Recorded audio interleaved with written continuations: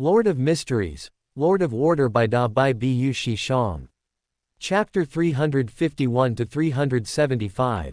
Marquis Mistral spoke, his blood-red eyes subtly shifting, and Baron Casimir, standing beside Emlyn, immediately understood, casting an envious glance at Emlyn before bowing and retreating. The Ancestor's revelation. Emlyn's attention was instantly captured by those words, his expression a mix of shock and disbelief, almost muttering to himself, could the Ancestor's revelation have mentioned me? Marquis Mistral, who was about to continue speaking, was choked by Emlyn's somewhat bizarre train of thought. He looked at Emlyn and fell silent for a moment. Back in the Berserk Sea, after joining Sharon to ambush the Rose School of Thoughts, King of Blood Moon, Mistral had returned to the ancestral land to recuperate due to the influence of King of Curses, Baranka, and the sudden appearance of the blood moon obscuring the sky. The so-called Ancestor's revelation also appeared after the blood moon obscuring the sky phenomenon, but it wasn't a revelation received by him and Nibs. Instead, it was received by the current true leader of the Sanguine, Duke Liana, Purple Moon, who presides over the Moon Kingdom. Even if Duke Liana's relayed Ancestor's revelation was incomplete, all the content involved backland. From the heavy coffin beside Mistral, a deep, ancient voice emerged. The Ancestor told us that the apocalypse is very near, so we must prepare for it, and you, Emlyn White, are one of the key figures in the Ancestor's revelation. Upon hearing Marquis Nibs's words, Mistral's mouth twitched slightly, but he didn't say much. After Emlyn regained his composure, Nibs's voice, with a self-contained booming echo, emanated through the thick, heavy black iron coffin lid. What you need to do now is find an opportunity to pray to the Fool, mentioned in the Ancestor's revelation. The Fool. Emlyn looked a bit bewildered. Although he was a sanguine who enjoyed dolls and neglected his duties, thanks to his long lifespan and the Sanguine's heritage, his knowledge of mysticism was extremely comprehensive, yet he had never heard of this hidden existence. You don't need to worry too much. Noticing Emlyn's bewilderment and worry, Nibs consoled him. Not all hidden existences are malicious. Among them, there are also types that abide by rules and enjoy transactions, for example, the 7 pure lights in the spirit world. Since the Ancestor gave such a revelation, it means that the potential danger brought by the Fool will not be too severe, or even none at all. And during this process, I will always be there to protect you. Mistral remained silent, watching the young sanguine man leave the basement with hesitation before slowly speaking. Duke Liana only showed the scene of the apocalypse descending, the erosion coming from the red moon, and mentioned the Fool, and her corresponding honorific name. I've observed that sanguine just now, and there's nothing special about him. You. Nibs Audra suddenly chuckled. You haven't returned to Backland in a long time, so you might not know that this Emlyn has been clamoring to find other help. So, this time, I'll fulfill his wish. On the azure sea, warm sunlight spilled down, and the Golden Dream radiated a golden glow, like a moving treasure. The idle crew members of the Golden Dream left the deck one after another and came to the unnamed island where they were docked to light bonfires. Gathered around, some roasted meat and fish, some guzzled wine, or danced to the songs of singer Orpheus in an unconventional but lively manner. The atmosphere was extremely joyful. Dunn Smith sat on the edge of the crowd, eating the roasted fish in his hand, his eyes constantly darting towards the Golden Dream. Finally, he couldn't resist, poking Farron Edis with his elbow and whispering, "Hey, why do you think the captain made us all disembark? Who exactly is this distinguished guest?" Slowly finishing the roasted fish in his hand, Farron Edis glanced at Dunn Smith, a smirk playing on his lips as he retorted, "By the way, aren't you a newly promoted Sequence 6 conspirer? I heard that this is a sequence that greatly enhances intelligence. Why don't you try to guess? And what does it have to do with you who the captain wants to see?" Taken aback, Dunn Smith snorted lightly, then stared blankly at the deck of the Golden Dream. Inside the Golden Dream, Captain's cabin, Iceberg Admiral Edwina Edwards sat at the back of a row of bookshelves, speaking calmly. "That's how it is. Not only that key, but Grossel's travels was also traded. Sitting across from Edwina was an old man in a plain white robe with brass-colored threads woven into it. His hair was completely white but meticulously combed, and his gray-green eyes were so deep that their bottom could not be seen. He was Archbishop Luca Brewster of the Church of the God of Knowledge and Wisdom. The Archbishop nodded gently, his wise eyes showing no great surprise as he spoke calmly. "No matter, you handled this matter very well." Edwina pondered for a moment, then asked, "Archbishop, have you come here because of the blood moon obscuring the sky phenomenon a few nights ago?" Luca Brewster slowly rose, his expression becoming serious as he looked at the bright sky outside the window, his voice slightly low. "Once the gears of fate begin to turn, they cannot be stopped. We only need to do our part." Waving his hand to interrupt Edwina's further questions, Luca Brewster softened his tone and said with a smile, "For us, this is both a challenge and an opportunity. The Council before God has included you in the list for promotion to Sequence 4. Perhaps before long, you will gain divinity, become a demigod, and see a much wider world." His words paused, a flash of light in his eyes as he turned his head to the east. At the same time, the crew members of the Golden Dream on the shore suddenly let out exclamations. Awakened by the surrounding noise, Dunsmith turned to look at the sea, his eyes somewhat fixated. He saw a ship painted entirely black, with a large white flag bearing a skull fluttering from its mast. The skull had a pitch-black background, and its eye sockets burned with a faint blue flame. "Black Death," Dunsmith murmured, vaguely seeing a figure in a white linen shirt and dark red overcoat appear at the bow of the ship. She was a remarkably beautiful and spirited lady. Her dark, alluring curly hair was piled high, wrapped in a white headscarf. She wore well-fitted beige trousers, and her figure was slender yet graceful. But what most captivated attention about this lady were her long, straight eyebrows and sharp, bright azure eyes. As she looked around, her eyes would occasionally lose focus, appearing hazy and extraordinarily alluring. Gasps of cold air sounded from all around.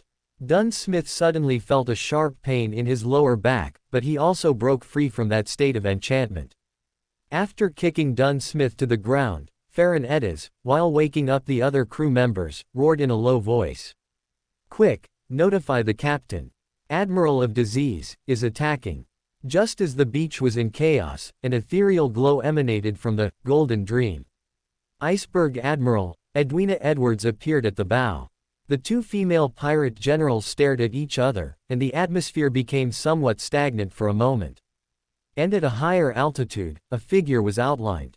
This was a lady whose exact age could not be discerned, wearing a simple, sacred white robe, with black hair and blue eyes, clear and beautiful, possessing an indescribable charm. Luca Brewster observed the highly captivating lady before him, remaining unaffected, and said indifferently, "Katerina Pelly. Backland, 15 Minsk Street." Klein looked at the clock on the wall. It was already 10 p.m. Tomorrow was the last day of October. At the Chaos Council tomorrow night, he had to try his best to get help, or at least gain more ways to escape in desperate situations. Sighing softly, Klein looked at the viscous liquid on the table, which was black-green all over and occasionally slowly bubbled up with ice-sized bubbles. The various colors of light refracted by the bubbles collectively outlined faces of different appearances, as if the facial features were randomly combined, dreamy and eerie. Although he had ostensibly been working on Prince Edsak's commission these past few days, he had been secretly preparing for his advancement. And this afternoon, after obtaining the last main ingredient from Marich, his faceless potion was finally prepared. After using divination to confirm that the degree of harm was acceptable, Klein didn't hesitate. He locked the door and swiftly poured all the faceless potion into his mouth. A slightly tingling sensation resonated, then quickly spread throughout his body. His bones and skin felt as if they were dissolving in blood, wave after wave. Klein didn't know how long he endured until it finally ended, and he regained the feeling of his body belonging to himself. Suddenly opening his eyes, he looked at his reflection in the full-length mirror not far away. His face and exposed skin were covered with dense, pale granulation tissue. He immediately gasped, then quickly used meditation to retract the overflowing spirituality and restore his body's abnormalities. After a long while, Klein looked at the completely unfamiliar face in the mirror, the corners of his mouth slightly upturned. After glancing at the deepening night, he lay down on the bed. He had previously been invited by Dr. Aaron, and he still had to attend the charity clinic ceremony tomorrow. Since he had successfully advanced, he needed to rest quickly to recover his spirituality and avoid other Beyonders discovering his advancement. Early in the morning, Klein was awakened by a knock on the door. After checking the time on his pocket watch, he walked to the door with a darkened face. As his hand touched the doorknob, the visitor's appearance popped into his mind. Black hair and red eyes, it was Emlyn White. Why is this guy looking for me so early? With some doubt in his heart, Klein casually pulled a gold coin from his shirt pocket, tossed it up, and after a simple divination, opened the door. Emlyn looked at the somewhat tired Klein, paused, and then lowered his voice. What did you do last night? Why does your spiritual body feel so chaotic right now? His cheek twitched slightly. Klein invited the vampire gentleman into the living room and snorted lightly. If you had come an hour later, I might have rested better. Why aren't you at the Harvest Church? You still have time to come here. Emlyn's expression stiffened. He stammered for a long time before slowly speaking. Mr. Private Investigator, you often deal with various intelligence and news. Have you ever heard of an evil god called the Fool?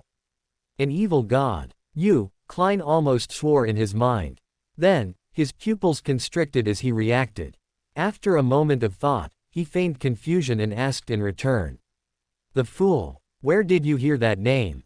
There doesn't seem to be an existence called the Fool among those hidden ones, does there? Emlyn's hopeful eyes immediately dimmed with a hint of melancholy. He sighed and casually explained. Last night, the sanguine bigwigs summoned me. They said the ancestors' revelation mentioned me, and they also told me to pray to the Fool. If I'm the sanguine savior, why do I need all this trouble? Why don't they just help me remove the psychological suggestion directly? Watching the muttering, confused Emlyn, Klein's mouth twitched. He really wanted to say, are you sure they didn't trick you? But he held back. Who are the sanguine bigwigs? Judging by Emlyn's tone, there should be more than one. Isn't the sanguine ancestor the ancient god Lilith? Didn't she fall? How could she give a revelation now, and how is it related to me? Suppressing the thoughts in his mind, Klein's expression remained normal. Following the vampire gentleman's words, he continued to ask.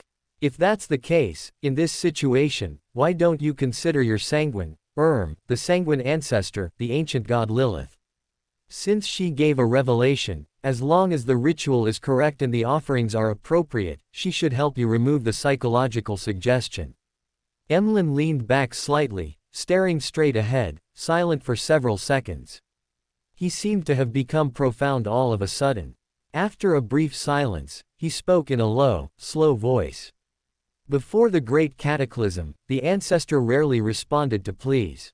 Only for some special matters might one receive her help, and that doesn't include removing psychological suggestions. What is this? The sanguine testing me? But how did my honorific name leak out? Questions flashed through Klein's mind, and he and Emlyn both fell silent. Street. Samuel Church in the North District. Leonard placed his red glove on the table and changed into a more solemn clerical robe. Looking at Bishop Electra before him, he asked helplessly. Bishop, do we still need to go to the ribbon-cutting ceremony? Bishop Electra, with his deep blue eyes and thin face, chuckled and nodded, looking subtly towards the depths of the church. Duke Aaron attaches great importance to today's ceremony. Not only supporters of the church, but other great nobles might also attend. You are responsible for security. The tragedy of Duke Negan must never happen again. By the end, his tone had become extremely stern. Looking at the Red Gloves team who had already changed their attire, he finally added. Prince Edsac of the royal family will also attend the ceremony today.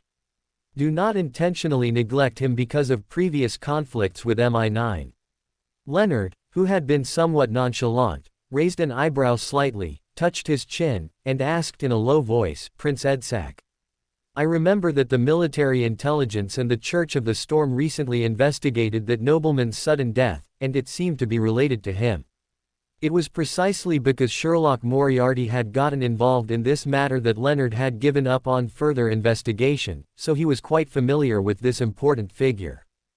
Bishop Electra nodded noncommittally, her tone becoming more serious. The Church will not interfere with the internal affairs of the royal family, nor will we intervene, but we must be careful not to be used by people with ulterior motives. Get ready and let's go. Leonard deliberately slowed his pace, walking at the very back of the team, intentionally creating some distance from his teammates ahead, and then he whispered to himself, "Old man, what did Duke Aaron want with you last time? Also, what exactly was that paper crane the captain put behind the door of Channy's?" An aged voice, carrying a hint of dissatisfaction, echoed in Leonard's mind, "You're getting bolder and bolder now, we haven't even left Street Samuel Church yet. Beyonders below demigod are one thing, but if that archbishop happens to notice this side, this distance won't hide it from his ears."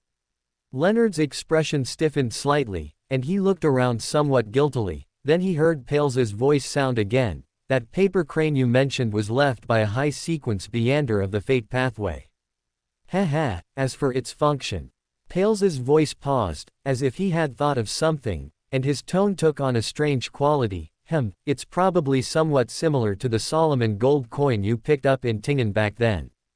His eyes widened abruptly. Leonard suppressed the question that almost blurted out, took a deep breath, and asked in his mind, "Are you saying that a high-level existence is also parasitic in that paper crane?"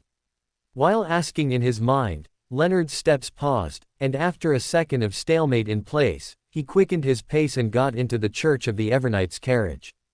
In less than a second, Pales had transformed from preliminary parasitism to deep parasitism, which was also the tacit understanding he and Leonard had formed. Under normal circumstances, to accommodate Leonard's emotions and maintain what Pales considered to be a superficial privacy, he generally only performed preliminary parasitism, using Leonard to hide himself, extend his life, and recover from injuries. Therefore, he could only perceive surrounding matters through Leonard's senses and could not interfere with his thoughts or steal his ideas, so Leonard had to actively speak when communicating with Pales. However, in inconvenient situations, Pales would proactively perform deep-level parasitism, directly communicating at the spiritual body level. "Foolish." Pales scolded somewhat exasperatedly, then said with a tone of disappointment, "I already told you. That's a high-sequence Beander of the Fate Pathway, where would there be any talk of parasitism? That paper crane is more like a positioning, or rather, a coordinate on the river of fate. I can probably guess what that final person is doing. Hey, Backlund is really lively." Leonard, who only half understood, thought for a moment and tentatively asked, "Then do I need to continue secretly monitoring Dr. Allen, or subtly disclose this matter to the Church?" Pales chuckled and said leisurely, "If that ruins his plans, and he makes a move against you, don't blame me for not helping you." Leonard was immediately dumbfounded, subtly wiping away the cold sweat from his forehead. The high-level existence you mentioned is an angel. This. Pales's spiritual body was almost fused with Leonard's at this moment, clearly sensing the emotional changes in his heart, and warned him with a serious tone, "Only take on what you can handle. Some things are not told to you for your own good. A Sequence 7 who knows too much can easily die without knowing how they died. Your primary task now is to seek promotion within the Church of the Evernight by all means possible, and become a senior deacon or an archbishop. Whether you want to seek revenge on Ince Zangwill or understand the secrets of this world, strength is the most fundamental factor. Furthermore, think about what your goddess's honorific name is." Rendered somewhat speechless by Pales's words, Leonard pondered for a moment, his eyes brightening, "The Queen of Calamity and Terror." "Not too foolish," Pales affirmed Leonard's answer and chuckled, "the Evernight goddess also possesses certain authority in the domain of fate. The Church of the Evernight might not be clear about what the Angel of the Fate Pathway lurking in Backlund is doing, but it cannot be hidden from the Evernight goddess. The fact that you were able to obtain this paper crane from the doctor named Allen is itself a gesture of goodwill, otherwise, given his standing, he would have 100 ways to make sure you found nothing. Deep within Street Samuel Church, in a quiet room, Anthony Stevens, with a clean-shaven face and deep-set eyes, smoothed his black and red archbishop's robe, pushed the telegram in his hand to Aaron, who sat opposite him, and said gently, "The airship will arrive at Pritz Harbor next week. Sesima will first take that Grade 1 sealed artifact back to the cathedral, and Miss Audrey will be escorted by the remaining Nighthawks, returning to Backland by steam train."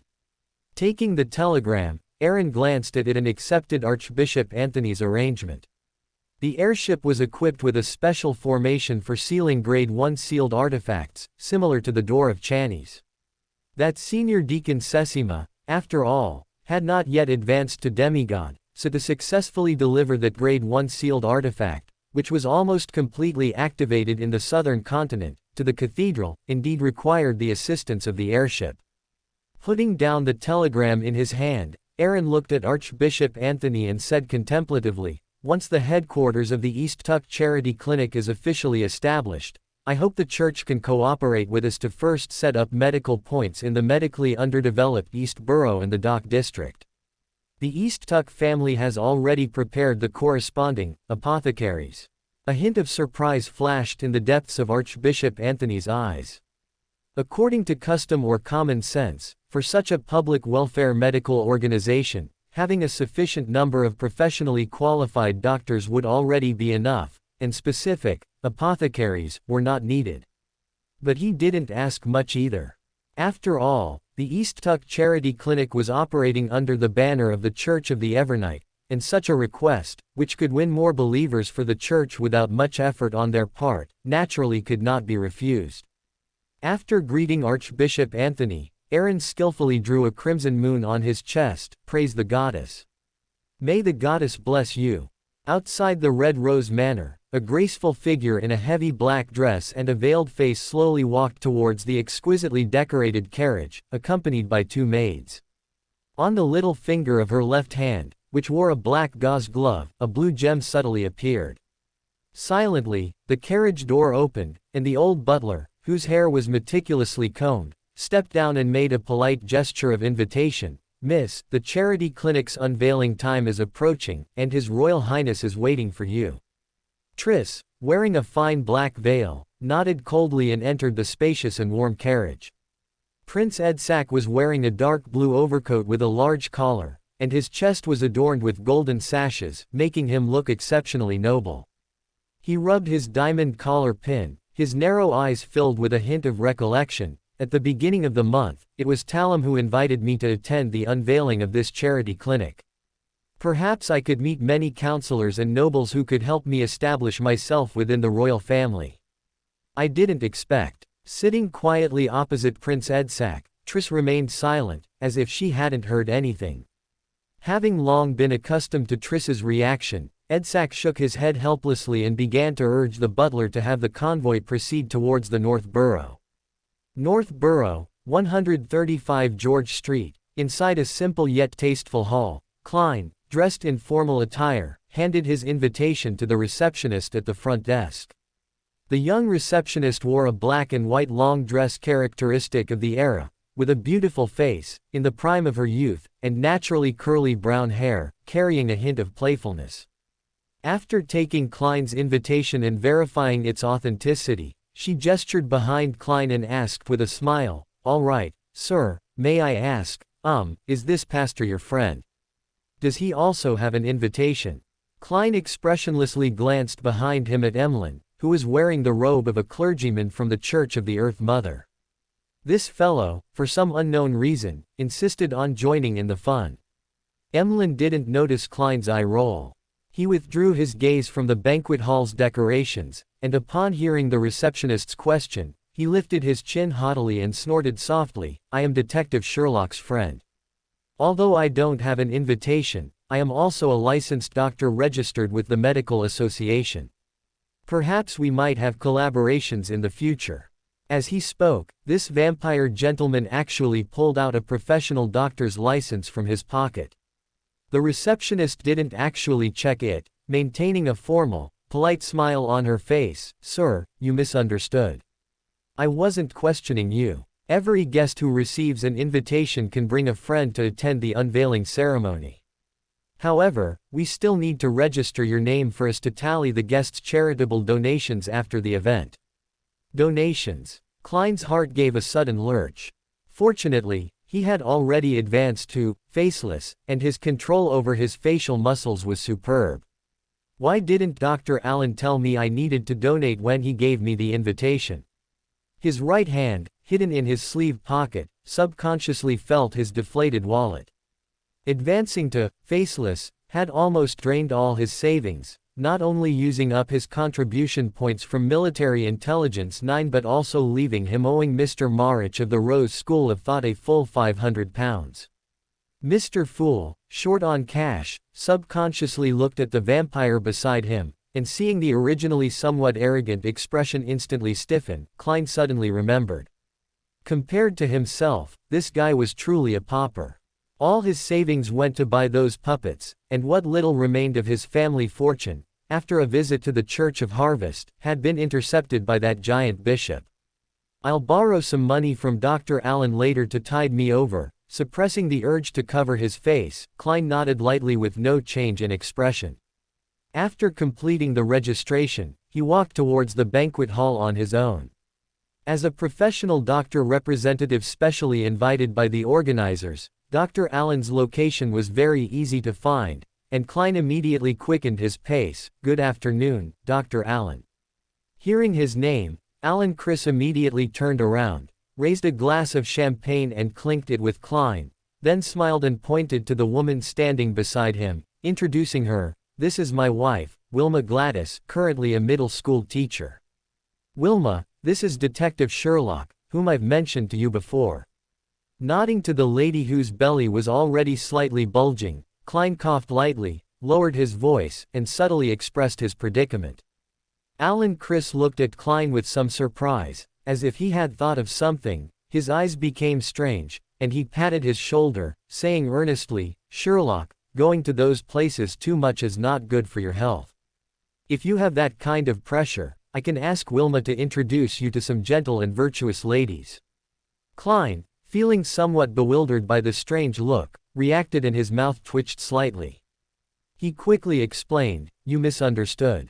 I didn't go to those frivolous places. I simply made some investments with those commission fees, but the principal cannot be retrieved at the moment.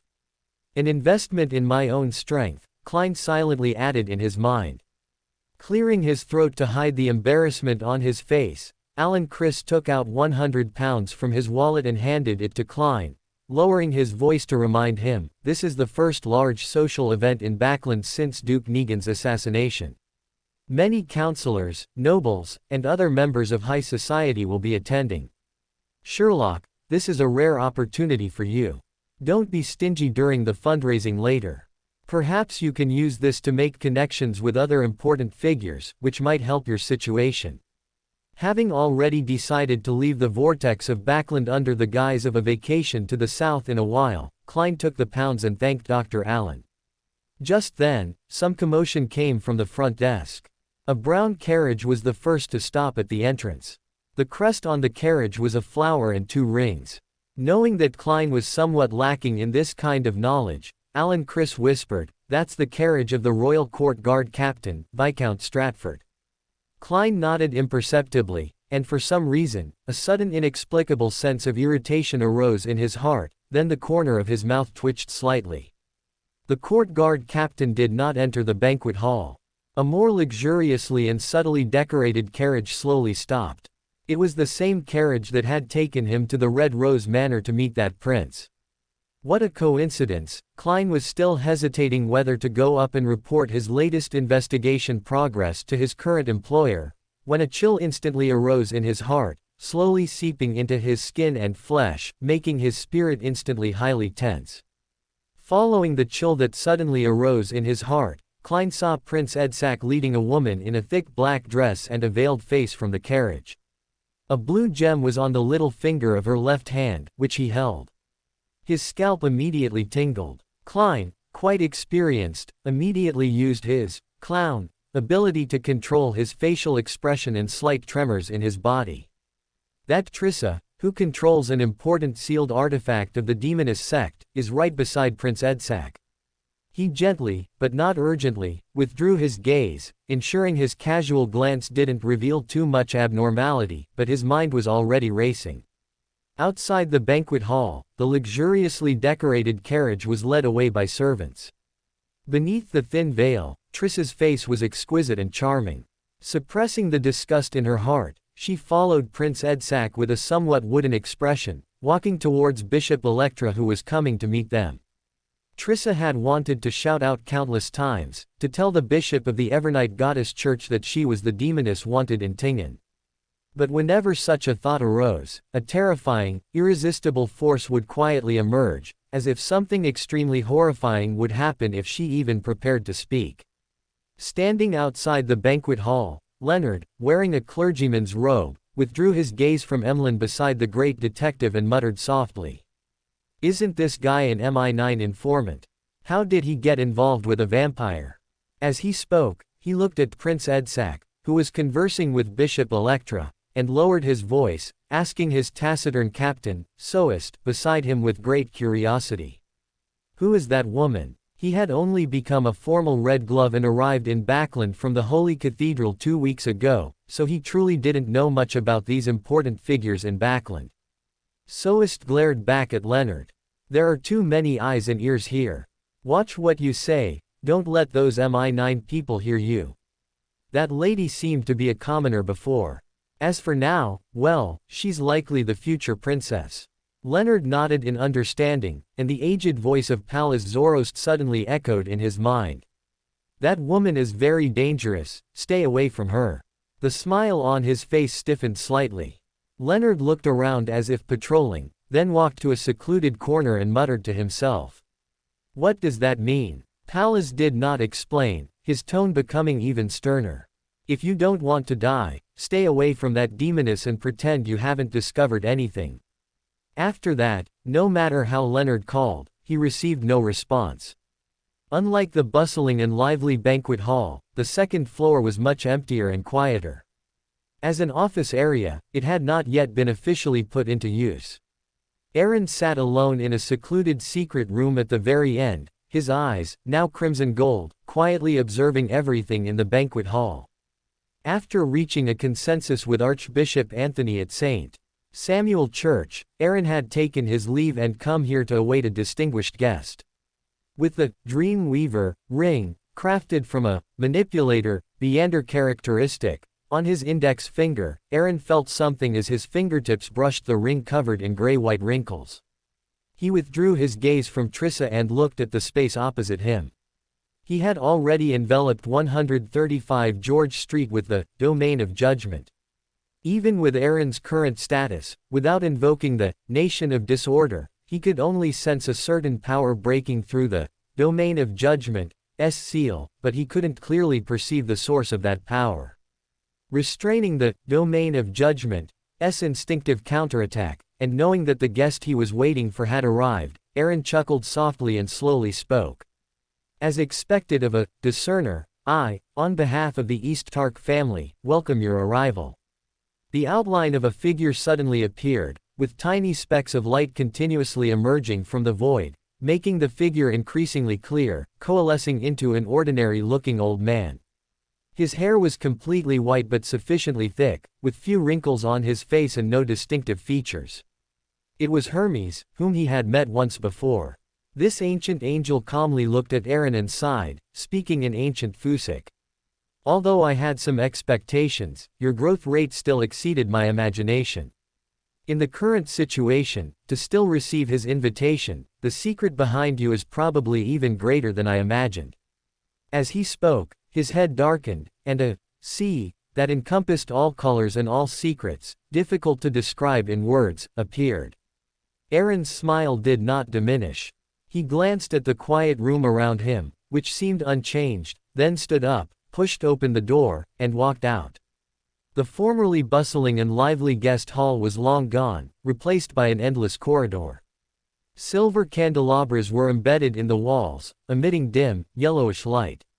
Looking at the ancient wooden doors, each adorned with various carved reliefs, illuminated by the candlelight, Aaron couldn't help but sigh in admiration. Is this the dream maze? Hermes, clad in a white robe, quietly appeared beside him. He nodded gently and casually pushed open a door of mind, closest to him. The scene behind the door was quite ordinary. The only thing that could be called peculiar was perhaps the towering trees. In Aaron's impression, he had only seen such a scene in the holy cathedral of the Earth Mother Church. And the depths of this ancient forest-like area were dim and unclear. As Aaron followed him inside, the deep world immediately rippled, quickly outlining some contours. In just a few breaths, an island-sized city suddenly appeared in the depths of the ancient forest. During this process, neither Aaron nor Hermes spoke again. The city that suddenly appeared had a gray-white foundation, with majestic stone pillars, dozens to hundreds of meters high, erected upon it. They either stood alone or collectively supported towering, ancient palaces. The overall impression was both strange and magnificent, unlike anything ordinary creatures could build. At the center of the city was a majestic gray-white palace, over 200 meters tall, with several thick stone pillars, shorter than itself, standing in front of it. In the deepest part of the palace, on the largest stone pillar, a gray-white figure was outlined. The figure was entirely covered in scales, each like a solid stone slab. Its vaguely presented outline alone felt like an epic. The City of Miracles, Levhed. Ankwelt. A deep sigh echoed in Aaron's ears, yet it made the smile on Aaron's face even more pronounced. The scene behind this door of mind was jointly constructed by him and Hermes, concretely displaying their inner thoughts and ideas.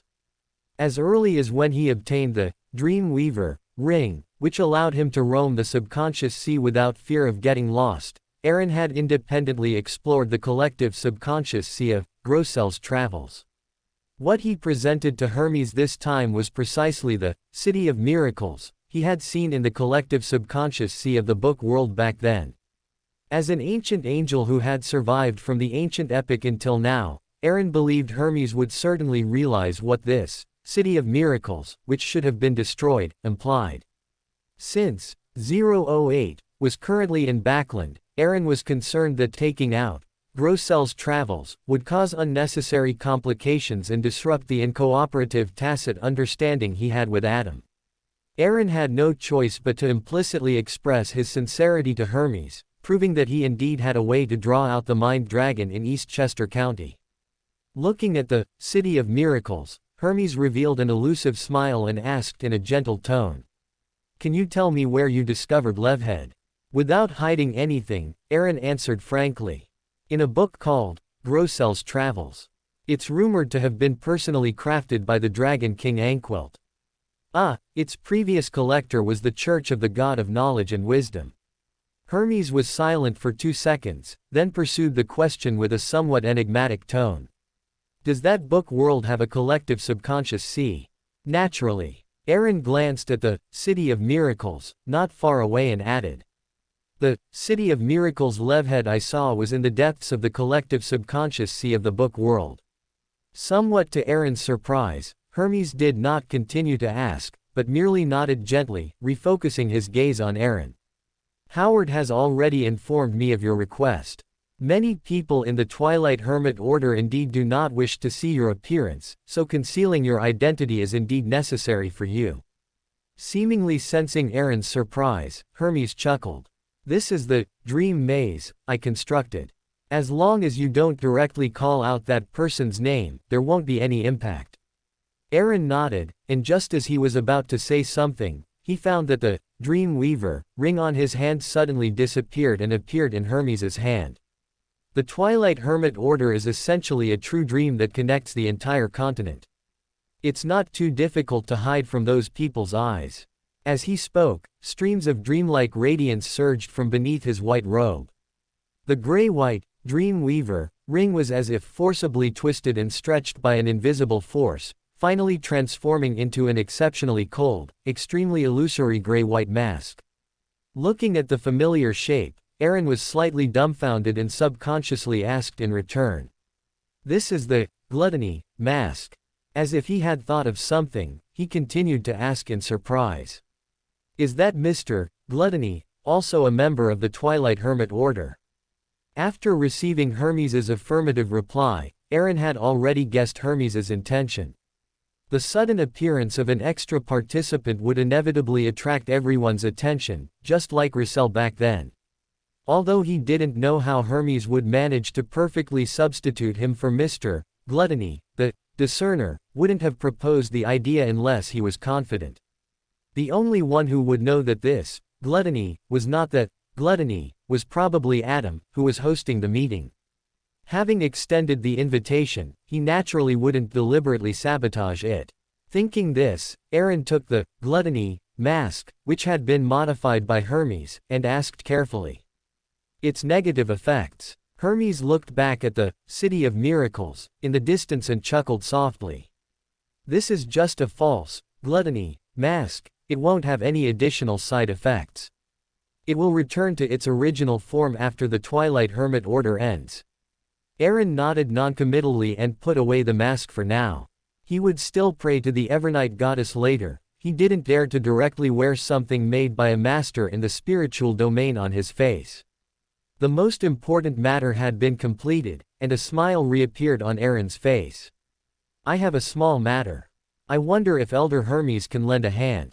I believe that with the care of the church and Duke Aaron, the East Tark Charity Clinic will surely become the largest public medical institution in LotM and even the entire northern continent. The Evernight goddess's glory will eventually spread to every believer who worships her. Standing on the podium, Bishop Electra spoke passionately. The guests below, whether or not they were believers of the Evernight goddess, all applauded. Klein felt his stiff body being poked, and Emlyn's low complaint came from his ear. Hey, Charlotte, what's wrong? Quick, lend me some money, the fundraisers are coming. Klein, his mind churning with thoughts, only then realized that the banquet was nearing its end. He subconsciously turned his head in the direction of Emlyn's voice and saw Melissa, wearing a black veil hat, pushing a donation box towards him. The irritation in his heart immediately eased. Klein muttered in a voice only he could hear, as expected, it's still so old-fashioned. Although he said that, the curve of his lips slightly upturned. Ultimately, the reason he came to the banquet was to see his sister, who was about to work here. Before leaving Backland, it was just that Triss's sudden appearance had interrupted his plan. He split the £100 in his hand, giving £50 to the equally penniless vampire gentleman, instructing him to repay it quickly, then slip the remaining gold pounds into the donation box. Thank you for your generosity. May the Evernight goddess bless you. Melissa smiled. As her gaze swept over the gentleman's face, her expression froze slightly. A strange sense of familiarity made her subconsciously ask, Sir, would you mind telling me your name? Klein pushed up his gold-rimmed glasses, his lips curving slightly. Of course, my name is Sherlock, and I am a private detective.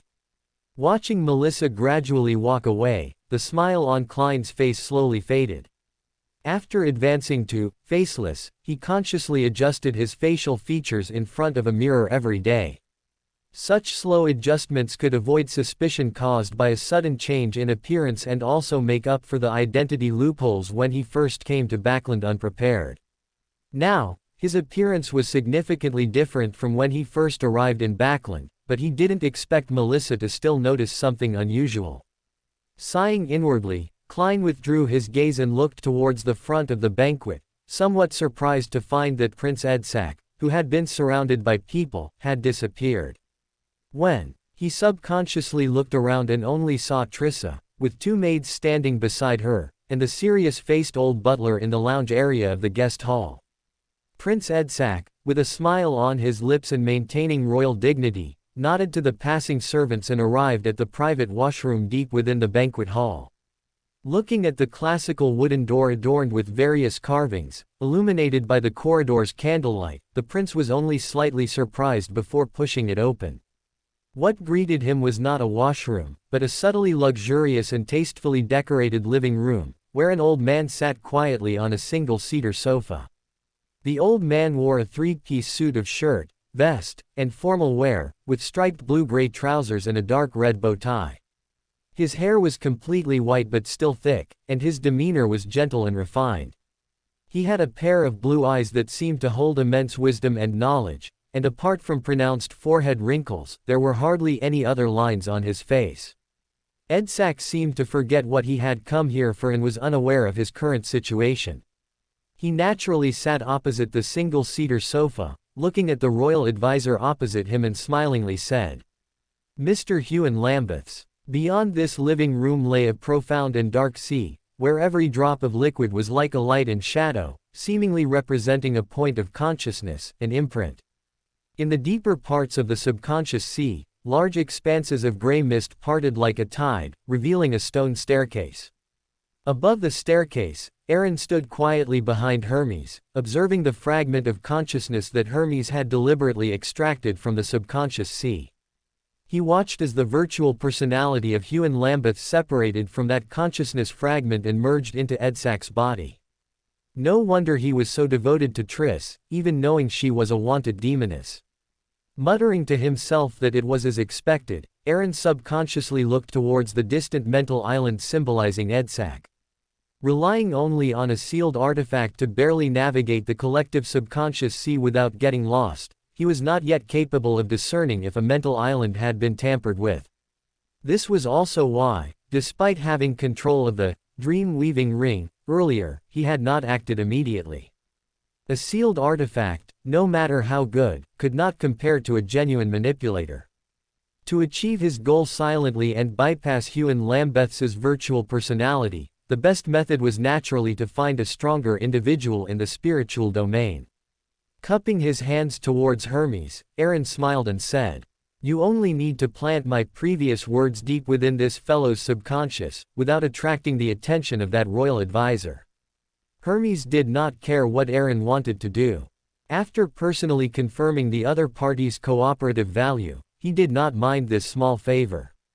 Nodding slightly, Hermes looked towards that mental island, his eyes turning golden and vertical, devoid of any emotion.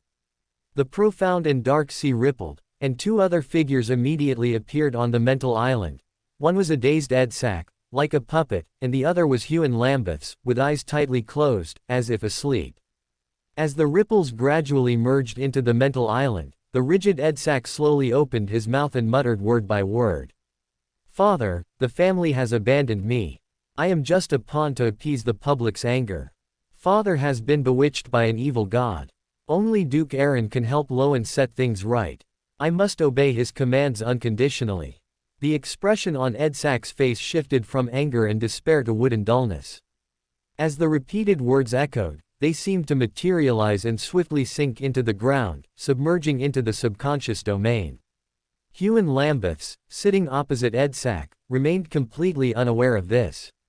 Watching the two illusory figures disappear again, and seeing Prince Edsak in the real world casually push open the washroom door as if nothing had happened, Aaron, as one of the instigators, couldn't help but inwardly curse. Can spectator still be played without nerve? Thinking this, Aaron politely thanked Hermes and carefully said, "When would you like to go to Eastchester County? I can prepare in advance and adjust my time to fulfill my promise, helping you lure out that spiritual giant dragon." His golden, dragon-like eyes faded, and Hermes smiled with a gentle tone. "No need to rush. He is there. I need to wait for an opportunity." His figure gradually faded and disappeared, merging into that deep, dim sea, leaving only an echoing voice. Probably guessing what Hermes meant by opportunity, Aaron looked again beyond the subconscious sea at Lilith, whom Edsak had taken into the carriage, his gaze lingering on the sapphire ring. This important sealed artifact of the demoness sect, or rather, Triss, this semi-finished divine descent vessel, was one of the ties between the royal family and the demoness sect. Compared to her, the noble prince was merely a scapegoat that could be discarded at any time. Perhaps delving deeper into the demoness sect and profoundly hypnotizing Triss could yield more, but that would bring too many uncertainties. Even Edsak, who was a peripheral figure and destined to be a discarded pawn, was personally hypnotized by Huon Lambeths. Even excluding the uncertainty of that sapphire ring, the danger surrounding Triss would certainly not be simple. This was in Backland. If he touched upon an angel's arrangements, it wouldn't be a power projection that came, but he would definitely be exposed on the spot. Aaron regretfully withdrew his gaze, pondering. Investigating the demonist sect was not the only breakthrough point, and most importantly, he did not need to be so urgent. That conqueror Beander characteristic was previously in the hands of the Lowen royal family. Even if George III had traded it with the demonists, as long as the promised great smog by the demonist sect had not truly materialized, that characteristic must still be in Backland and could not be immediately taken back to the demonist sect's headquarters and fall into the primordial demoness's hands.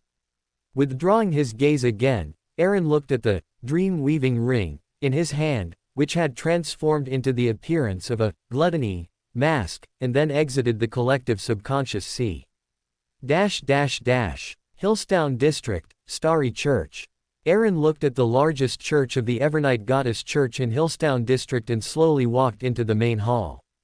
After all, he had just bid farewell to Archbishop Anthony of St. Samuel Church, and disturbing him again would be inappropriate. At the very front of the hall was the holy platform, inscribed with the dark holy emblem. It was inlaid with self-luminous pearls forming stars, and red gems forming the crimson moon, with the remaining areas entirely a deep black night. Adhering to the Evernite Goddess Church's consistent style, it was dim, quiet, and sparsely lit by candles. At a glance, specks of starlight entered the eyes, and crimson light illuminated the space, making it exceptionally sacred. Slowly closing the door of the private prayer room, Aaron produced the gray-white mask, which was between illusory and real, and skillfully set up the altar, placing the mask in the center of it. After a moment's thought, Aaron switched to ancient Fusic and softly recounted his cooperation with Hermes and the origin of this disposable, gluttony, mask. After praying, Aaron exhaled and patiently waited for any possible revelation. Within dozens of seconds, a figure suddenly outlined itself before his eyes, like a rapidly sketched portrait. The newcomer wore a simple robe, with a bark rope tied around her waist, her hair loose, and her feet bare. She had a pair of dark, serene eyes. It was Ariana, the leader of the ascetics, ranked first among the 13 archbishops of the Evernite Church, the servant of concealment. "Good afternoon, Ms. Ariana." Aaron greeted with some surprise, his eyes subconsciously glancing at the unresponsive altar. With the departure of several important figures, the unveiling ceremony of the East Tak Charity Clinic also came to an end. Watching the luxurious carriage slowly drive away, Klein also breathed a sigh of relief. The worst-case scenario he had anticipated did not happen. The prince seemed not to have noticed him. Klein also dismissed the idea of going to Red Rose Manor to report his investigation results from this period. It would be terrible if he ran into Triss. After bidding farewell to Dr. Allen, Klein sent Emlyn away and returned alone to 15 Minsk Street. The sky was already dim. After a quick meal, Klein recalled the woman who resembled Triss standing next to Prince Edsak that afternoon. After some thought, he took out spirit-rich blood and drew a complex symbol on the full-length mirror in his bedroom, combining peeping and concealment. As the symbol was completed, the surface of the full-length mirror in the room suddenly deepened, and ripples of water light appeared. Lines of silver then emerged, forming one word after another. "Great and Supreme Master, your loyal and strong servant Erodes has come at your summons. Is there anything you wish to ask me? You don't really need to add so many prefixes." Subconsciously complaining about the mirror's flattery, Klein maintained the fool's dignity and spoke indifferently. "Does Prince Edsak of Lowen know that a demoness is hidden by his side?" On the full-length mirror, the silver text, as if possessing its own life force, vanished line by line and recombined line by line. "That poor wretch knows, great master. You must be careful of that woman, she is connected to the entity behind the demonist sect. He knows this." Klein's expression froze slightly, unsure if this was a personal issue of the prince or if it involved more. Looking at the floating silver characters, he suddenly asked the question in his heart without hesitation. Although he did not receive a precise answer from Erodes this time, the ambiguous and cautious attitude already explained a lot. Sighing inwardly, knowing that further questioning would yield no results, Klein turned to inquire about the whereabouts of the mermaid needed for advancement to Sequence 5 Marionettist. Changing its previous hesitant attitude, as if to compensate for its image as a loyal servant in his mind, large paragraphs of text appeared, and Rhodes described in detail all possible areas where mermaids might appear. Very good, that's all for today. If anything happens later, I will summon you again. Okay, Master. Goodbye. On the surface of the full-length mirror, a stick figure of a waving hand appeared immediately after the silver words. Seeing the mirror instantly return to normal, Klein withdrew his gaze, organized his thoughts, and then began practicing the various skills of a faceless. For some reason, after seeing the woman suspected to be Triss wearing the sapphire ring today, Klein always had a sense of unease. He had to be prepared to flee Backland at any time. In the southern waters of the Sonia Sea, the future slowly sailed towards the south continent, surrounded by other ships. Having nothing much to do recently, and merely awaiting the Moses ascetic order's next instruction, Admiral of Stars, Katlia strolled on the deck. Looking at the crimson moonlight, she couldn't help but recall the red moon that had obscured the entire sky some time ago. As soon as she thought of that scene, a chill couldn't help but rise in Katlia's heart. Suppressing her thoughts, her gaze swept across and she saw Frank Lee. This first mate of the future, a Sequence 5 druid, and the second in command of the Star Pirates, was currently wearing light blue trousers made of thick canvas and a white shirt with the top two buttons undone, revealing dense brown chest hair, as if he had transformed into a humanoid giant bear. He stood at the bow of the ship, under the crimson moonlight, fiddling with the bottles and jars in front of him, seemingly lost in thought, appearing quite dejected. Her mouth twitched slightly. To ensure a good night's sleep, Katlia decided to pretend she saw nothing. Her steps involuntarily slowed, and she turned to enter the cabin. But unexpectedly, Frank spotted her and exclaimed excitedly, "Captain!" He then looked over with an expectant face, seemingly waiting for the Admiral of Stars to answer his difficult questions.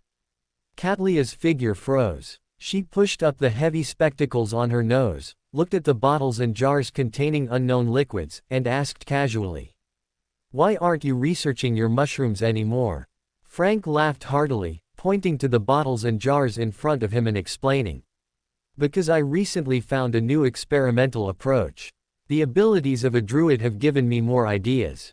The microorganisms I obtained from the deep sea also confirmed my thoughts.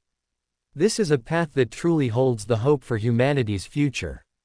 Katlia was puzzled and didn't want to press further, but ultimately, with the thought of being responsible for all the crew members of the future, she carefully opened her mouth. "So, what exactly is your idea?" Seeing that his captain was interested in his experiment, Frank immediately became excited, his face full of anticipation as he said, "Don't underestimate those tiny, invisible fellows. Imagine, perhaps one day, humans can achieve a deeper symbiosis with them, no longer needing to eat, and merely breathing will suffice for survival." At this point, his expression dimmed, and he sighed deeply. "But I've tried for a long time and haven't achieved my reasonable expectations." Then, as if remembering something else, Frank looked expectantly at Katlia, whose face twitched slightly. "I heard that within the godly battle ruins, there's an area where the aura and divine power of the Earth Mother remain. Perhaps that place can give me extra gains." Katlia, the Star Admiral, froze for several seconds before adopting a captain's posture and nodding slightly. "It's good to have a goal, but that place is very dangerous. You are only a Sequence 5 feet druid, and the future has no plans to explore the ruins of the God Wars for a while." Her original intention was merely to advise Frank to be well behaved for a while, but it was clear that Frank, with his peculiar way of thinking, did not understand his captain's implied meaning. His eyes lit up, and he blurted out, "I understand." Watching Frank suddenly become excited, Katlia's face subtly creased. "What do you understand?" Frank's earlier dejection vanished. "Perhaps my previous failures were just because the creations I wanted had exceeded the limits of a druid, ability, and it's not necessarily essential to go to the ruins of the God Wars.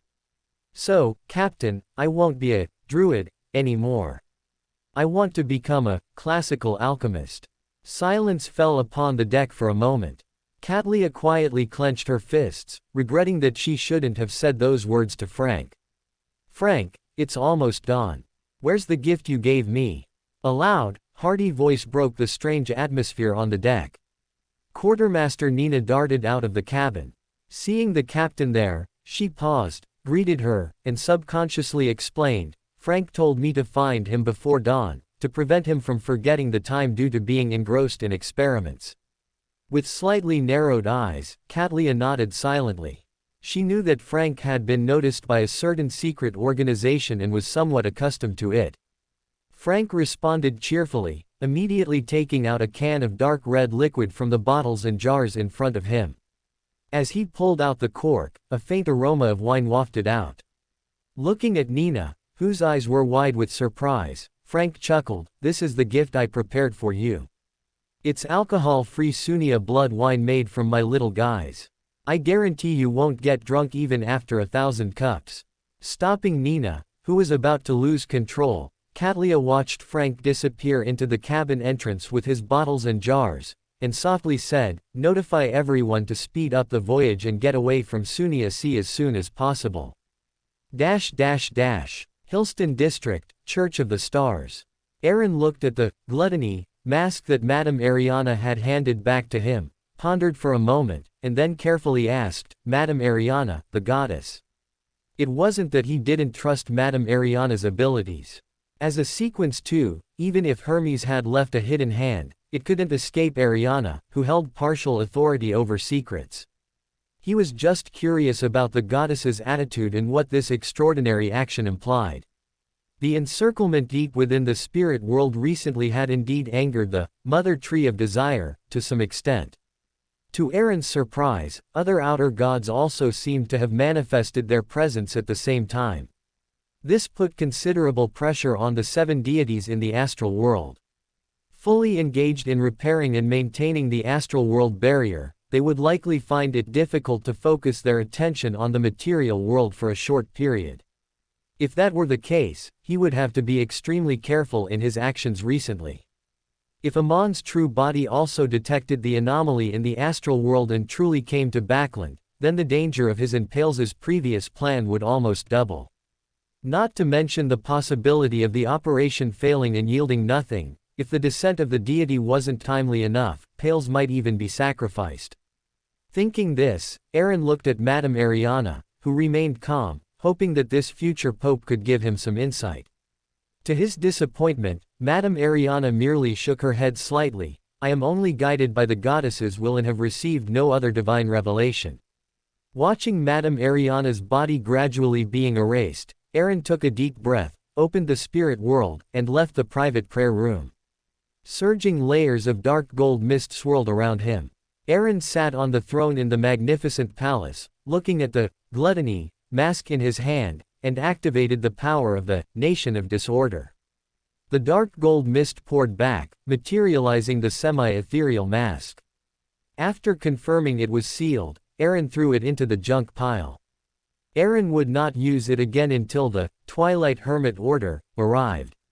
After dealing with the matters at hand, Aaron's figure gradually blurred, forming a majestic, faceless giant figure above the throne. The hooded vest of the attendant on the high-backed chair below also appeared. After doing all this, Aaron's consciousness surged into the brilliant starry sky of the palace's dome. With the surging of the dark gold mist, figures emerged one by one. The dark gold light that filled his entire vision receded. Frank eagerly opened his eyes. As if recalling the scene from the last council meeting, he first looked around, and after confirming that the number of members had not changed, he excitedly spoke, "Everyone, I want to know the potion formula and advancement ritual for sequence 4 feet classical alchemist." Nim, the high priest of Moon City, sitting on one of the 9 high-backed chairs below the Lord of Order, raised his eyebrows, scrutinized Frank, but did not speak. He only looked respectfully towards the depths of the palace, at the great being on the throne. Thanks to the ancient sun god's attempt to collect all 22 pathways to open the barrier to the western continent, although Moon City does not currently possess any classical alchemist, Leander characteristics or corresponding sealed artifacts, the potion formulas and advancement rituals recorded in their ancient texts are complete.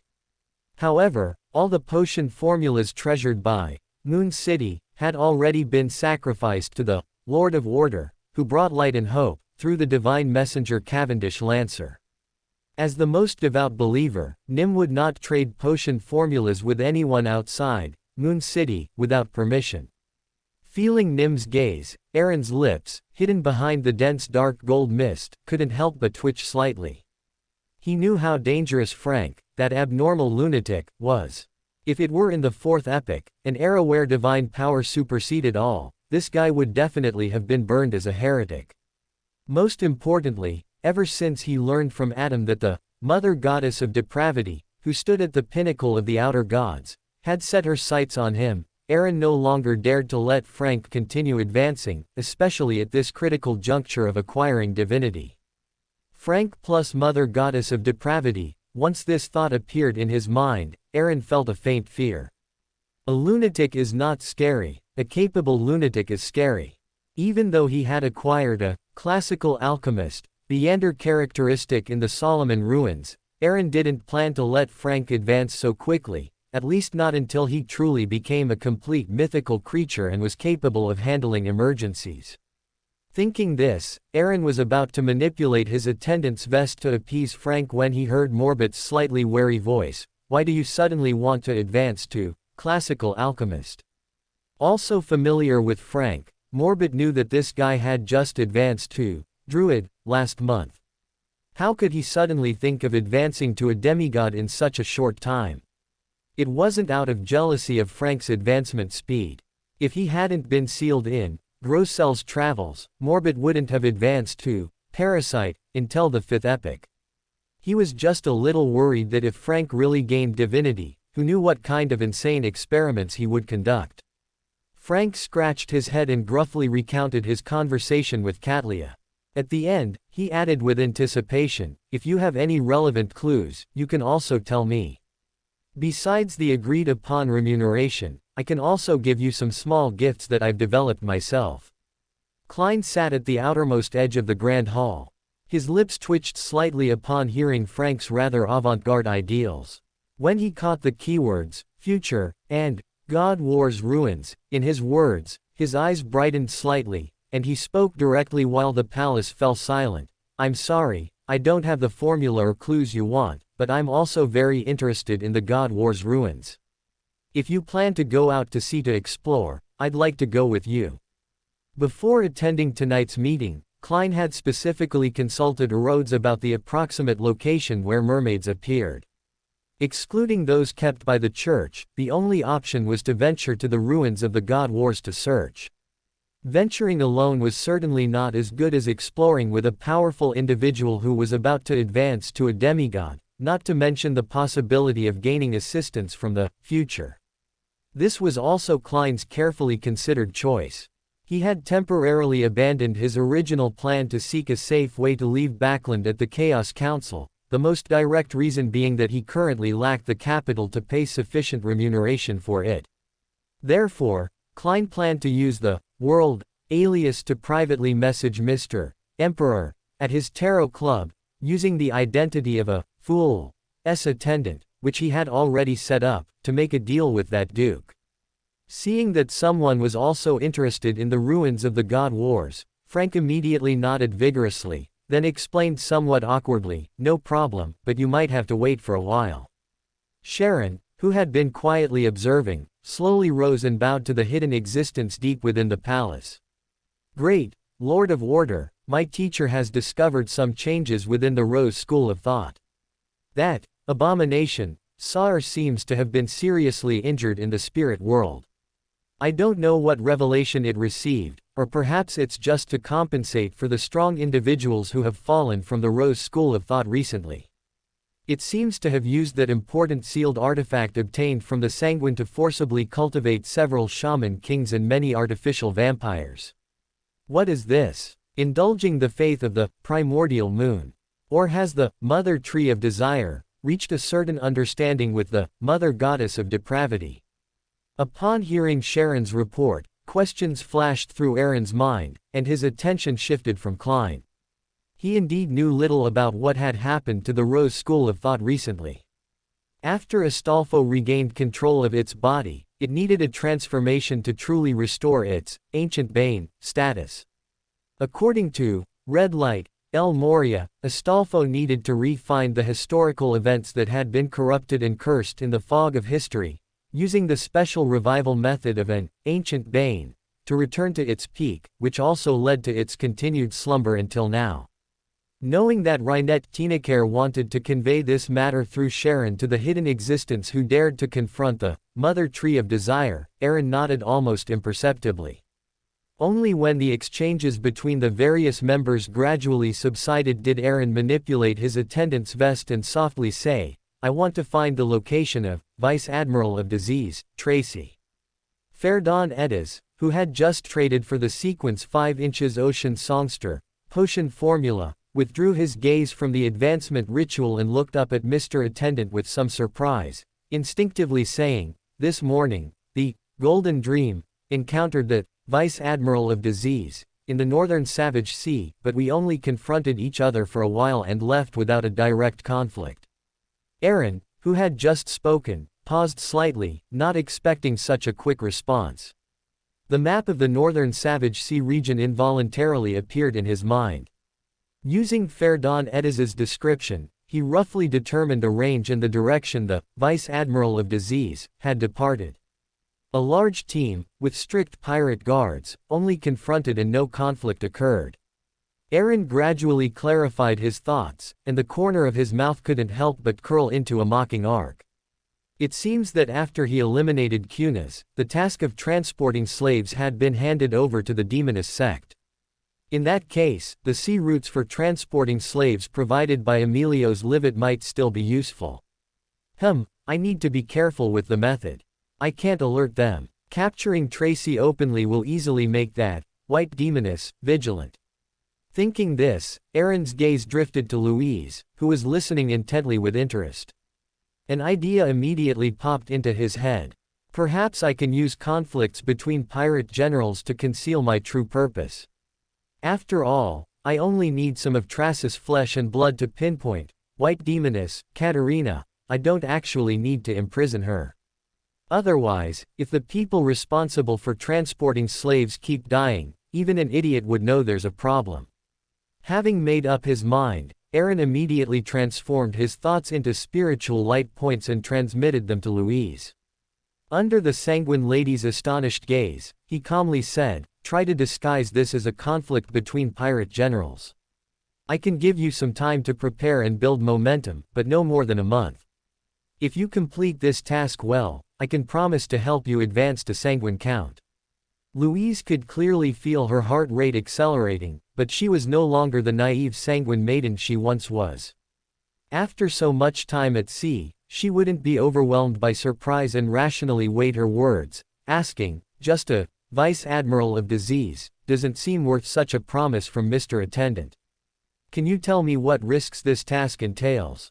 Welcome to Fanfic Audiobook, your go-to place for immersive audiobooks. If you enjoy the content, don't forget to like the video and subscribe to our channel for more amazing stories. And please support the author by link in description. Risk. Hearing Louise's question, Aaron's face, shrouded in dark golden mist, showed a peculiar smile.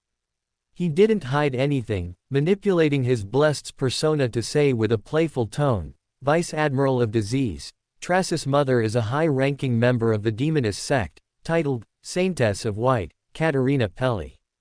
Withdrawing his gaze from Louise, Aaron glanced at Klein, who was standing at the edge of the palace, quietly listening with ears perked up, and added, "She once collaborated with the primordial demoness and death during the pale disaster that swept across the northern continent, fighting against the saints and angels of the Evernight Goddess Church alongside the former death consul, Azek Eggers. She is now a Sequence 3 demoness of Undying." Ever since discovering a certain degree of tacit understanding or cooperation between the Loan royal family and the demonist sect at the East Tak Charity Clinic, especially with the blatant appearance of an important sealed artifact of the demonist sect, Klein had been extremely interested in this intelligence. However, he truly hadn't expected it to involve Mr. Azek. Death Consul, is this Mr. Azek's identity before he lost his memories? Klein skillfully concealed the surprise in his heart, his thoughts involuntarily drifting. He worried that Mr. Azek's current state might have been caused by the Evernight Church, and he hesitated whether to inform Mr. Azek of this news. Louise's expression also froze slightly. She hadn't expected the Vice Admiral of Disease to have such a background, no wonder she dared to openly take over the Vice Admiral of Hurricane's fleet. The surprise in her heart flashed and disappeared. Having struggled in the sea for so long, she understood the principle that risk and opportunity coexist. Furthermore, even if it came down to a battle of backgrounds, she wasn't afraid of Tracy. With this thought, she immediately bowed and said, "All right, Mr. Blessed, I will complete your commission as soon as possible." Aaron nodded in satisfaction, pondered for a moment, and instructed, "I need a certain amount of Trasis flesh and blood. Control the intensity of the conflict yourself, and don't let her become suspicious." Learning Aaron's more specific request, Louise's blood-red eyes flickered. A mere sequence 5 clearly couldn't attract the attention of Mr. Blessed. This request was obviously aimed at the Saintess of White, of the demonist sect.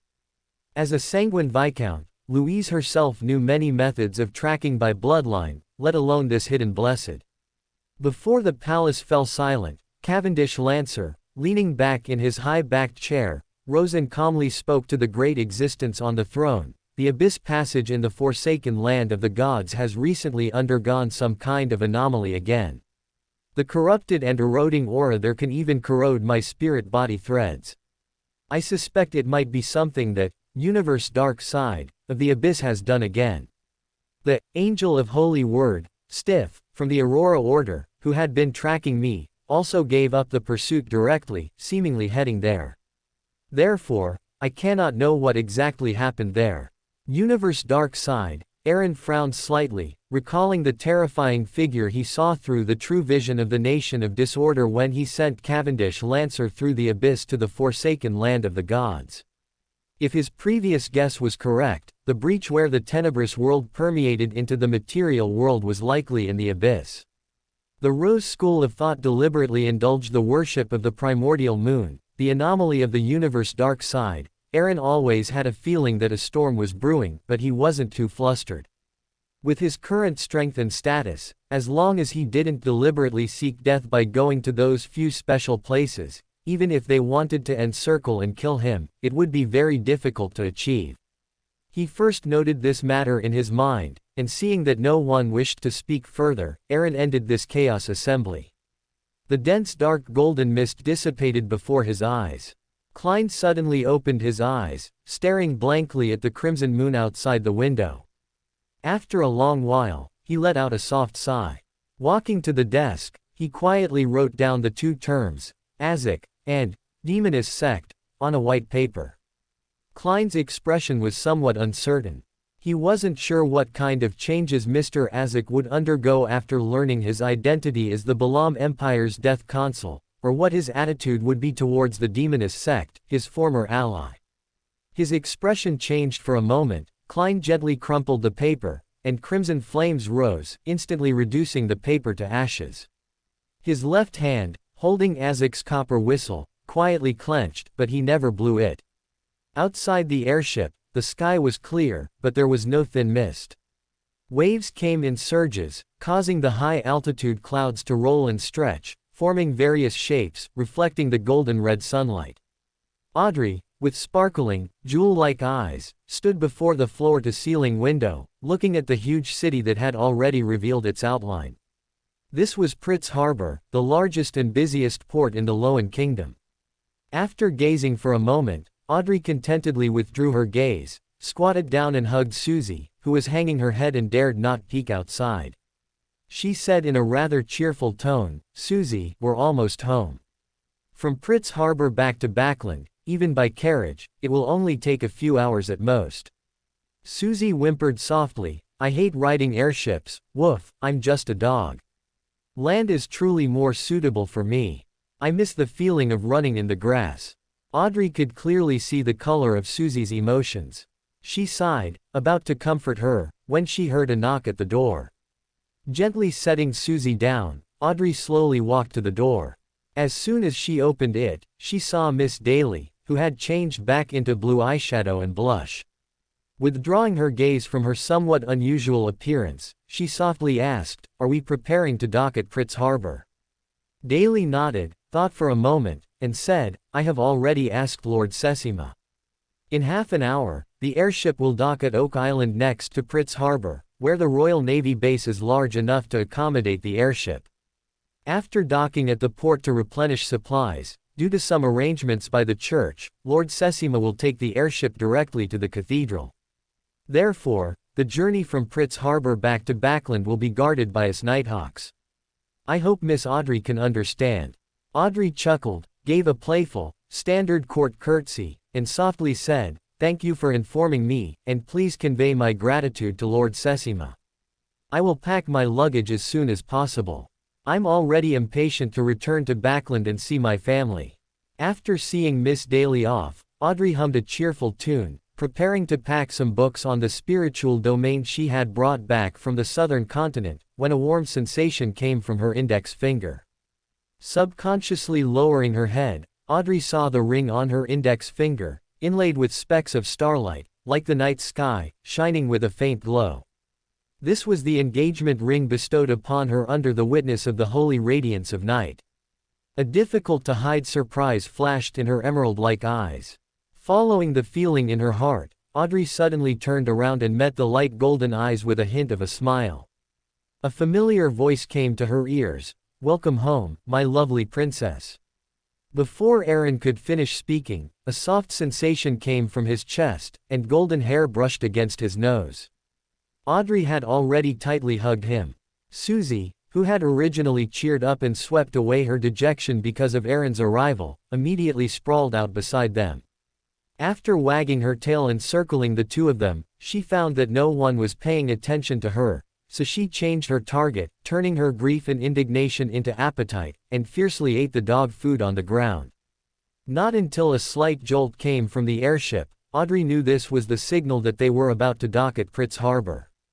Reluctantly, she released her hands, gently patted Aaron's shoulder, and playfully stuck out her tongue, saying, All right, you busy man, you can let go now. Smelling the fresh scent from the girl's hair, Aaron's lips curved slightly. His hands did not loosen, but instead held her tighter, and he whispered close to the girl's ear, I'll take you home.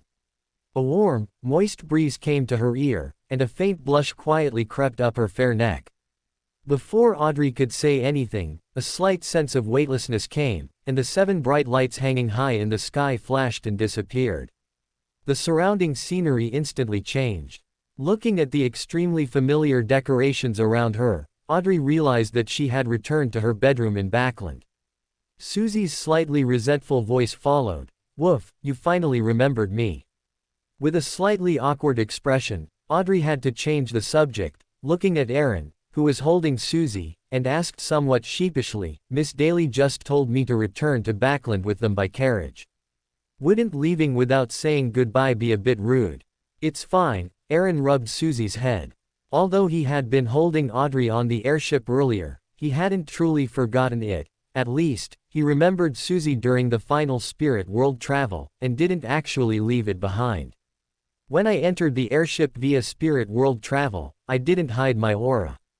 Crest Sesima, who guards the sealed artifact, already knows I've arrived. He will explain it to the Nighthawks. At this point, Aaron put away the smile on his face, his expression becoming somewhat complex. He pondered for a moment before continuing, Actually, my initial plan was to have you wait until next year to return to Backland, but now that you've returned, there are some things you must understand. Looking at Aaron's somewhat serious expression, Audrey was a little puzzled as to why he wanted her to return to Backland next year, but she still held back her questions. She obediently sat on the sofa, just as she had a year ago when Aaron told her about ancient history. I previously introduced you to a secret organization called the Psychology Alchemists. Their Meander pathway is spectator. Looking at the quietly listening Audrey, Aaron thought for a moment and continued, the former consultant of the Lowen royal family's Augustus family, Xiong Lambeth, is the head of the Psychology Alchemists in Backland, or as they call it, a member of the Arbitration Council, and he is already a Sequence 4 manipulator. The sudden death of the former Duke Negan was related to some individuals behind Xiong Lambeth. Audrey's eyes widened slightly, and the image of the gentle and refined old man instantly appeared in her mind. She immediately exclaimed, "He's a demigod of the Psychology Alchemists. Didn't he die already?" A sense of disbelief that overturned her previous understanding, as well as the joy of learning the name of a demigod potion formula, arose in Audrey's heart. Such complex emotions made it difficult for her to continue asking. Aaron nodded gently, gazing into Audrey's emerald eyes, and softly said, "When you officially return to Backland and participate in various public social events, it will be difficult to hide from Xiong Lambeth that you have embarked on the spiritual domain and are not of a low sequence. Hey, I don't get along with certain individuals from the Psychology Alchemists. For some reasons, they also view me and the Easttak family as thorns in their side. They can't do anything to me, so they will likely set their sights on you. This is also why I personally brought you back to Backland." Using her psychiatrist ability, Audrey, who had quickly calmed her emotions, swiftly sorted out her thoughts and softly said, "Tell me, I will cooperate with you fully." Looking at Audrey, who asked no questions and trusted him implicitly, Aaron chuckled and shook his head. Xiong Lambeth is extremely arrogant and conceited. Even if he knows you are already a psychiatrist, his greatest likelihood is to enter the collective subconscious sea and plant psychological suggestions on your island of consciousness. I will help you avoid the effects of the psychological suggestion. What you need to do is pretend to be hypnotized and cooperate with him in a play. Looking at the half-understanding Audrey, Aaron explained the spiritual sky, the collective subconscious sea, and individual islands of consciousness in an easy-to-understand way, then added, although the Psychology Alchemists have various drawbacks, it's undeniable that they are experts in the field of psychology. If you want to continue down the psychological pathway, this platform is very suitable for you to acquire knowledge. Hey, as for that Xiong Lambeth, once this relatively sensitive period passes, I will make him disappear." Towards the end, a cold glint flashed deep in Aaron's eyes. North District, Backland, inside a room in the basement of St. Samuel's Cathedral. Daly, wearing a black hooded robe and with blue eyeshadow and blush that gave her an exotic and cold beauty, casually found a seat and picked up the document on the table. After Lord Sesima informed her that she didn't need to escort Audrey and could return directly to the cathedral, she took the remaining red gloves and returned to Backland by steam train. Putting down the document in her hand, Daly gazed at Leonard, who sat silently opposite her, and asked in a calm tone, "So Ranlis is dead? And killed by Military Intelligence 9. Feeling the complex emotions contained beneath that calm tone, Leonard sighed softly and corrected the inaccurate statement. Military Intelligence 9's official statement is that he was likely killed by Azek. Suspected. Daly narrowed her eyes, scrutinizing Leonard from head to toe, tapping her fingers lightly on the table, and quietly asked, "That Azek who killed Vice Admiral Hurricane?" Just from Leonard's words, she had already detected some abnormalities. Military Intelligence Number 9 seemed to be deliberately concealing certain things. Watching Leonard nod slightly, Daly snorted, a cold gleam flashing in her eyes. "It's too easy for him. If I caught Lanris, I'd make him understand that men are very fragile too." Leonard gave a wry smile, his gaze sweeping past Daly to the other red gloves, and he asked with some curiosity, "Did Mr. Sesima not return with you?" Slowly standing up, Daly walked to the door, her tone having returned to calm. He escorted a sealed artifact back to the cathedral via airship. In a while, Archbishop Randolph Carter will arrive in Backland and will dispatch elite red gloves to hunt down Ince Zangwil. You should be on the list too. Prepare well. A nightmare finds it difficult to protect himself. I don't want to see any more familiar people die in front of me. Knowing this was Ms. Daly's kind reminder, yet somehow the words sounded a bit strange. Leonard watched Daly disappear into the darkness, quietly clenched his fists, and muttered to himself, "In Zangwill, that day is finally coming soon." East Tark County, outside Irussel. Admissal stopped, compared the Loan map in his hand, and felt relieved looking at the majestic city cluster in the distance. He waved his hand and said, "All right, that should be Irussel ahead." Upon hearing this, the fat apothecary Darkwill immediately slumped to the ground, looking dispirited, while the owl Harry was full of vigor, his big, round eyes curiously surveying the front, seemingly not needing rest. The strongest hunter of the Mist Sea, Anderson, who was walking at the very front of the team with clasped hands, was even more direct. He lightly coughed and a bright smile appeared on his face. "Since we've reached our destination, my mission is complete. Let's part ways here." After speaking, without waiting for Admissal to reply, he had no intention of entering Irussel. Since his mission was completed, he was naturally free as a bird in the sky and a fish in the sea. Thinking this, Anderson's body stiffened slightly, and the crimson flames rising around him suddenly extinguished. A familiar and majestic voice echoed, "Your mission isn't over yet. Why are you in such a hurry to leave?" The pressure from the life level difference made Admissal's spiritual intuition wildly alert. He couldn't help but widen his eyes, looking at the colorful oil painting world that appeared behind Anderson, and at the handsome man who walked out with a smile, unconsciously muttering in a low voice, "Duke Aaron." Although he had never truly met him in person, ever since he learned that the important sealed artifact of the life school of thought, which his teacher entrusted to him, was to be given to this lord, Admissal had consciously collected relevant portraits when he was still in the raging sea. Now, he recognized him at a glance. Suppressing his restless spirituality, Admissal exhaled lightly, took a step forward, and bowed. "Life School of Thought, Admissal, greetings, Your Grace." Smiling and waving his hand, Aaron quietly lifted the judgment domain. Anderson immediately regained control of his body, stumbled 2 steps, coughed awkwardly, and silently stood beside Darkwill. Originally, Aaron only intended for his father, Gusmanwell, to come forward, settle Admissal and the others, and temporarily entrust the dice of probability to Walnerwell for safekeeping. But while he was staying in Backland, waiting for Hugh and Landbys to take the bait, Will Ossepton proactively came to him. The speaker of the Life School of Thought had just restarted by devouring his tail, and his strength was at its lowest ebb. Even with the entanglement of fate, it was quite difficult for him to contact Aaron.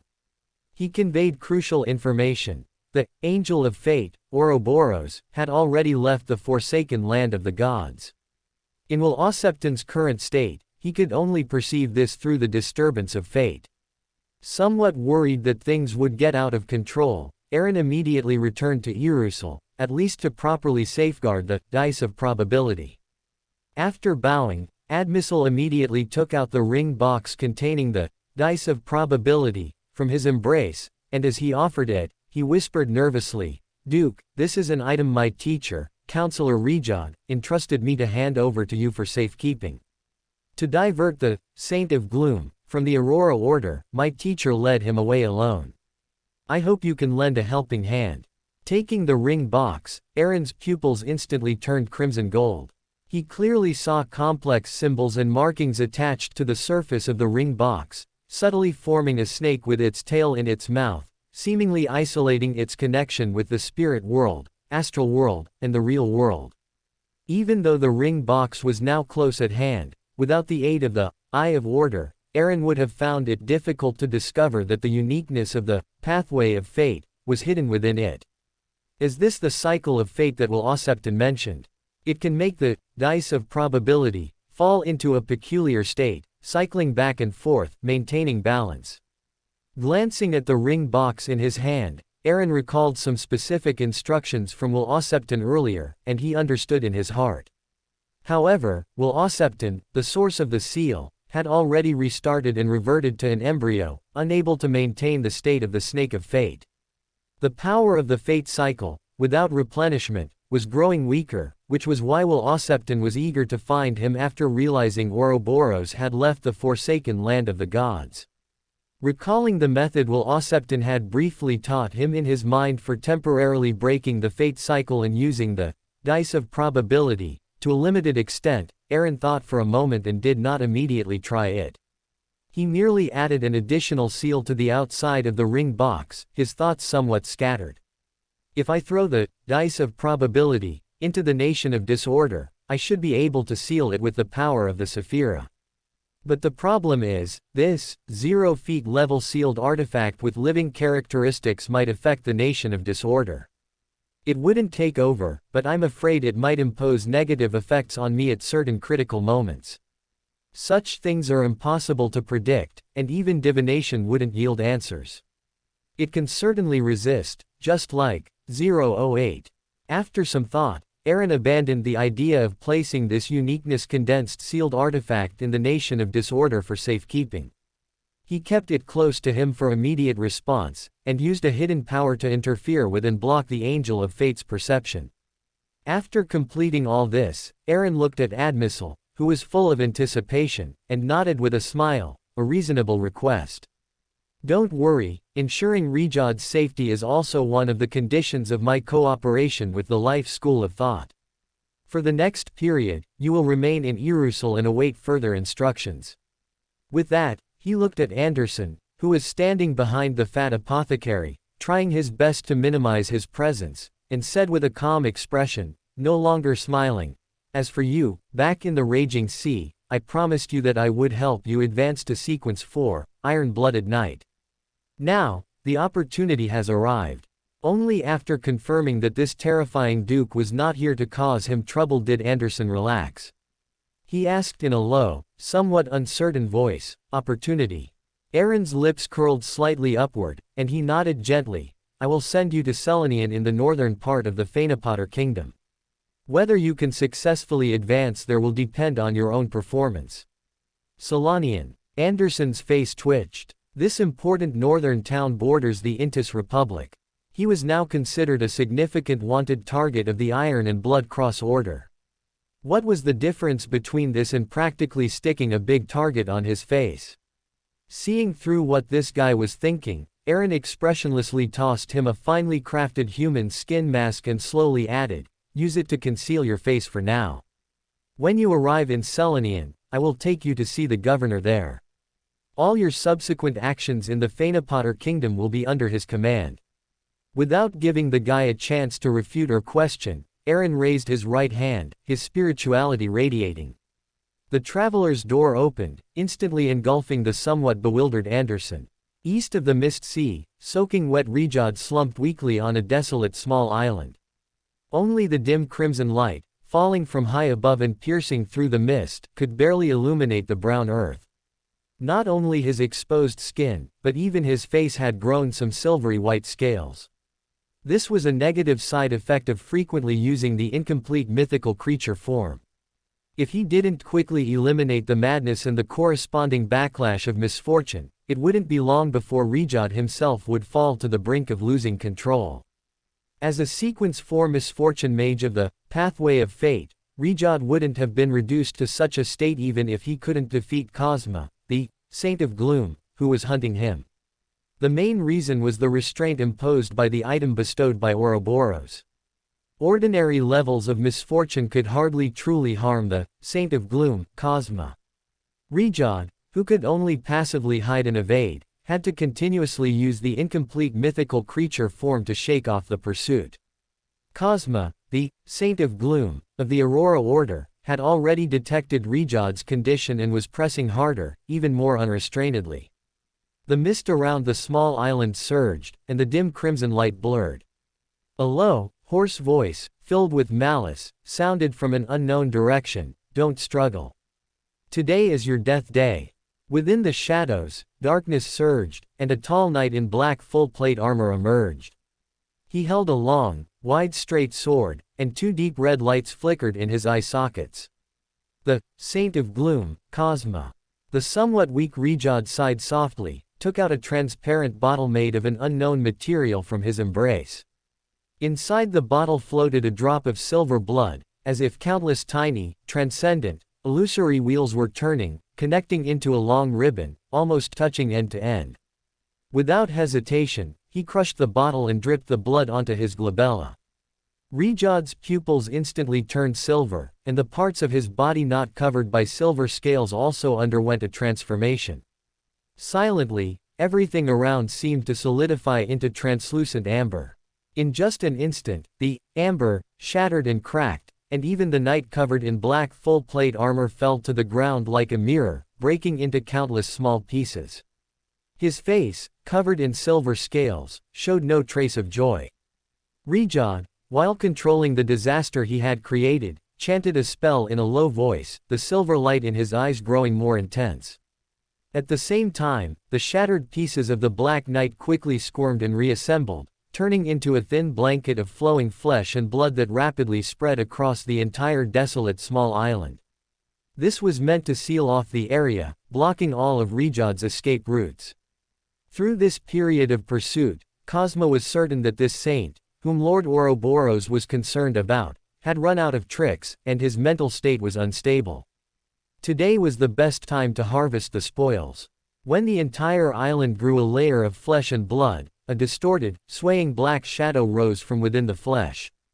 This was a soul herded by the Saint of Gloom, Cosma. It was the powerful vampire from the forsaken land of the gods, a Sequence 4 shaman king of the Moon pathway.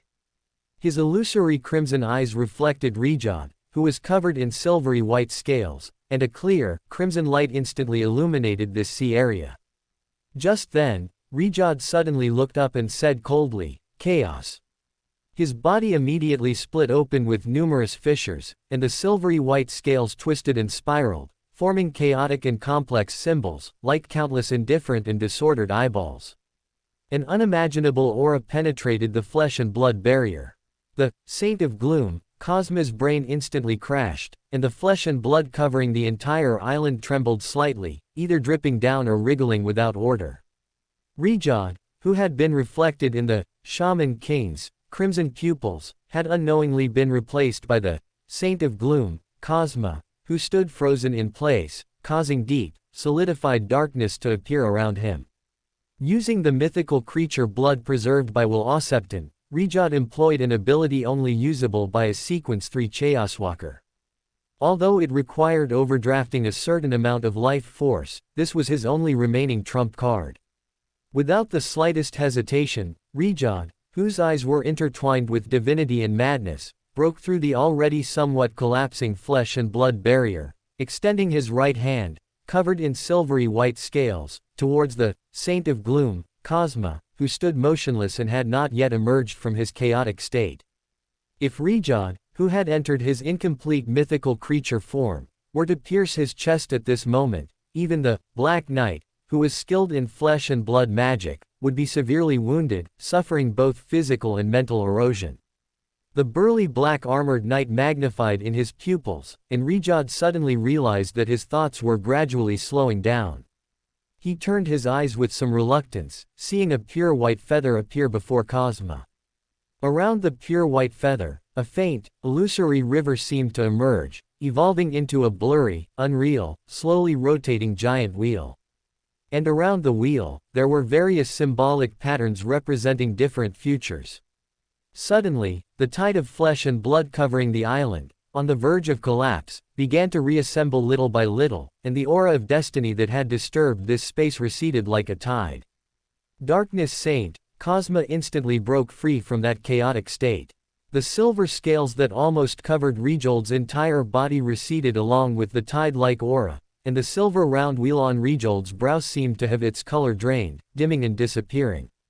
"I didn't expect you to have a hidden card, but it's nothing more than that." Wiping away the cold sweat from his forehead without a trace, Darkness Saint, Cosma gripped the slightly dimmed pure white feather with a gloomy expression, staring at Rijald, who was pale and slumped on the ground, and whispered with a chilling tone. After nearly overturning, Darkness Saint, Cosma put away his cat-and-mouse playfulness. The twisted black shadow, originating from the Sanguine Count, which had been restarted and returned to normal, spread its arms, adopting a posture of embracing the crimson moon. The darkness around Rejold surged, instantly forming one illusory but solid black chain after another, binding him firmly in place. Meanwhile, the flesh and blood covering the island surged and gathered, once again transforming into a knight covered in black full-body armor, wielding a profound greatsword, exuding immense pressure. Through the gaps in his visor, two crimson lights flickered slightly, instantly locking onto Rejold, who was about to fight for his life. The profound greatsword did not strike down as expected. The sinister and chilling smile froze on his face, and a golden light, so brilliant it illuminated the night, filled Cosma's pupils, a chill emerging from his heart. Rejold, long time no see.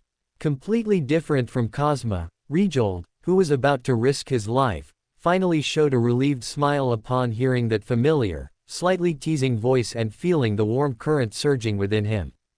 As the judgment domain unfolded, Aaron looked at the tide of flesh and blood completely ignited by golden flames.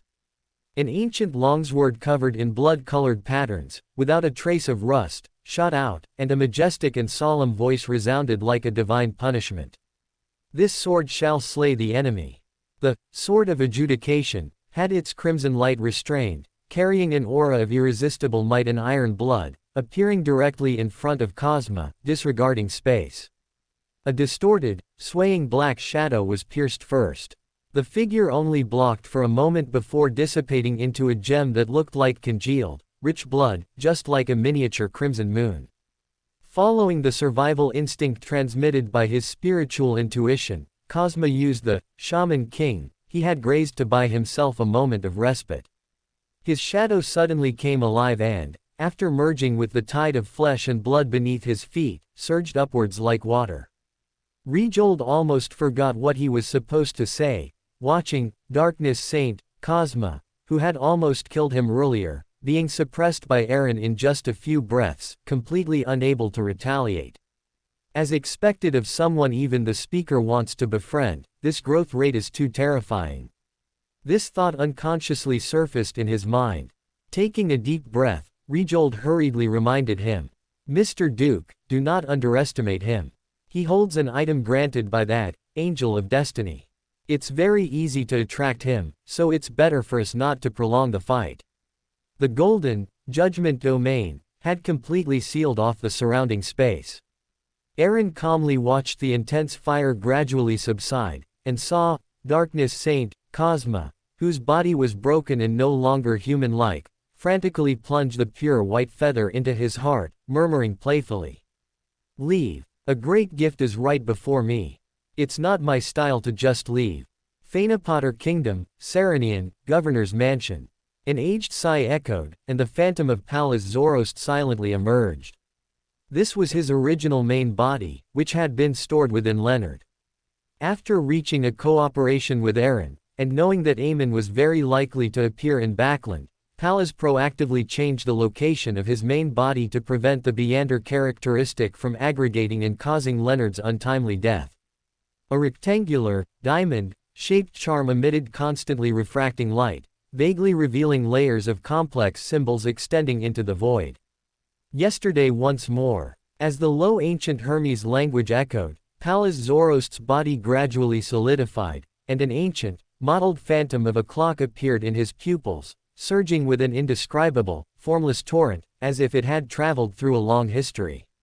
He looked in the direction of the fog sea following his senses, and his raised right hand clenched tightly. The formless torrent spread into the distance. Half kneeling in the charred giant pit, Darkness Saint Cosma, whose body was broken and flesh constantly wriggling, had completely blood-red eyes. Placing all his hope on the pure white feather plunged into his heart, he roared out in a frenzied yet respectful tone. "Wandering spirits, kin of the true Creator, eyes that gaze upon destiny." The feather, which had absorbed Cosma's heart blood, turned gloomy. A winding, shimmering river abruptly appeared within the judgment domain. His body trembled slightly, and the despair on his bloody, blurred face instantly transformed into ecstasy. Cosma roared with all his might towards the winding river. "Lord Ouroboros, save me." This roar, filled with a strong will to survive, did not stir up waves. On the illusory, winding, river of destiny, an ancient, mottled phantom of a clock quietly appeared. The 12 segments on the clock face, either grayish-white or bluish-black, were intermingled yet distinctly separated, dividing the winding river into 12 disconnected tributaries. "This is impossible." The incredulous, hoarse voice abruptly ceased. Aaron withdrew his hand, calmly looking at Cosma, who had disintegrated into clumps of flesh, still wriggling and trying to reassemble, and said mockingly, "Nothing is impossible. Ouroboros can't save you." As early as when Rejold used the mythical creature blood left by Will Osepton, Aaron had locked onto the location of this area based on the guidance of the paper crane, and immediately had Pallas Zorost use the "yesterday once more" charm. Using the amplification of the Worm of Time on the Trojan Horse of Destiny's ability, he forcibly divided Cosma's River of Destiny into 12 tributaries, preventing Ouroboros from descending in time. In just a few breaths, the unwilling will contained within that mass of flesh was obliterated. Aaron sealed the extracted Black Knight and Shaman King Beyander characteristics, and looking at the brilliant, gem-like feather, a dazzling crown made entirely of gems appeared on his forehead. Exile. The gems on the crown of stars suddenly lit up, and a gray-blue door of exile, with 7 brass keyholes quietly appeared.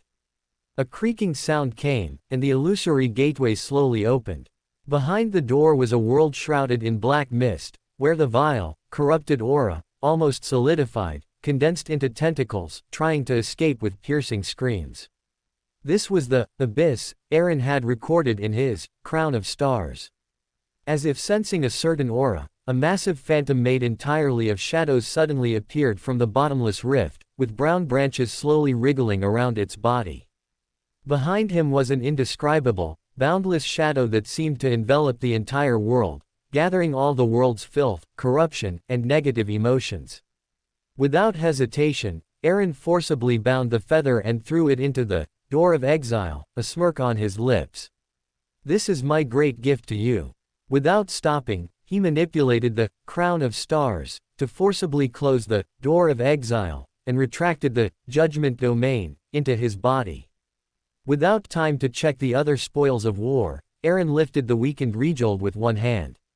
As spirituality poured in, darkness surged out from the mark of night like a tide, and Ariana's mark of night also appeared before him. Aaron, who had already prayed, watched as the entire island seemed to be erased by an eraser, and seawater poured back in. At the same time, the mottled clock phantom above the River of Destiny also dissipated, losing its obstruction, and the 12 tributaries of destiny reconvert. A silver-haired angel with layers of luminous wings on her back quietly appeared, her face gentle with a hint of indifference, as if looking down upon a river, looking down upon destiny. The entire River of Destiny seemed to freeze for a moment, then was filled with the roars of corruption and filth. Outside the solemn and silent black monastery, Aaron was about to unfold his Judgment Domain, to prevent the destruction of Ariana's hidden world, which was also secretly located on the island, when a soft voice sounded in his ear. "Leave the rest to me." Looking at Ariana, who had quietly appeared beside him, wearing a simple linen robe with mending marks, Aaron nodded slightly, placed Rejold, who had fainted, on the ground, and asked thoughtfully, "After lifting the secrecy, can Ouroboros trace the disturbance of destiny?" Ariana gazed at the seemingly empty sky with her dark eyes for a moment, then shook her head almost imperceptibly, pointing at Rejold and saying, "That one in the abyss was provoked. Ouroboros probably won't have time to look for his traces for a while." Having received Ariana's confirmation, Aaron's expression was somewhat relieved. Transferring the Mother Tree of Desire's wrath onto Ouroboros was the most feasible method he and Will Osepton had discussed earlier. A king of angels who embodies the true Creator's will and can move freely is truly an unpredictable variable that cannot be ignored. To avoid taking the blame for Will Osepton and being targeted by Ouroboros, Aaron decisively chose to strike first and give that fellow something to do. Nodding gently, Aaron tapped his chest 4 times clockwise, drawing the crimson moon, and respectfully said, "Praise the goddess." This destiny senator has overdrawn his incomplete mythical creature form. I'll trouble you to look after him for this period. I will take him away once Ouroboros' estate is confirmed." Ariana did not refuse, responding devoutly. "Praise the goddess." Her and Rejold's figures then disappeared, as if erased by an eraser. Inside the ancient palace above the grey fog, Klein sat at the head of the bronze long table, his fingers lightly tapping as he watched the ripples of light screens next to him, expressionlessly appreciating the praying figures. Although it was blurry, Klein recognized the other party as the vampire Emlyn White at a glance. After the experience of blasphemer Aemon invading this mysterious space through the little sun, Klein didn't know, nor did he want to confirm, whether a high-level sanguine could grasp traces, especially when he didn't understand the sanguine's true purpose. Watching the slowly dissipating prayer scene finally transform into a slightly dim crimson star hovering behind the fool's high-backed chair, Klein murmured to himself. Sanguine. Shaking his head gently, Klein's hand conjured a projection of Azek's copper whistle. Gazing at this item he once considered his trump card, Mr. Azek's gentle face flashed through his mind, as well as the death console he had heard about at the Chaos Assembly. He leaned back against the chair, half-closed his eyes, and began his first dream divination after advancing to Faceless. He didn't know how long it had been, but he saw a dark, cold mausoleum, saw deep steps extending downwards, and saw coffins placed all around. All the coffins were open, and inside lay one deceased person after another, with white feathers stained with yellowish grease growing from their backs. Just then, he seemed to smell the stench of decay and heard the sound of something slowly breathing, feeling that the darkness within the mausoleum became even denser, giving an extreme sense of stillness. Suddenly, whispers, some high, some low, simultaneously sounded. All the deceased lying in the coffins with white feathers on their backs floated up, and with their half-rotten, half-pale faces, they all looked out of the dream. With a thud, Klein's heart lost control, as if being pulled by an invisible hand, being forcibly dragged out of his chest. During this process, his dream instantly disintegrated into fragments, returning to nothingness. And the last scene Klein saw was that those corpses with white feathers on their backs were pierced by almost illusory black thin tubes, the other end extending into the deepest part of the mausoleum, where boundless, profound, dense, evil, and cold black mist permeated. The black mist slowly contracted and expanded, making a breathing sound. Klein's complexion rapidly turned pale, his skin decayed and oozed pus, and fine, yellowish grease-stained white down grew from his pores. The projection of Azek's copper whistle in his palm then exploded into a mass of black mist. Within the entire ancient palace, the mottled long table decayed and collapsed, and the 22 high-backed chairs were wrapped in white feathers, as if they had a life of their own. The boundless gray fog silently rolled, and the mysterious space above it gently swayed. Everything quickly returned to its original state, as if nothing had happened. After a while, Klein slowly got up, supporting himself with the high-backed chair, his expression pained. Having considerable experience with such matters, he quickly determined that the creature obscured by black mist in the deepest part of the dream divination earlier was of a very high rank, only slightly inferior to the true gods, and full of malice. Klein, whose expression gradually calmed, integrated the illusory black mist remaining after the Azek copper whistle projection was shattered into the world, stored in the pile of sundries. Looking at the paper figure quickly covered with feather-like patterns, he whispered, "Mr. Azek. William Street, at the junction of the West District and Empress Borough in Backland. On a clock tower, only half the height of Backland's iconic Clock of Order, in Empress Borough, a young man wearing a silk top hat and a black trench coat stood quietly, looking down. Black hair and eyes, a thin face, a broad forehead, wearing a crystal monocle, and a faint smile, it was none other than blasphemer, angel of time, the true creator's son, Aemon. Seemingly sensing something, Aemon turned his head to look south, the smile at the corner of his mouth growing more sinister, and he chuckled softly. How lively. This familiar aura, how nostalgic. Pallas. He didn't expend effort searching for Paulez's whereabouts in the river of fate. In the more than 2,000 years of pursuit and escape, Aemon had quite a taste of Paulez's cautious nature. To use the Trojan horse of destiny's ability so brazenly, he must have already eliminated all traces. And given Paulez's current state, to be able to use this level of power, he must have sought external help. Remembering the scholar of yore in the forsaken land of the gods, Aemon retracted his gaze and looked back down at William Street. He pinched the crystal monocle, put his hands in his pockets, and left the clock tower, walking towards a certain building. During this process, transparent, segmented worms of time emerged from him, swimming in all directions before disappearing. Aemon, as if nothing had happened, walked past the vigilant guards and entered the heavily guarded ancestral home of the Pound family, arriving at the door in the basement, which was sealed and obscured by numerous symbols. The many patterns that originally flowed with spiritual light instantly stiffened, and some tiny divine runes quietly changed shape. Aemon strolled through the stone door and arrived at the Blood Emperor's ruins hidden underground. Passing through the passage and entering the hall, Aemon glanced at the 7 tall, heavy black iron doors at the bottom of the hall.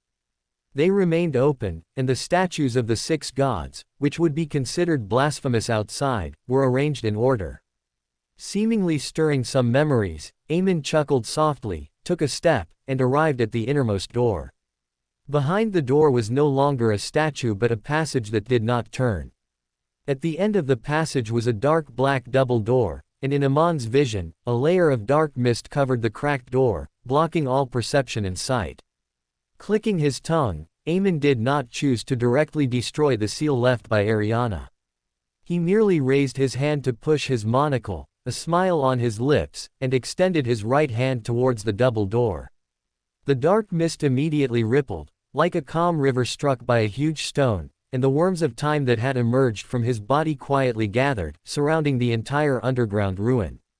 Aemon, each wearing a monocle, appeared and simultaneously extended their right hands towards the double door.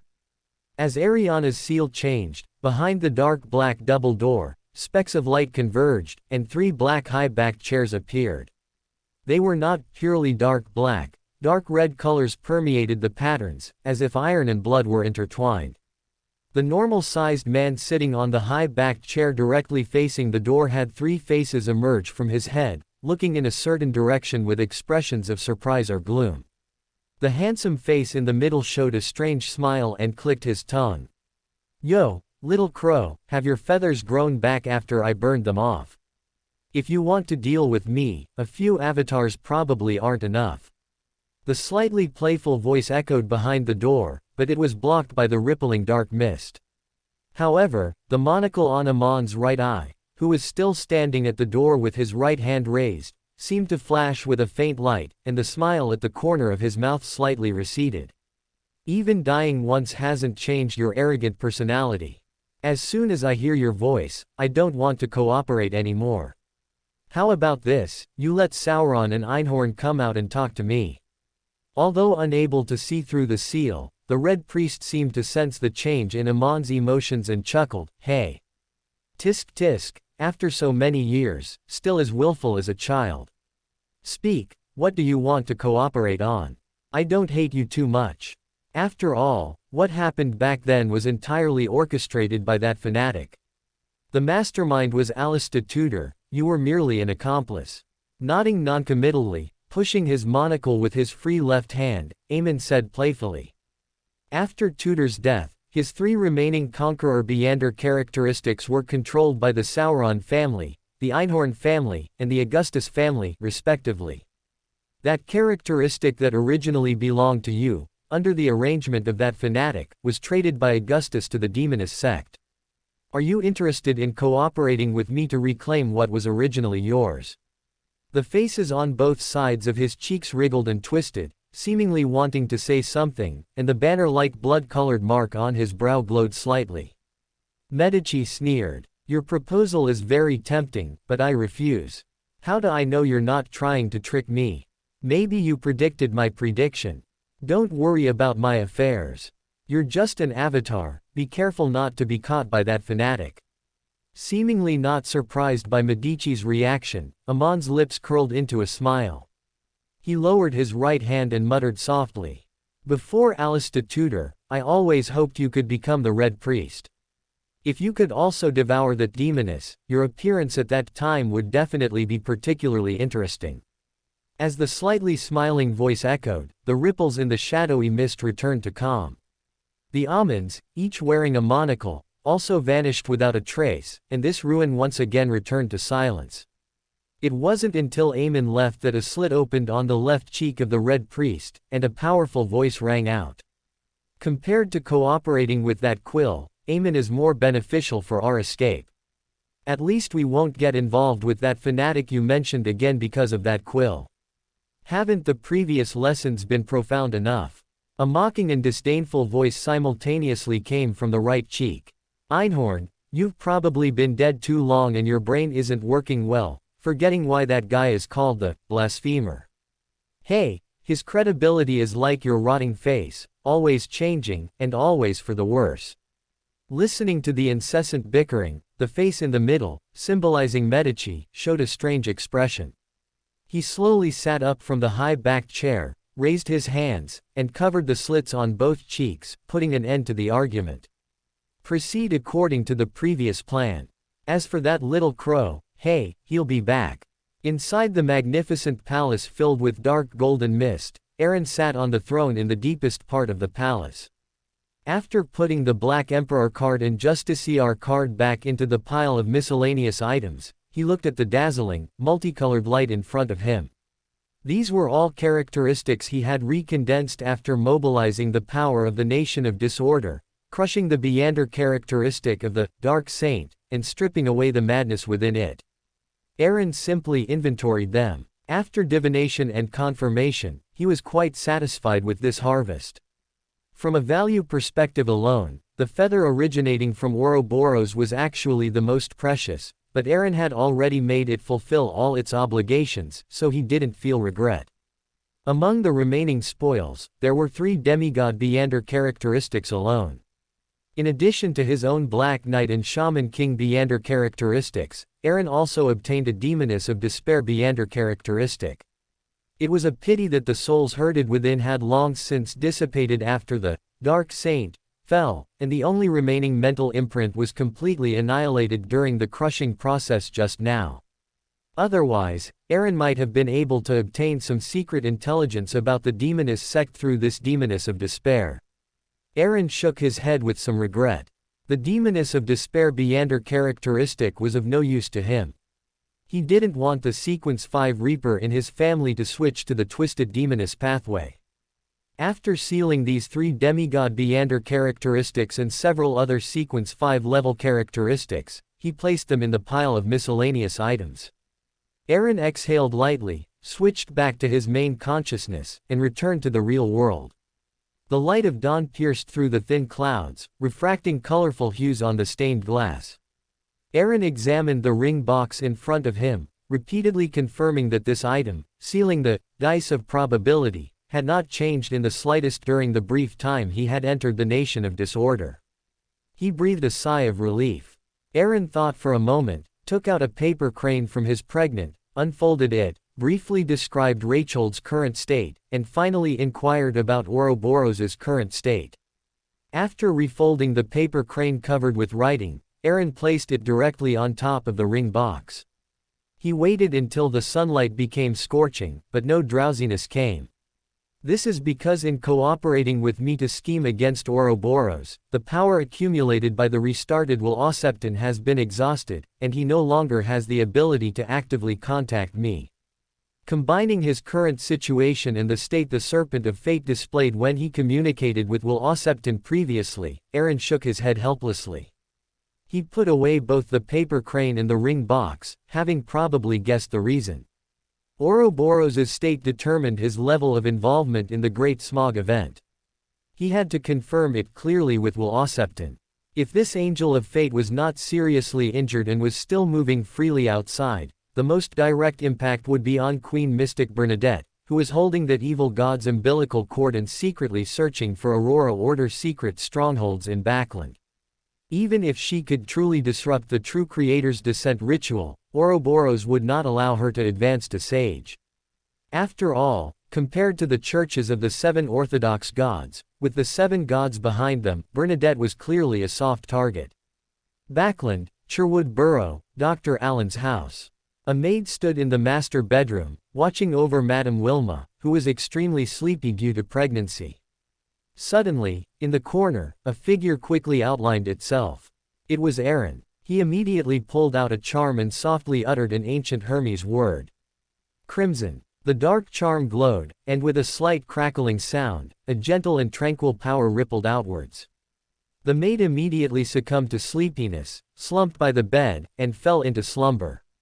Looking at the serene Madame Wilma, due to the peculiar state of the pseudo-gluttony mask, Aaron did not use the more direct and convenient Dreamwalker, but instead used the nightmare ability recorded by the Ring of Secrecy. In a sunny, spring-like garden, Madame Wilma gently pushed a baby carriage with a happy and kind expression. Inside the carriage seemed to be a chubby infant wrapped in silver silk. Standing at the edge of Madame Wilma's dream, Aaron smiled towards the baby carriage's location. I have received the dice of probability, and Rachel has been rescued by me. However, he is in a rather poor state due to overusing his incomplete mythical creature form. But I have already arranged for someone to heal him. After throwing Ouroboros's feather into the abyss, I entered the hidden world and don't know much about what happened afterward. I want to know how Ouroboros is doing now. As he spoke, Madame Wilma continued to gently push the baby carriage with a kind expression, noticing nothing amiss. A childish voice, with a clear tone of schadenfreude, rang out. Fate is indeed fair. I said it couldn't always be targeting me. Everyone being unlucky is in line with fate's arrangements. Tisk, as for that stinky snake, he suffered a lot this time. If not for the protection of the true creator's power, he would have had to tailbite restart, at least once, just like me. You don't need to worry, that guy has already gone back to the forsaken land of the gods to heal. Aaron's face twitched. He was both pleasantly surprised and a little annoyed. Ouroboros's interference being gone was naturally a good thing. But what exactly did that dark side of the universe, or rather, the mother tree of desire behind it, do? If not for the true creator's blessing, it could even force a dignified king of angels to tailbite restart. Recalling the distorted figure faintly visible in the black mist of the abyss behind the door of banishment that day, Aaron sighed softly. If he hadn't conspired with Pallas Zoroast and Will Osepton against Ouroboros, he would probably have had to bear this luxurious treatment himself. Silently giving Ouroboros a good guy card in his heart, Aaron cleared his throat, took a step forward, and looked at the blurry light mass wrapped in silver silk in the cradle, asking with some uncertainty. How long can your current state maintain the seal of the dice of probability? After a long while, the childish voice finally came faintly, carrying a sense of vicissitude and helplessness. 6 months at most, and if you use the method I taught you to manipulate the dice of probability in between, that time will be further shortened. The last of the power I accumulated before restarting was all used to hold back Ouroboros and buy you time. This is already my limit. Aaron's lips twitched as he looked at the light cluster, wrapped in silver silk and composed entirely of illusory, twisted, mysterious symbols, but he didn't expose Will Osepton's claim. Would a snake of fate, who had been fighting Ouroboros since the 4th epoch and had restarted countless times, not keep some trump cards for himself? Especially since this plan targeting Ouroboros was proposed by Will Osepton himself, Aaron didn't believe that this guy wouldn't leave himself any contingencies during the entire half-year from his restart to his birth. But since he said so, he must have his own concerns, and Aaron didn't press further, his eyes slightly shifting as he chuckled. All right, I understand. How should I contact you in the future? Do I need to communicate with you in this way until you are born? Aaron said, pointing to the sunny, vibrant dream world around them. Will Osepton pondered for a moment, then, after 2 or 3 seconds, said, it doesn't need to be that troublesome. You were just not in Backland when you used the paper crane before, and I cannot maintain the state of the snake of fate right now, so I can't respond worldwide. But as long as you are in Backland, holding that paper crane, I will be able to find and contact you. At this point, the childish voice noticeably emphasized, "But I also hope you understand that while I value our friendship very much, I am currently in a crucial developmental stage and may frequently fall into slumber." This meant that if there was no particularly urgent matter, he shouldn't bother him. Aaron clicked his tongue, stroked his chin, and retorted, "Understood. If I or my friends need help in Backland, you can still offer assistance within your capabilities, right?" Will Osepton was silent for a moment before saying, "All right, as an unborn fetus, I need to catch up on sleep. We can discuss anything else later. Finally, I wish you all the best. Goodbye." Before Aaron could say anything more, he was forcibly kicked out of the dream, having used his nightmare ability to enter Mrs. Wilmar's dream. This is what he called running out of power. Aaron looked at the maid kneeling by the bed and Mrs. Wilmar sleeping in the master bedroom, shaking his head with a wry smile. He had originally wanted to ask Will Osepton if Eamon had already arrived in Backland, but it was clear that this snake of fate had anticipated his question and decisively kicked him out of the dream. However, such a sensitive, even secretive, attitude indirectly answered the question in Aaron's heart. Has he arrived already? That's quick. I just wonder what level of avatar it is.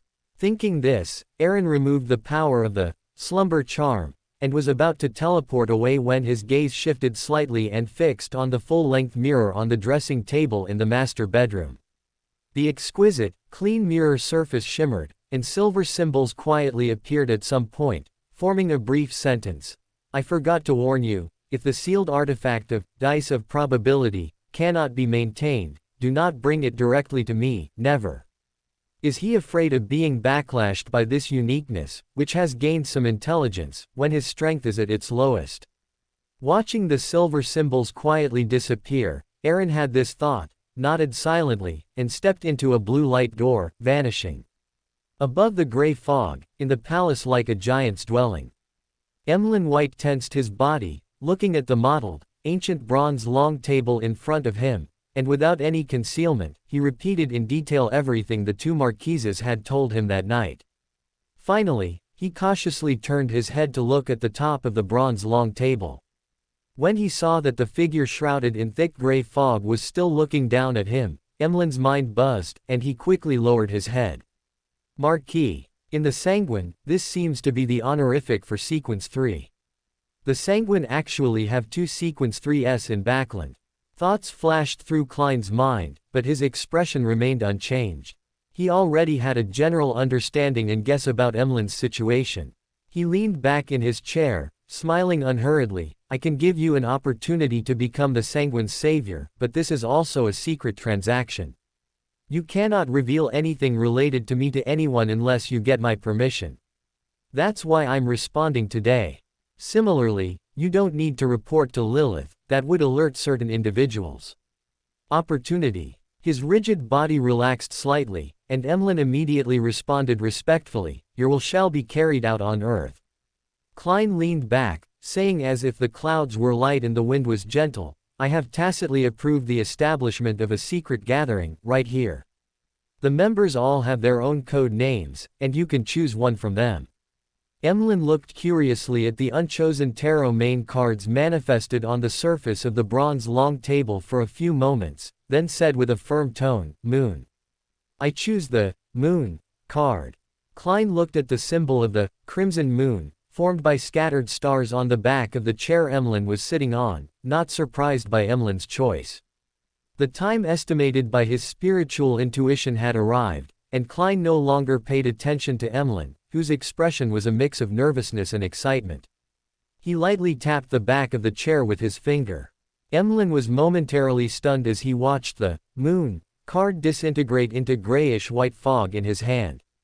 He subconsciously looked up and saw several figures sitting opposite him at the mottled long table. A light, pleasant voice also entered his ears at this moment. "Good afternoon, Mr. Fool. I recently returned to Backland. The remaining Russell's diary will require you to wait another week." Russell's diary. Backland. Moon. Emlyn subconsciously widened his eyes, looking towards the opposite side of the bronze long table, following the source of the voice. Klein's gaze retracted from Mr. Emperor, and he couldn't help but breathe a sigh of relief. This Duke often took leave, but thankfully, he came this time, otherwise, his carefully prepared speech would have been useless. Only then did Klein remember that he had overlooked a certain vampire.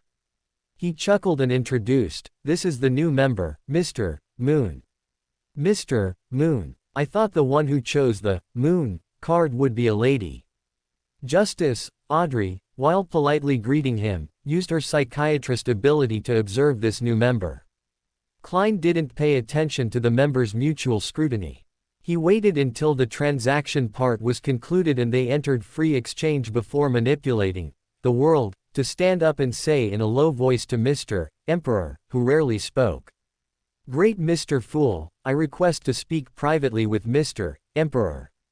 Of course, Klein would not refuse his own request. Under the surprised or curious gazes of the other Tarot Club members, the Fool, shrouded in thick gray fog, gently nodded, shielding the perceptions of the other members. Aaron sat calmly in the bronze high-backed chair, his eyes playfully sizing up the somewhat gloomy, the world, opposite him. He spoke softly, "Is there something you need from me?" As, the world, was merely a paper figure manipulated by the marionettist characteristic, his expression was extremely stiff. However, under the setting of a cold personality, this was not abrupt. Klein responded calmly with a hoarse voice, "A transaction, a mutually beneficial transaction. My true name is Sherlock Moriarty, a favored one of my lord in Backland. I am currently facing some trouble. My lord and the true creator are hostile to each other, and the demigods under his command are being obstructed by the saints of the Aurora Order. Therefore, I wish to cooperate with Duke East Tarkus this one time." Listening to Klein's words through his alternate identity, Aaron's face couldn't help but show some surprise. He hadn't expected this guy to reveal his identity in front of him. When he heard the clearly fabricated reasons that followed, he felt somewhat speechless. The saints of the Aurora Order were almost all killed by him. Where would they find the time to obstruct the so-called demigods under the Fool's command? Clearly feeling the strange look Aaron conveyed, and thinking that he had offended him by mentioning his identity as a duke, Klein hastily added, "My lord is still in recovery and does not wish to attract the attention of certain existences, which is why he conveyed your true identity to me. Please forgive me, Duke." Waving his hand indifferently, Aaron put away his playful expression, sizing up the world, as he softly said, "No matter. Since it is Mr. Fool's will, then so be it. I happen to be in Backland right now. What kind of transaction do you want?" "In Backland right now." Klein was stunned for a moment, then carefully began, "You should be familiar with the sealed artifact 008. I seem to have been written into its story now, which also involves the demonist sect and a certain faction of the royal family. I hope you can safely take me out of Backland at a critical moment." Taking advantage of being in this mysterious gray fog space, Klein didn't shy away, directly mentioning 008 and the relevant intelligence he possessed. He then added, "I know you are collecting items with my lord's aura. If you are willing to help me with this, the items Mr. Fool has bestowed upon me can be given to you for free, or if you have other requests, I can also consider them." Originally, Klein had considered Mr. Azek as his last resort for escape, but the scene he saw in his dream divination last time, and learning Mr. Azek's true identity as the Death Consul, shook that idea. Especially after discovering that the demoness Trissa, who carried an important sealed artifact of the demonist sect, was by Prince Edisik's side, Klein could no longer be sure whether Prince Edisik's assignment for him to investigate Talam's death was itself a story written by 008.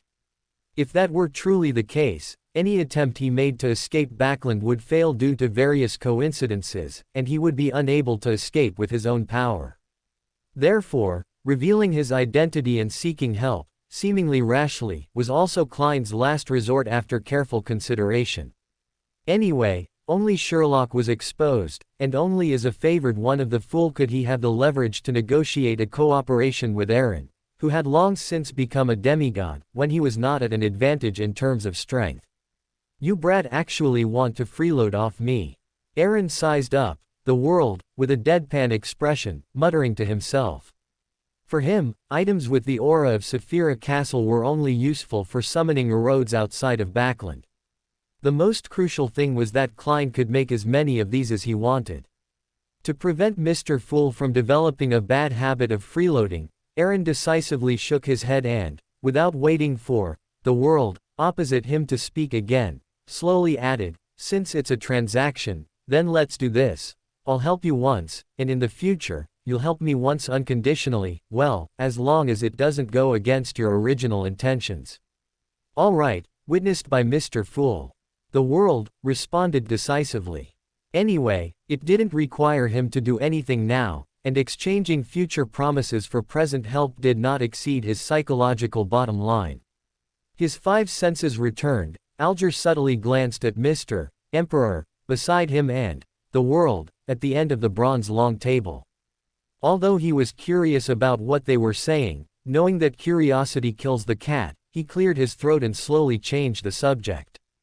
The biggest news on the 5 seas recently is the disappearance of King of Blood Moon, one of the pirate kings, along with his fleet. After confirmation by the Church of Storms, this newly promoted pirate king has fallen, and no organization has claimed responsibility for this matter yet. Listening to Alger's words, Klein's expression subtly changed.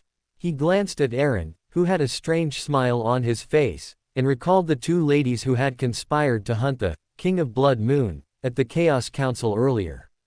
They succeeded to make a large fleet led by a demigod disappear without a trace, and these were only 2 of the members. He sighed softly in his heart. After all the members had expressed their conjectures, Klein lightly tapped the bronze long table and said calmly and without ripples, "Today's gathering ends here." Emlyn White's eyes suddenly lit up with a deep red glow, quickly engulfing him. After a brief dizziness, he found himself still wearing a cassock, standing dazed in front of the candelabra, a wiping cloth still in his hand. Immediately after, he saw a phantom parchment appear in his mind, gaining knowledge on how to pray to the Fool for help through a mystical ritual. "Once I get home, I'll immediately perform the ritual and ask Mr. Fool to remove my psychological suggestion." Emlyn suddenly felt a little excited, and his backward-leaning body suddenly bumped into something hard. The joyful expression on his face froze slightly. Emlyn turned his head somewhat stiffly and saw Bishop Utravsky, tall and with a kind expression, standing behind him. A soothing, peaceful voice sounded. "All right, since you're awake, go prepare the communion for tonight's sermon." In the priest's eyes, I was just asleep. His inner tension was calmed by the soothing tone. Looking at the huge figure slowly walking deeper into the church, Emlyn inexplicably thought of something. Father Utravsky never seemed to stop me from looking for ways to remove the psychological suggestion. What exactly is he thinking? Inside the luxurious villa of the Hall family in Empress Borough, Backland. As the boundless, grayish-white mist dissipated before her eyes, Audrey pursed her lips, her emerald-like eyes brimming with unconcealed curiosity. "So, while I was taking the airship across the raging sea, that newly emerged pirate king fell so silently." As Audrey pondered various possibilities, she heard Susie's barks from outside the door, along with her maid Anne's voice. "All right, Susie, I know it's Mrs. Rest time, but after all, we have guests. And the Earl and Countess have gone to the church for their routine prayers. To show the Hall family's upbringing, Miss still needs to make an appearance." "Guests. But Father didn't tell me before he left." Audrey frowned slightly, quickly tidied up the items on the table, and holding up her skirt, walked to the door. Opening the locked door, she saw Susie crouching in front of it, baring her teeth, and Anne, who was blocked by Susie at the door, looking somewhat exasperated. Rubbing Susie's head, Audrey looked at Anne with some confusion. "Why are there suddenly guests this afternoon? Didn't we receive a visiting card beforehand?" Anne shook her head blankly, explaining in a low voice. "No, Madame Norma arrived very suddenly, and the Earl and Countess happened to be out, so I had no choice but to come to you, Miss." Madame Norma, the Psychology Alchemists member Aaron mentioned, hidden within the aristocracy. A glint flashed in Audrey's emerald eyes, and her hand paused slightly, causing Susie, who was already a telepathist, to whimper in confusion. She lightly coughed, masking the unusual expression on her face. Roughly guessing that the other party's motives were impure, Audrey merely nodded with elegant composure, softly replying, "I understand. Please have Madame Norma wait a moment in Father's study. I'll be there shortly." After dismissing Anne and the somewhat suspicious Susie, Audrey closed the door again. Recalling Aaron's instructions when she first returned to Backland, she raised her hand to lightly touch the chain of emerald, crafted entirely from emerald spiritual crystals, on her neck, and softly uttered a word in ancient Hermes. Order. A verdant halo flowed, and before Audrey could react, the bedroom in front of her immediately became abstract in color. Under Audrey's somewhat dumbfounded and surprised gaze, Aaron stepped out of the spirit world, and the domain of judgment silently enveloped the entire Hall Earl's residence. Although he had already informed Audrey of Will Aucepton's honorific name, Aaron was not sure if this newly restarted Snake of Destiny still had the ability to pay attention to the outside world, so he deliberately left a backup plan. Even within Backland, in order not to attract the attention of the Hand of Order from the Augustus family, Aaron did not borrow the power of the Nation of Disorder, but his Sequence 3 Beander characteristic alone was enough to respond to prayers within Backland. After Audrey arrived in Backland, Aaron immediately had a craftsman solidify his honorific name onto the chain of emerald. After quietly listening to Audrey's narration, a strangely shaped gluttony mask appeared in Aaron's hand. He then gently placed it over his face and took Audrey's hand.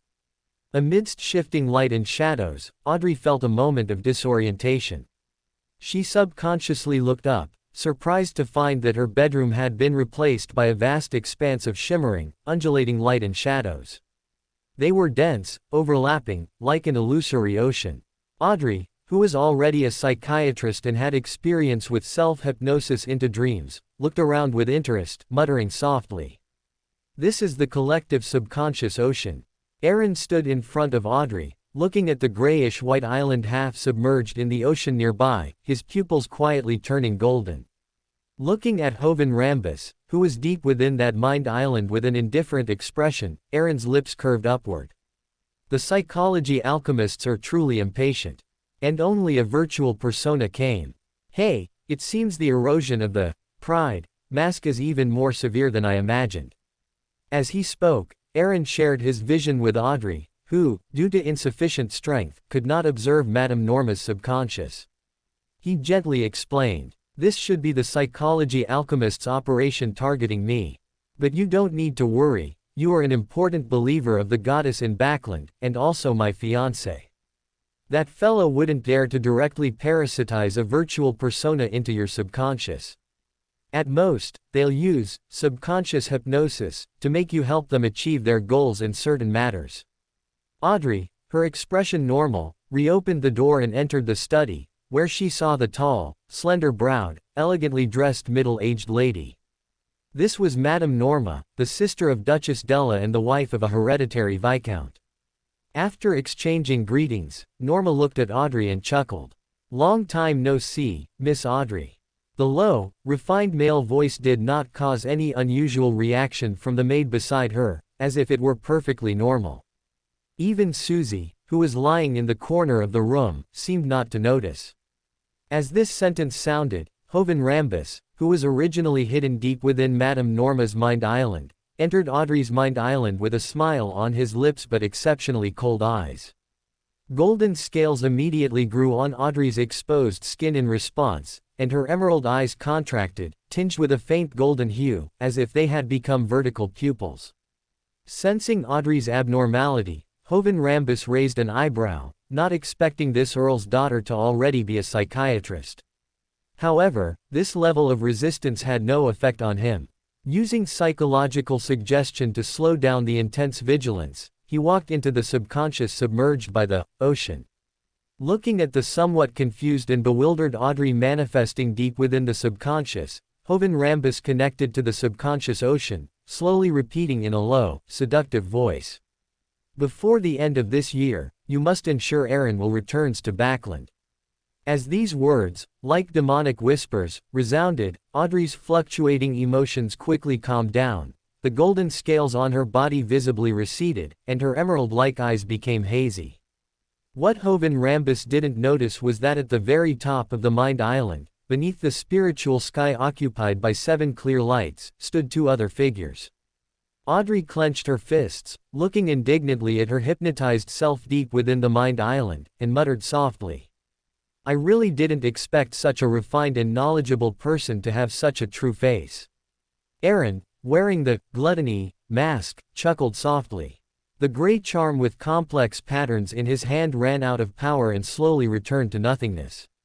This was the deception charm that Pallas Zoroast had personally made from the Worm of Time of the Jacob family's demigod when they were in Tingen. Although limited by the Beander characteristic of the material itself, it couldn't affect angels. It was more than enough to deceive Hovin Rambus's virtual persona. Looking at Hovin Rambus, who, under the influence of the deception charm, was treating the virtual persona separated by the gluttony mask as subconscious hypnosis, Aaron's lips curved as he softly said. Refinement and knowledge are merely his masks. After Hovin Rambus leaves, I will temporarily seal that hypnotized virtual persona. With this probing complete, a formal member of the Psychology Alchemists should contact you soon. Some less critical information can be revealed to gain more trust. As Aaron spoke, his eyes turned cold. Looking at Hovin Rambus slowly withdrawing from the Mind Island, he was somewhat unsure whether this hypnosis was Hovin Rambus's sole decision or if he was instructed by certain individuals within the Loan royal family. Phaenopotter Kingdom, Selenian City, Governor's Mansion.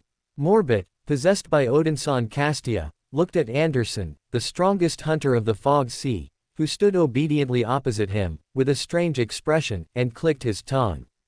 You mean to say that you were oppressed by those brainless people from the Iron and Blood Cross Order, turned to the light, and that's why they put a bounty on you. And you helped Duke Aaron hunt down a demigod of the Iron and Blood Cross Order, and in exchange, he sent you here to seek an opportunity to become an iron-blooded knight. Under the oppressive gaze, Anderson gave an awkward laugh, somewhat at a loss for words, and could only respond in a low voice. Just luck, it's all just luck. He had been thrown into Selenian City, in the northern Phaenopotter Kingdom, by Aaron a few days ago.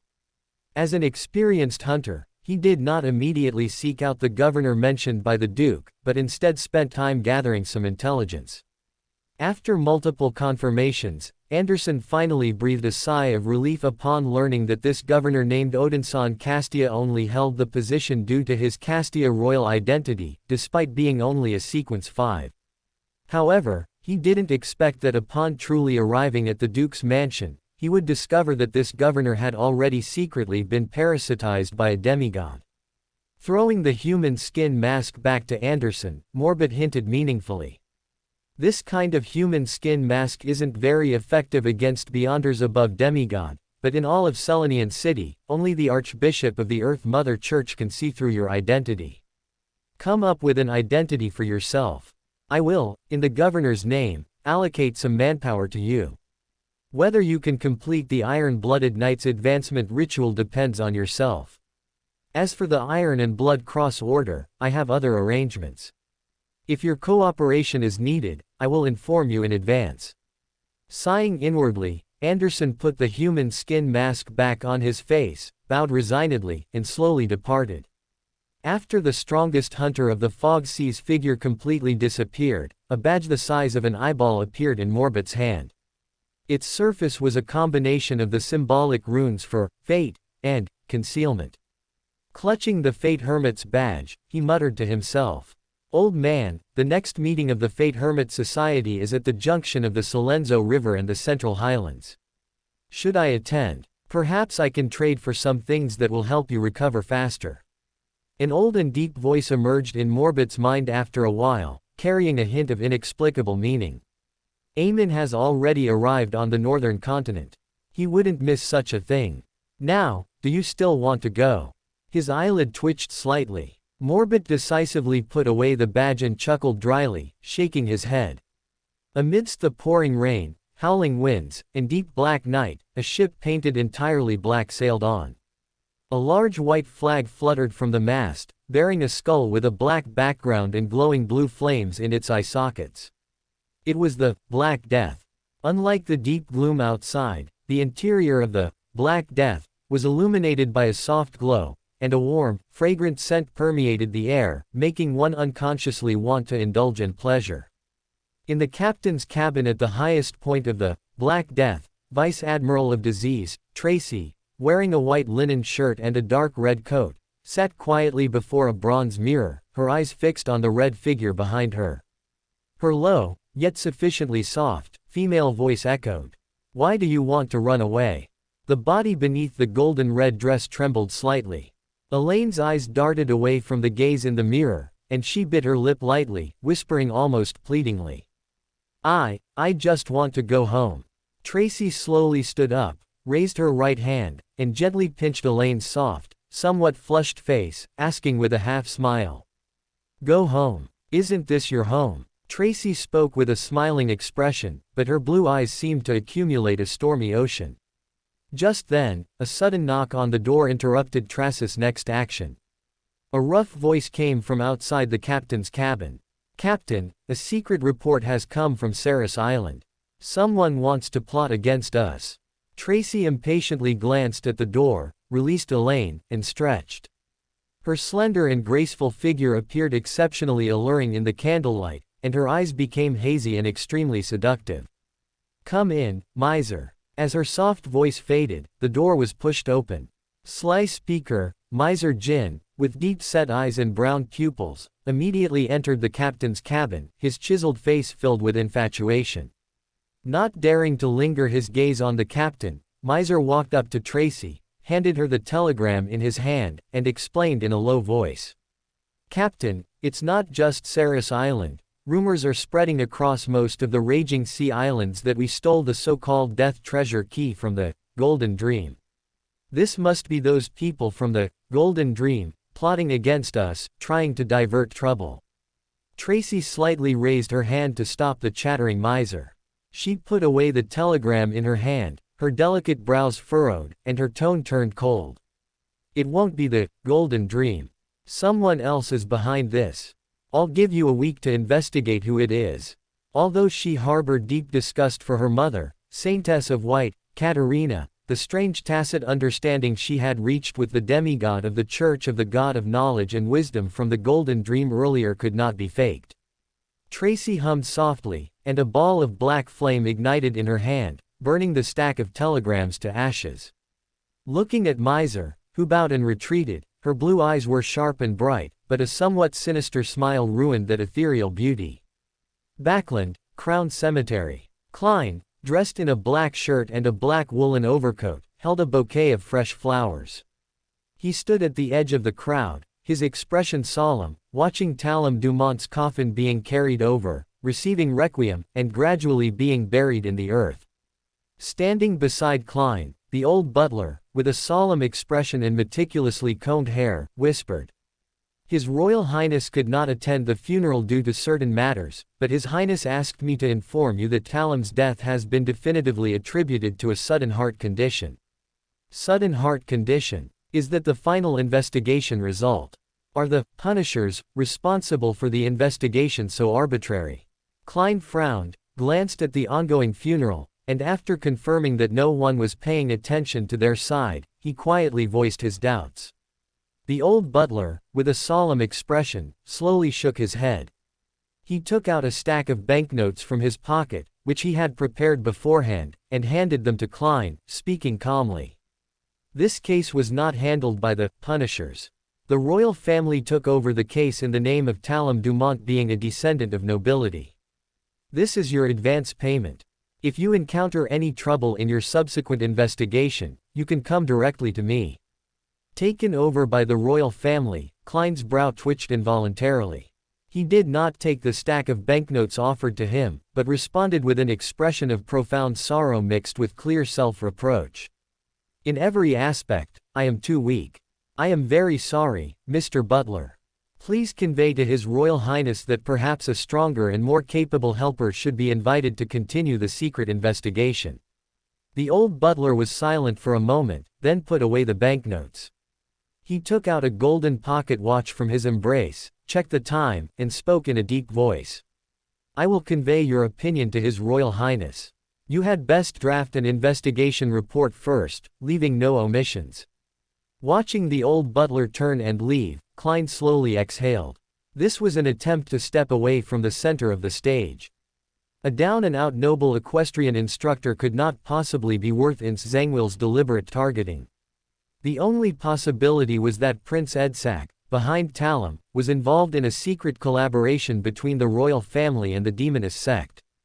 Before having sufficient strength, Klein had no interest in understanding what they wanted to do.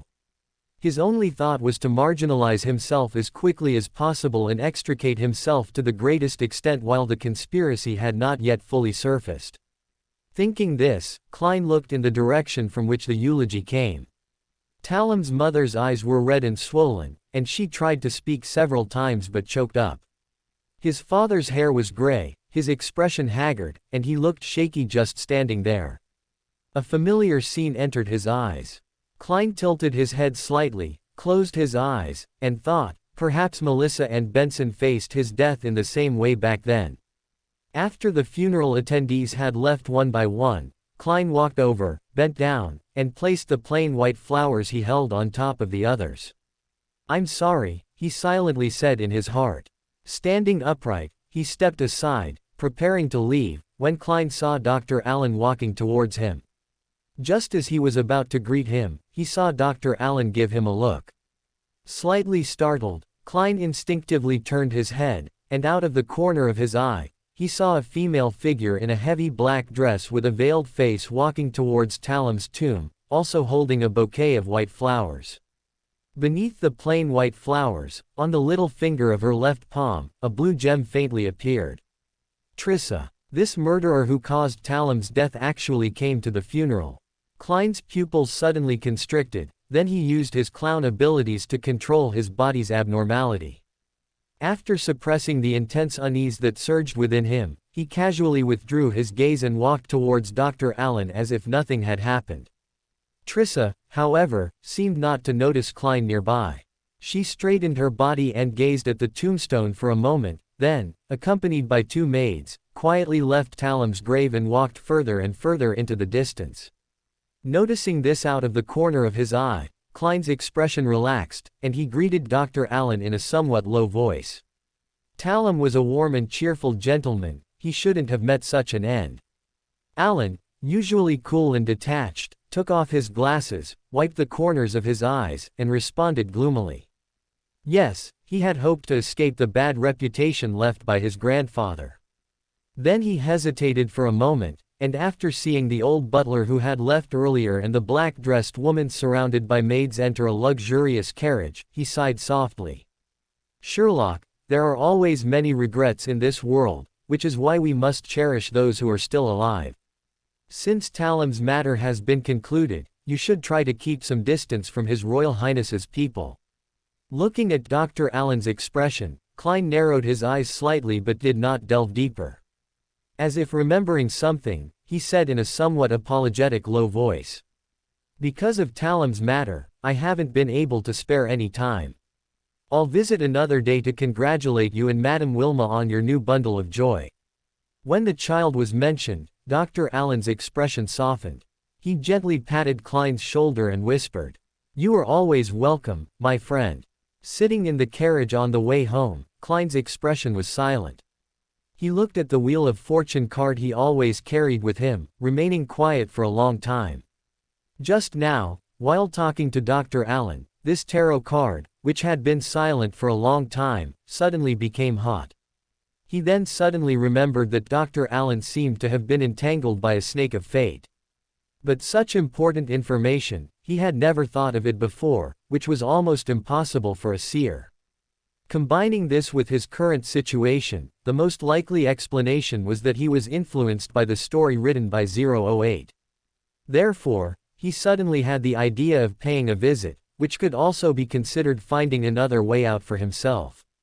By the time Klein returned to 15 Minsk Street, dusk had already fallen.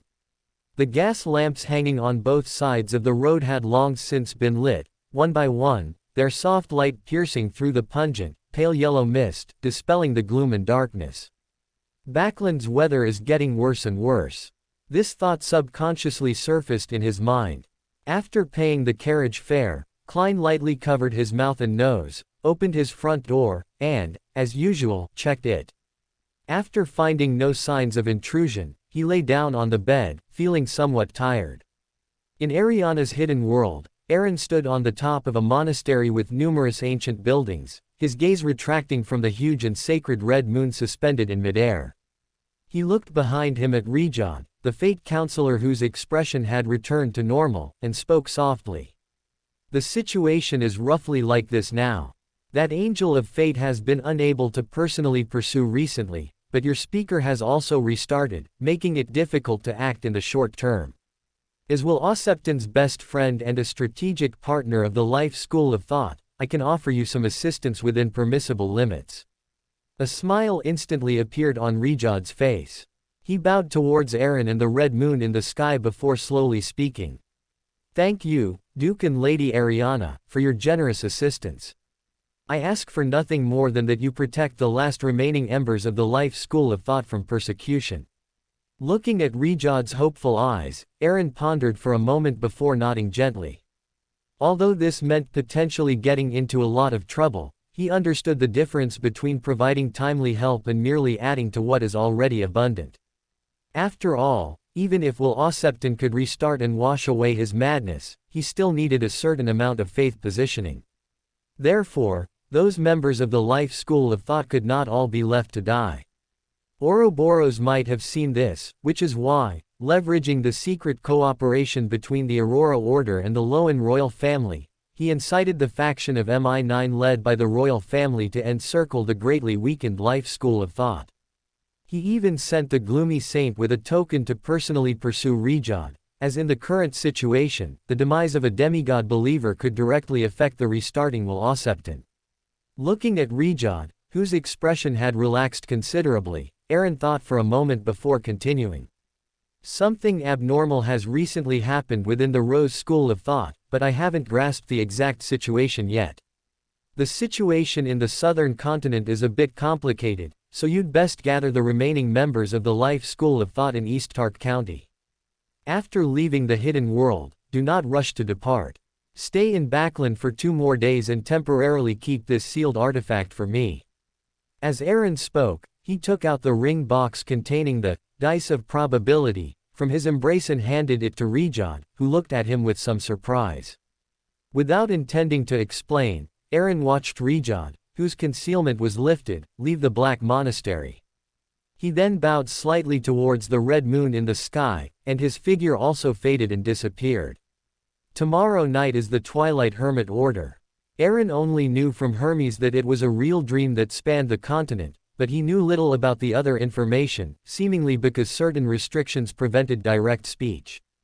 To prevent the dice of probability, he carried with him from causing any trouble when his consciousness completely detached and entered the real dream constructed by Adam, Aaron planned to hand this item over to a trustworthy person for temporary safekeeping before the Twilight Hermit Order ended.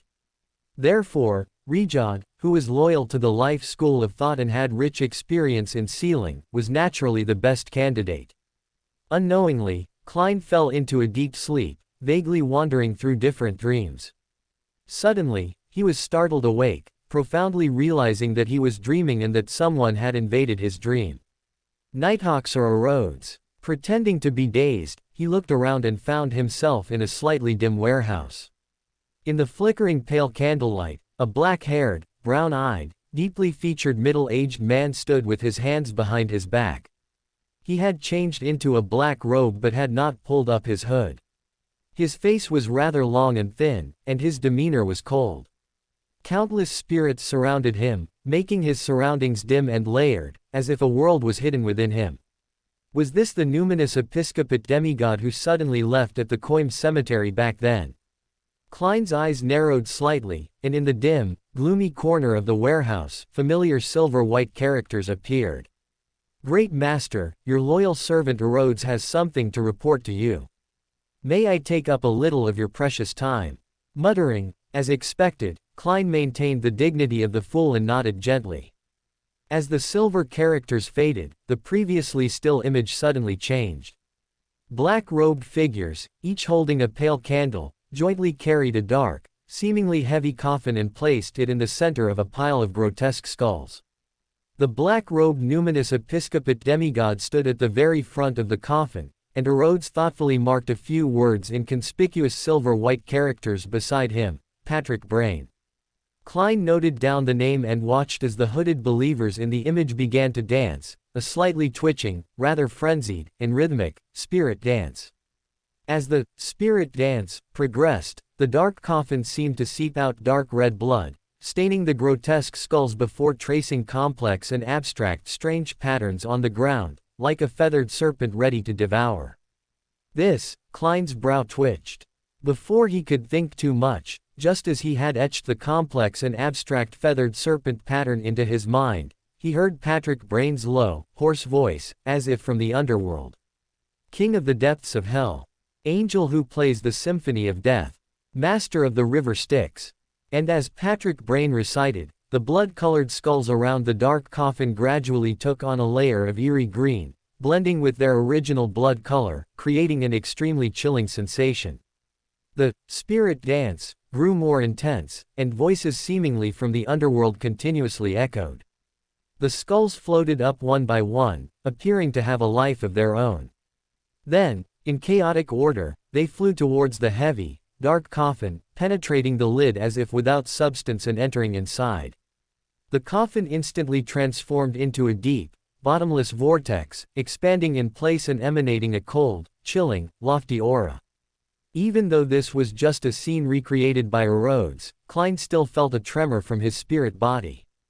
This was also the first time he had directly faced the aura of an angel outside of that mysterious gray fog space. While horrified, many questions arose in his mind. He had long confirmed that Rhodes's abilities were limited.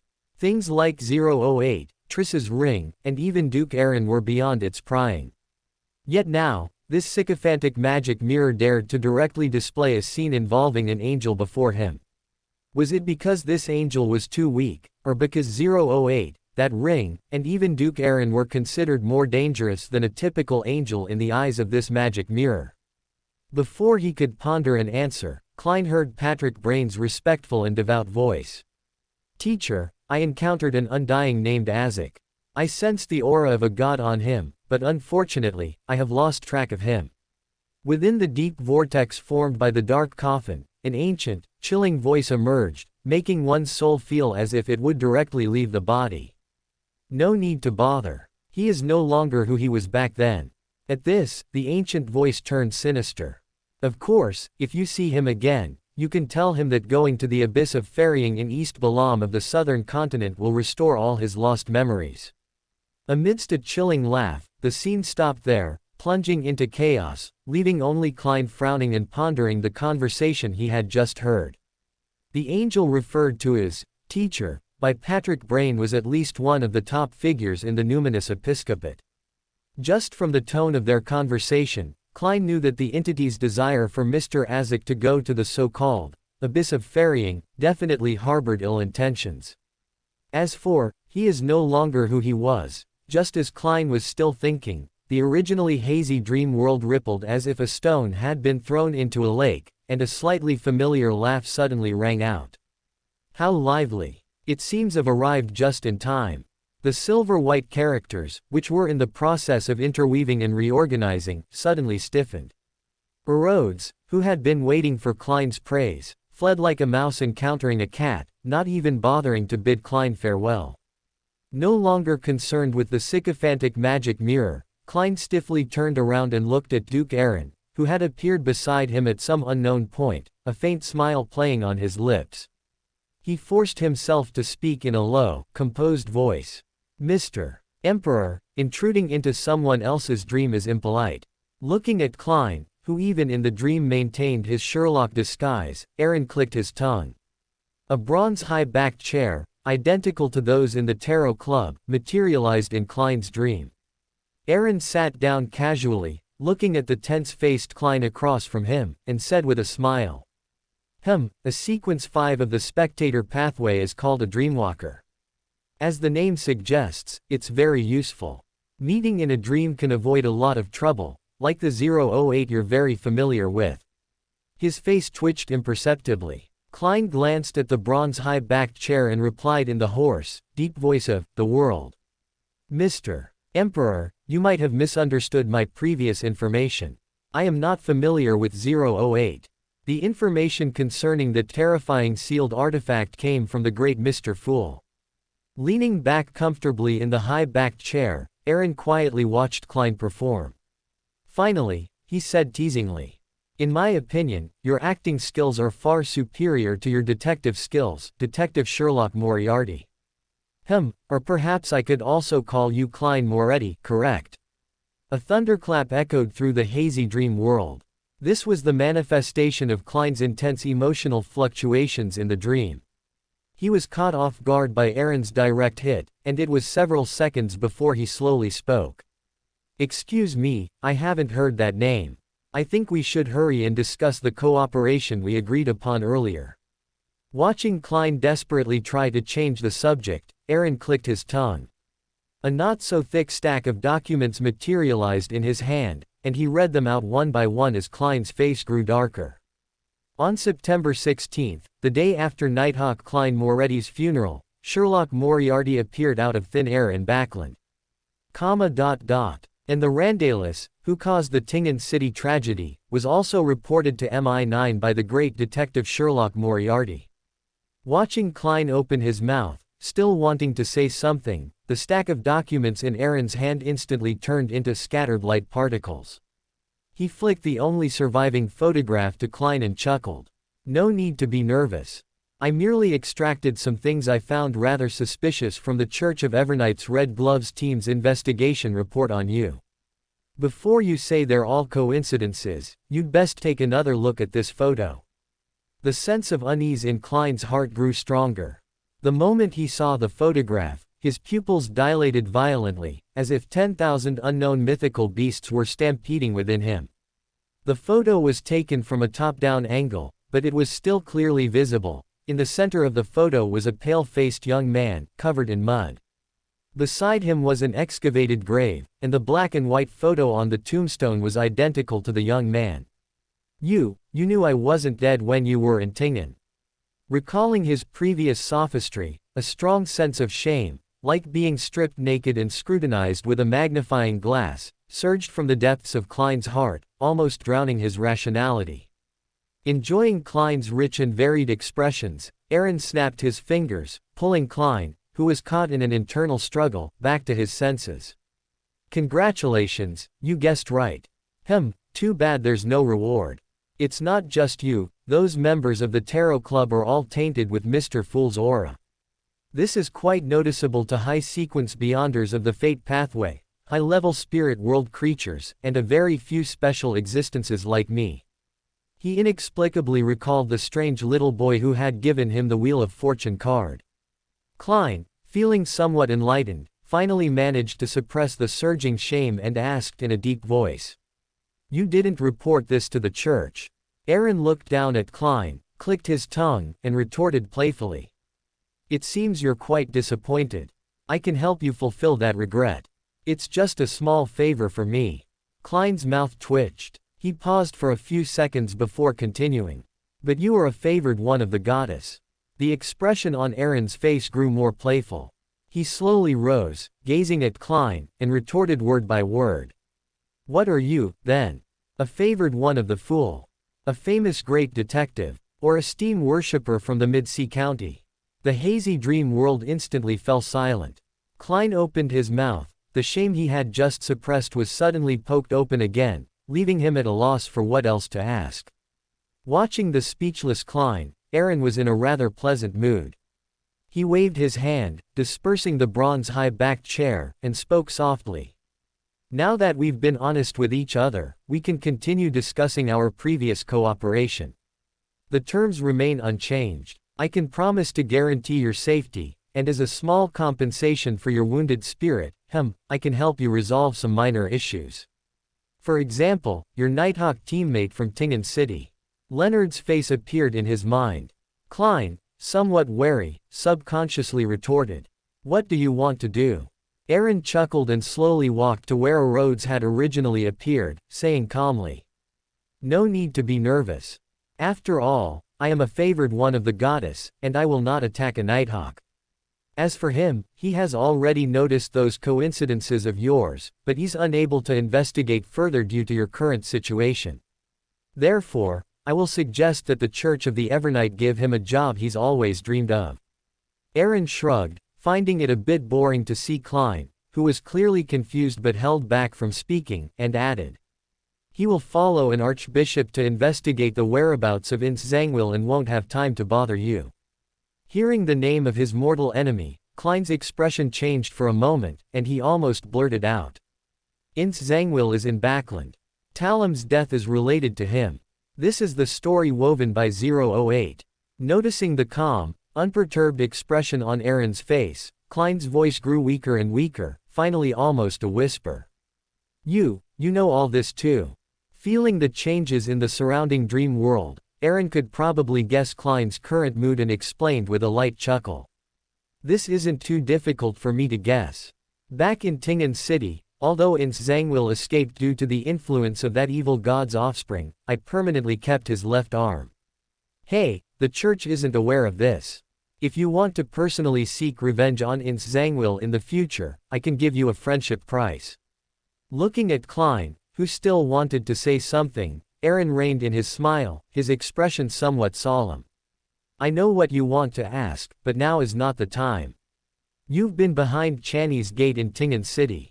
You should understand what's back there and how strict the corresponding protective measures are. Hey, and do you think a failed archbishop has the ability to steal a grade 0 sealed artifact from the quiet cathedral alone? Klein's pupils constricted slightly, and he opened his mouth, asking back in disbelief. Are there traitors within the church cooperating, or are there other hidden forces secretly intervening? Waving his hand to interrupt Klein's wild thoughts, Aaron advised in a low voice. Klein, the water here is very deep. Even if you knew some things, they would only be a burden to you right now. I'll give you a piece of advice. Well, this is also a reminder. The will of the church does not represent the gods, and the gods' plans will not be fully disclosed to their respective churches. Glancing at Klein, who was deep in thought, Aaron chuckled lightly, his figure becoming illusory, his lingering voice echoing. Once you embark on this path, there's no turning back. I hope you always remember this, and I wish a successful cooperation.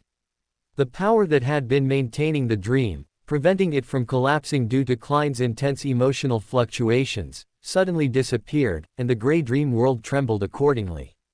Klein suddenly opened his eyes, sat up from the bed, looked at the still deep night, his expression solemn, and gazed at the red moon outside the window, remaining motionless for a long time. Raging Sea, Mid-Range Island. The disguised, eloquent speaker, Missile Jin pressed down the brim of his hat, walked through the quiet, deserted street, and stopped in front of a very Faceac-style attic. He deliberately controlled his strength, making the rhythmic light knocking sound not too abrupt in the silent night. After completing the agreed signal, the door quietly opened. Missile was about to ask what his subordinate, who was stationed on Mid-Range Island and responsible for investigating intelligence, had discovered that necessitated an in-person meeting, when his body was seized by an indescribable terrifying chill. His proud ability as a baron of corruption, which had dominated the raging sea, hadn't even been used, and this war without smoke had already ended. His brown pupils were filled with despair and panic. He seemed to want to say something, but his throat felt blocked, only letting out some meaningless whimpers. It wasn't until a figure in a Gothic court gown was reflected in those brown eyes that the low whimpering stopped abruptly. Sharon's voice came from, eloquent speaker, Missile's mouth. I need some time to completely corrode and devour his spirit body to obtain the corresponding memories. The originally closed curtains moved without wind, and crimson moonlight poured in through the window. Louise, dressed in a very capable and uninhibited manner, walked slowly out of the darkness, threw the corpse of Missile's secret contact onto the floor, and nodded gently. You've worked hard, Sharon. When we find the Black Death, you don't need to act. After a moment, the back door of the attic suddenly opened, and Missile, wearing a hood, got into a carriage. The shadow cast on the ground by the crimson moonlight seemed to possess life. The carriage left the city, bypassing the port of Mid-Range Island and arriving at a secluded private port. Missile silently boarded a fishing boat that had been prepared in advance, and under the cover of night, left Mid-Range Island. After nearly an hour of sailing, Missile saw a ship moored in the shadow of a cliff on an island, with a large flag depicting white bones fluttering on it. The shadow behind him glowed red, gradually transforming into a woman's figure, but hidden by the loose black robe, it didn't attract attention. After boarding the deck via a dinghy, Missile stopped a blonde maid who was about to walk deeper into the cabin and said coldly, "Important intelligence. I need to report to the captain now." The blonde maid angrily shook off the hand that had gripped her shoulder, snorted coldly, and somewhat unwillingly walked in front. Seeing the captain's cabin door at the very end pushed open, the blonde maid was about to turn and leave, but she was astonished to find that Missile's shadow had strangely stood up. Before she could cry out in alarm, Sharon's figure was reflected in her pupils. For ordinary people and even low-sequence beyonders, wraith possession would almost never encounter any resistance. Tracy, inside the captain's cabin, frowned slightly, averted her gaze from the disheveled Elaine, and was about to reprimand her unruly subordinate, but she discovered a hazy crimson moonlight rising in the spacious captain's cabin, subtly isolating the area. Ethereal chains formed from dense black mist appeared out of thin air. Louise's figure had already emerged from Missile's shadow, and the 5 fingernails on her right hand instantly grew longer, their tips sharp, covered with black patterns and symbols. This was the corrosion claw, which could only be used after becoming a Viscount. Its sharpness was enough to cut through steel, and it possessed powerful corrosive abilities. It was also Louise's most proficient close-quarters combat method at the moment. With Sharon's assistance, Louise, who had seized the initiative and launched a surprise attack, did not succeed with one blow. Tracy didn't even try to dodge, she merely raised the diamond-studded bracelet on her right arm, while her other empty hand shielded the terrified Elaine behind her on the bed.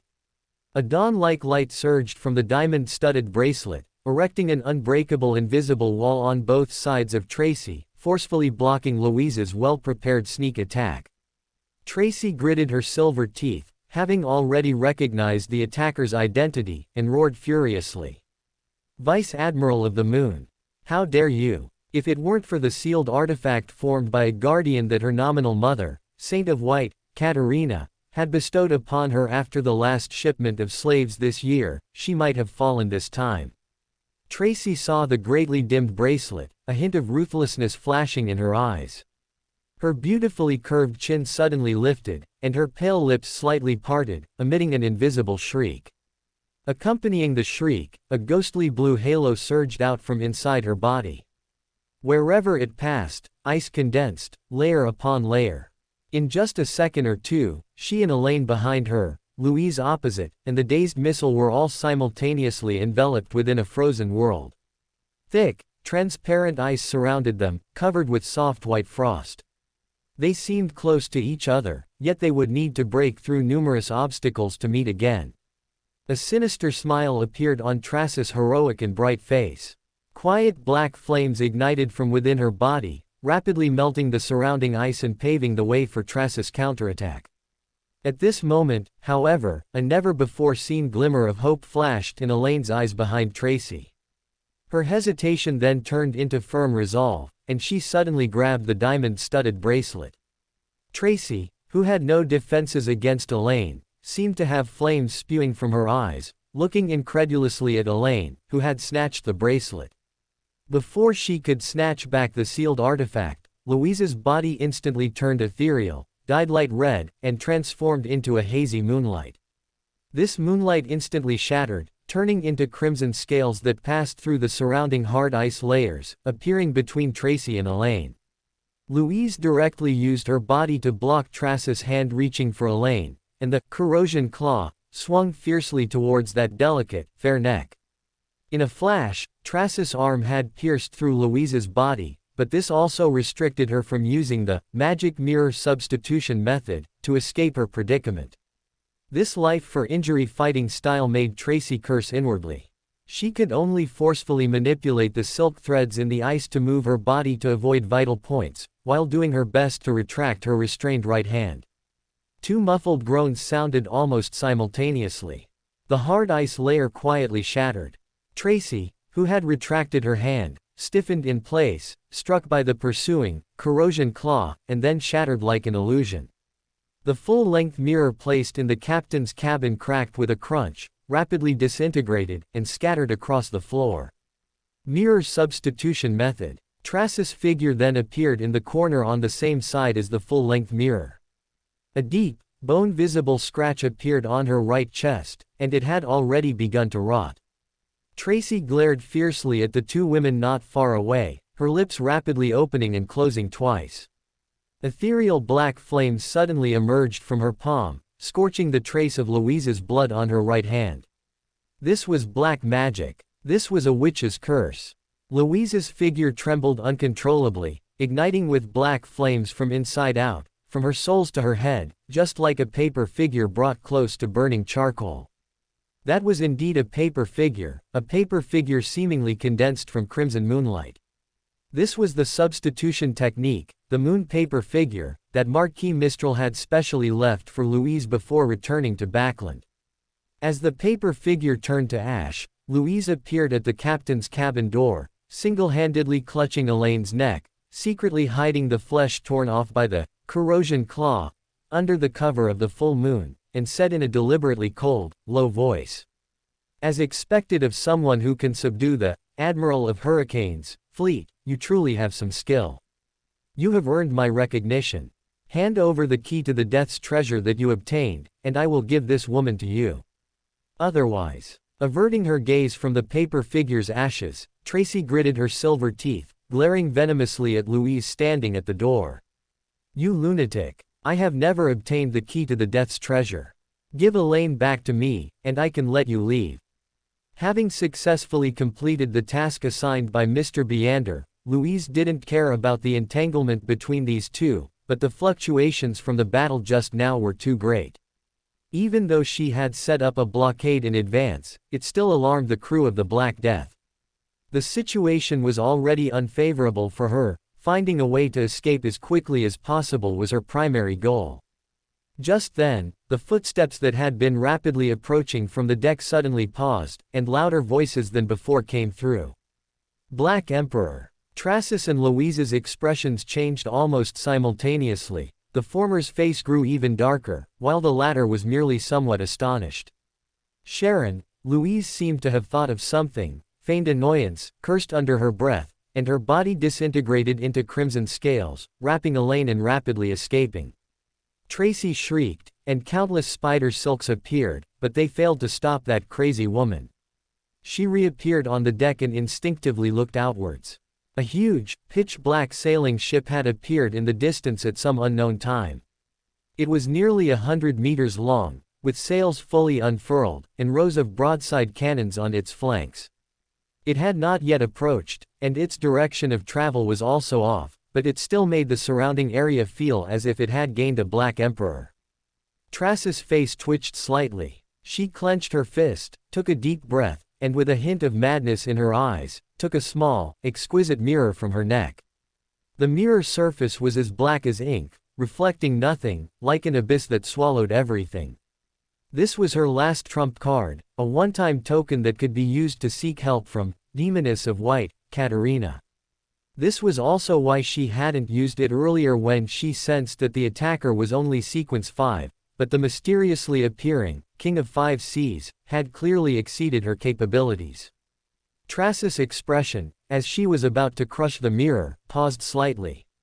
She noticed that the Black Emperor, which was approaching the Black Death, seemed to have been subtly diverted by something.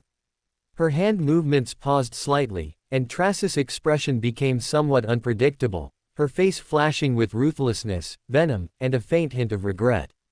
The bracelet that Elaine had unexpectedly snatched had a spiritual seed personally planted by Katarina, so the direction in which she sensed the attacker escaping was precisely the direction the Black Emperor was currently pursuing.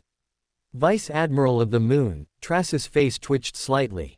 Feeling the stinging pain from her chest, she flashed back into the dilapidated captain's cabin. Looking at Missile, who was already a corpse and whose Beander characteristic had long been taken, Trasis' eyes grew even darker.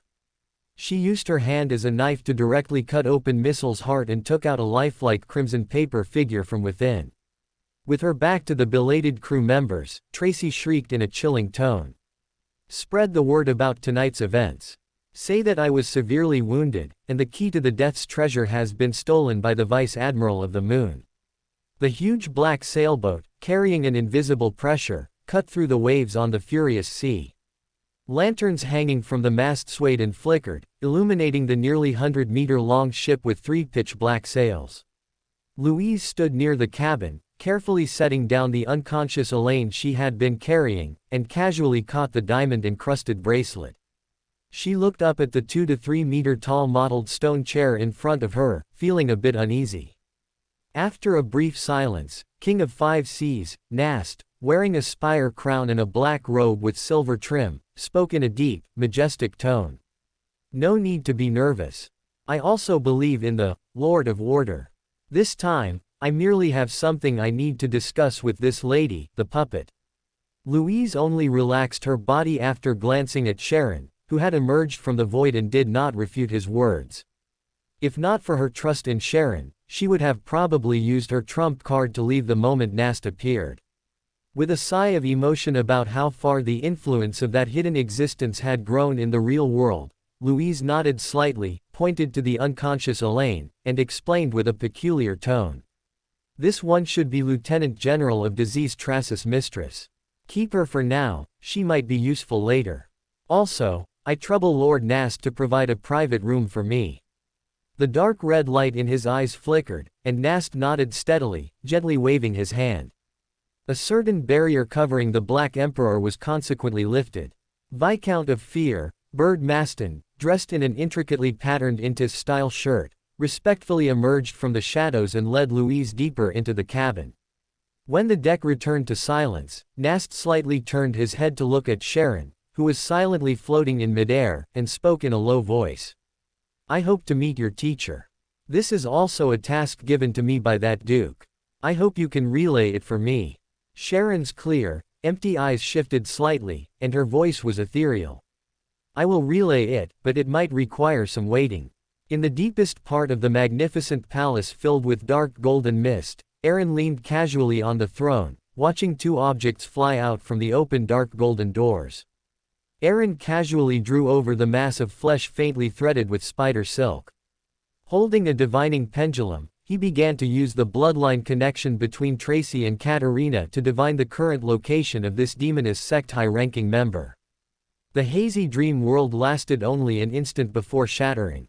This reaction caused Aaron to suddenly open his eyes, looking playfully at the mass of flesh in his hand, which had detached from its host and was gradually losing its vitality. Although he was not a pure seer and only completed the dream divination with the help of a corresponding mystical item, his Sequence 3 status and the blessing of the Nation of Disorder were enough to compensate for those shortcomings.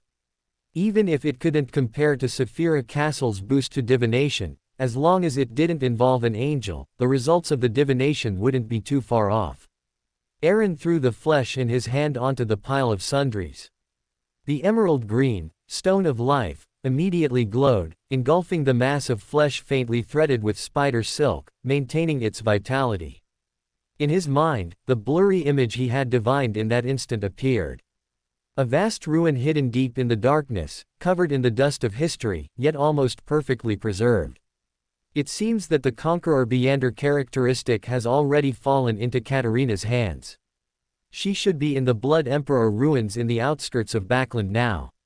Once the meticulously planned Great Smog event concludes, Katerina will likely leave Backland and sacrifice it to the primordial demoness. He exhaled lightly, inexplicably thinking of Triss, who had been forcibly renamed Cheek. Aaron's gaze flickered, and then he took out a gem from the pile of sundries that looked like solidified rich blood, It was the Shaman King Beander characteristic harvested from hunting the Saint of Gloom. Watching it disappear into the sacrifice door, Aaron casually pressed the other bracelet that Louise had sacrificed onto the Scepter of Sun. A wisp of black mist with distorted human faces drifted out, accompanied by sharp, cold wails, finally perishing together in the suddenly dazzling sun-holy light.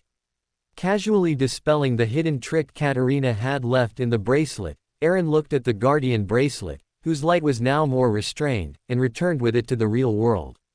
Glancing at the crimson moonlight outside the window, Aaron casually placed the guardian bracelet from his left hand on the table. In his right hand appeared the gluttony mask, which was between illusory and real.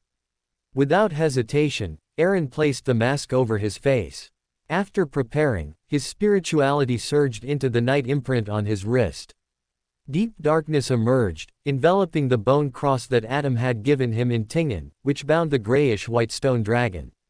After emerging from its hidden state, the grayish-white stone dragon's eyes seemed to ripple. With the help of the gluttony mask, Aaron's eyes gradually seemed to reflect a splendid yet subdued twilight. A fleeting sense of weightlessness, as if present yet absent, vanished in an instant. When Aaron recovered, the scene before him had already been turned upside down. He was in a magnificent mountain range enveloped by a solidified twilight, surrounded by architectural complexes with countless palaces, countless tall towers, and layers of majestic city walls. They were grand and magnificent, like miracles found only in myths and legends, grand and splendid, layered and encircling. Each one was unusually huge, unlike a place where humans would reside.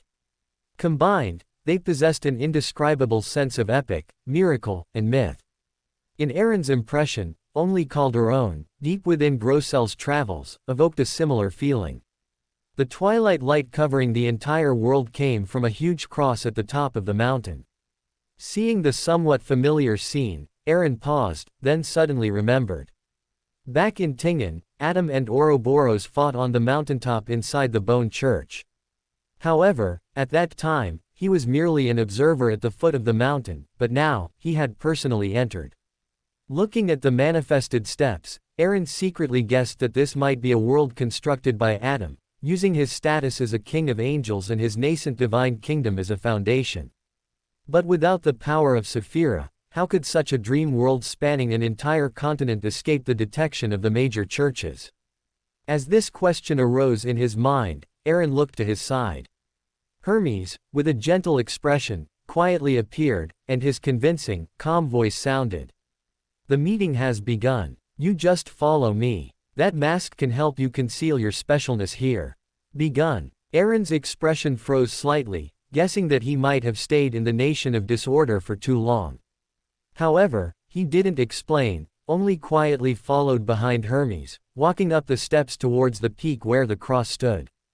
The closer he got to the mountaintop, the more clearly Aaron saw that beyond the sky enveloped in twilight light, there was a deep ocean composed of countless obscure lights, flickering on and off.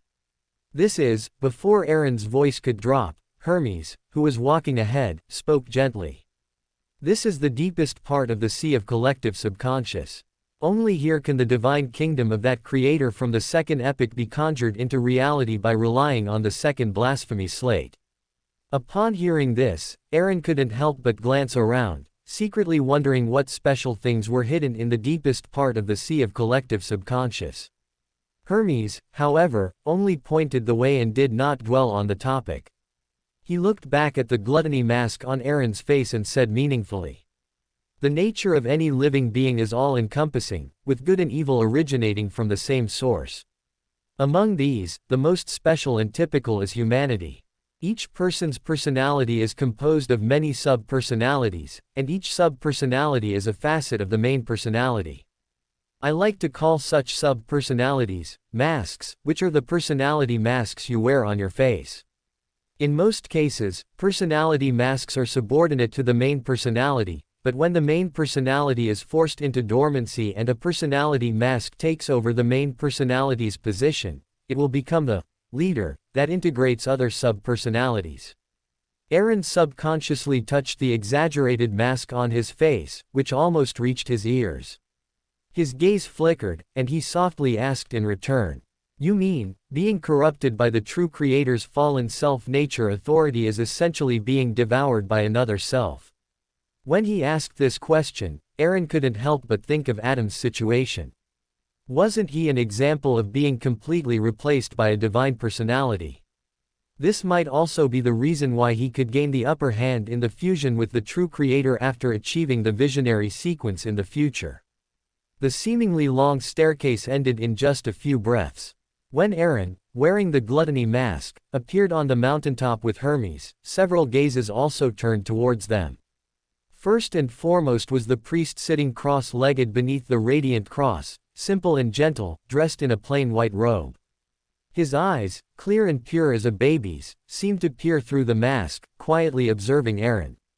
A cross pendant hung below his light golden beard. Having just recovered from his thoughts about Adam, Aaron followed another gaze to a black-haired, blue-eyed, clear and beautiful woman standing not far from the radiant cross. She wore a simple, holy white robe, but with high slits on both sides, revealing a pair of flawless legs. Her skin was like snow, tender as a young girl's, possessing an indescribable charm. Saintess of White, Katerina Pell. The name appeared in his mind. Aaron casually withdrew his gaze, seemingly unintentionally glancing at the man standing beside Katerina, also wearing a mask. He was at least an imperative mage. His arrival seemed to have interrupted their ongoing conversation.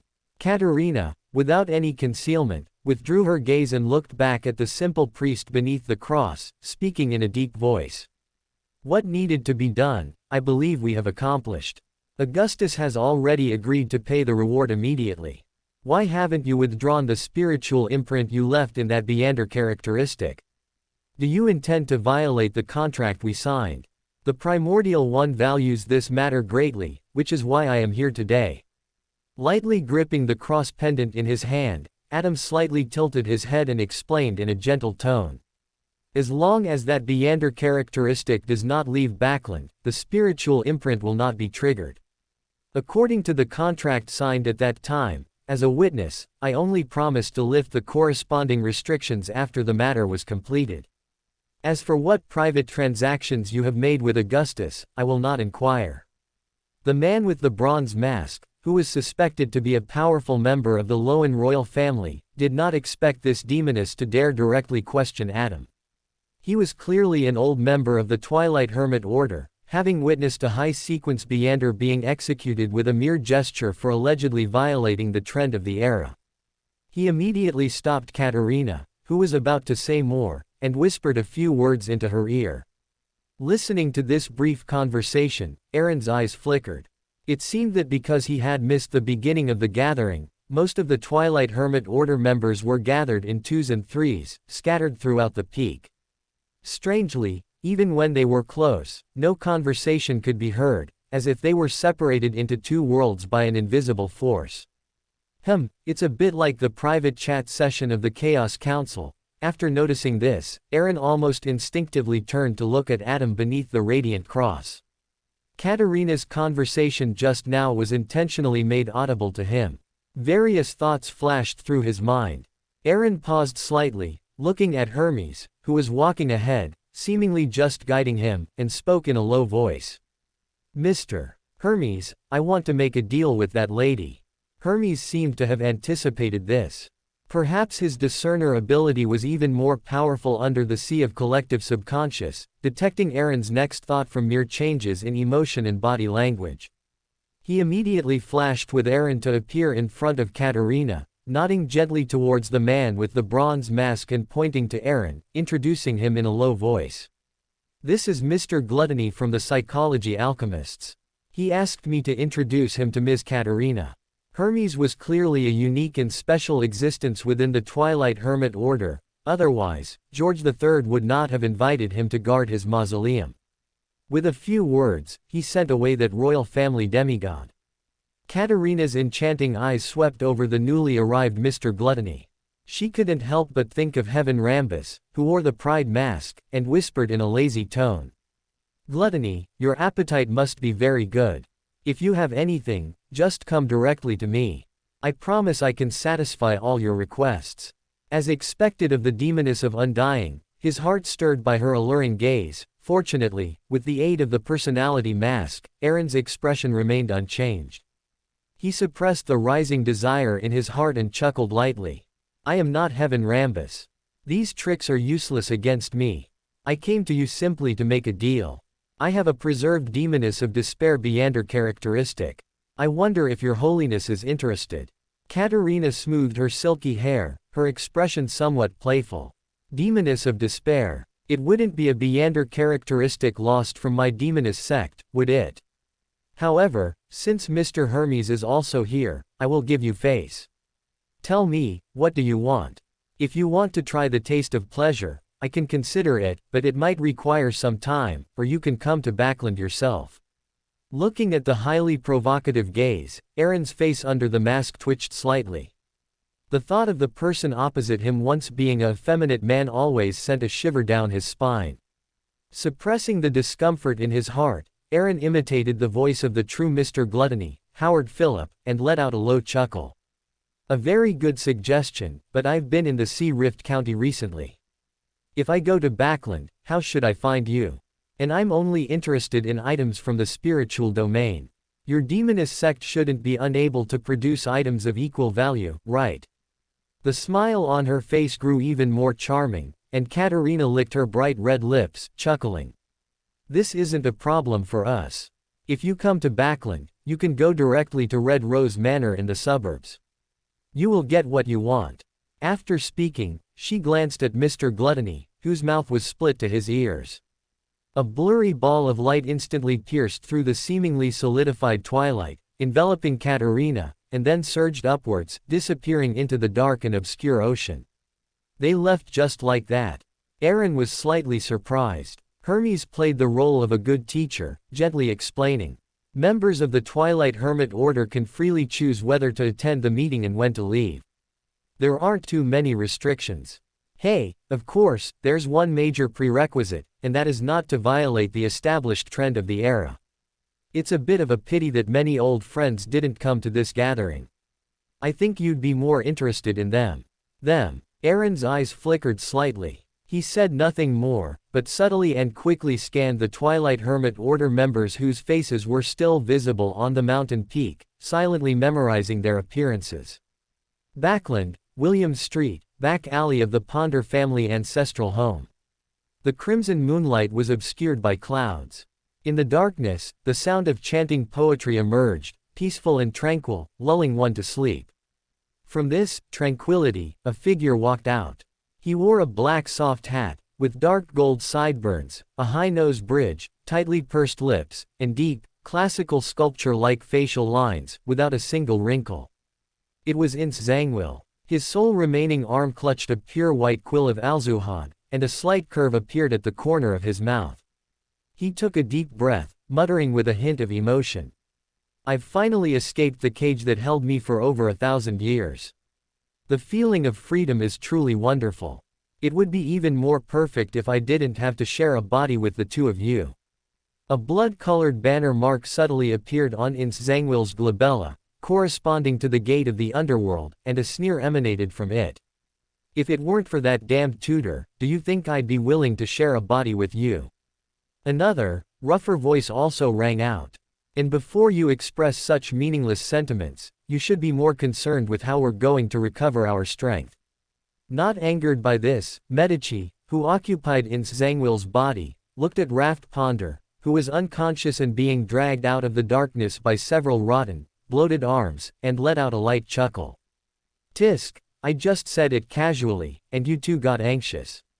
It's not hard to recover strength. Just come to Pincy with me, isn't that enough? Shut up. Almost identical roars sounded simultaneously. The skin on both sides of Ince Zangwill's cheeks slowly creeped, as if trying to form two new faces. Medici shrugged. After appeasing Sauron and Einhorn, he used Ince Zangwill's Nightwatcher ability to manipulate a natural spirit into Raft Ponder's body. Raft Ponder's already pale complexion, due to excessive blood loss, grew even colder. He abruptly opened his hollow eyes and stiffly walked slowly towards the outskirts of the town. How unpredictable fate is. I suddenly wish that lunatic hadn't completely fallen back then. If he could see what his descendants look like now, tisk, just thinking about it makes me excited. Ince Zangwil watched Raft Ponder disappear at the end of the alley with a meaningful expression, and casually wrote a few sentences on the wall with the pure white quill of Alzuhad in his hand. Ince Zangwil didn't notice anything unusual about his body. Instead, he would proactively begin collecting Beander characteristics of the Hunter pathway. And as the price of the transaction, Sauron Einhorn Medici will promise to help the Great Quill of Alzuhad find the City of Miracles Livelyhide. Watching the blood-colored text disappear as it was written, Ince Zangwil nodded in satisfaction, and his body vanished into the deep darkness. In mid-air, a raven descended and landed on the roof of the Ponder family ancestral home. It had a white circle around its right eye, and a human voice came from its mouth. What swift action! Backland is becoming more and more interesting. This was just a clone Eamon left on William Street. As soon as his clone arrived in Backland, he encountered Adam, who had been waiting for a long time in the corpse church. Although that fanatic was annoying, Eamon still accepted a few of his requests, which was why he came to the underground ruins where Tudor was promoted to Blood Emperor as soon as he arrived in Backland. The purpose was to completely cut off Medici's other ideas, so that he would cooperate with 008 as soon as possible, and better allow the fanatic to firmly lock onto the last author Beander characteristic through Medici. Backland, Empress Burrow, Duke Easttaker's residence. Aaron suddenly opened his eyes. The semi-illusory, semi-real gluttony mask on his face fell off by itself, transforming back into the Dreamweaver ring, which fell beside the Guardian bracelet. The obscure and dark subconscious sea receded, and the bone cross was once again submerged by the surging darkness, disappearing into the mark of night. Recalling the sensation of entering and exiting the dream world constructed beneath the collective subconscious sea, Aaron's fingers unconsciously tapped the table, his thoughts drifting.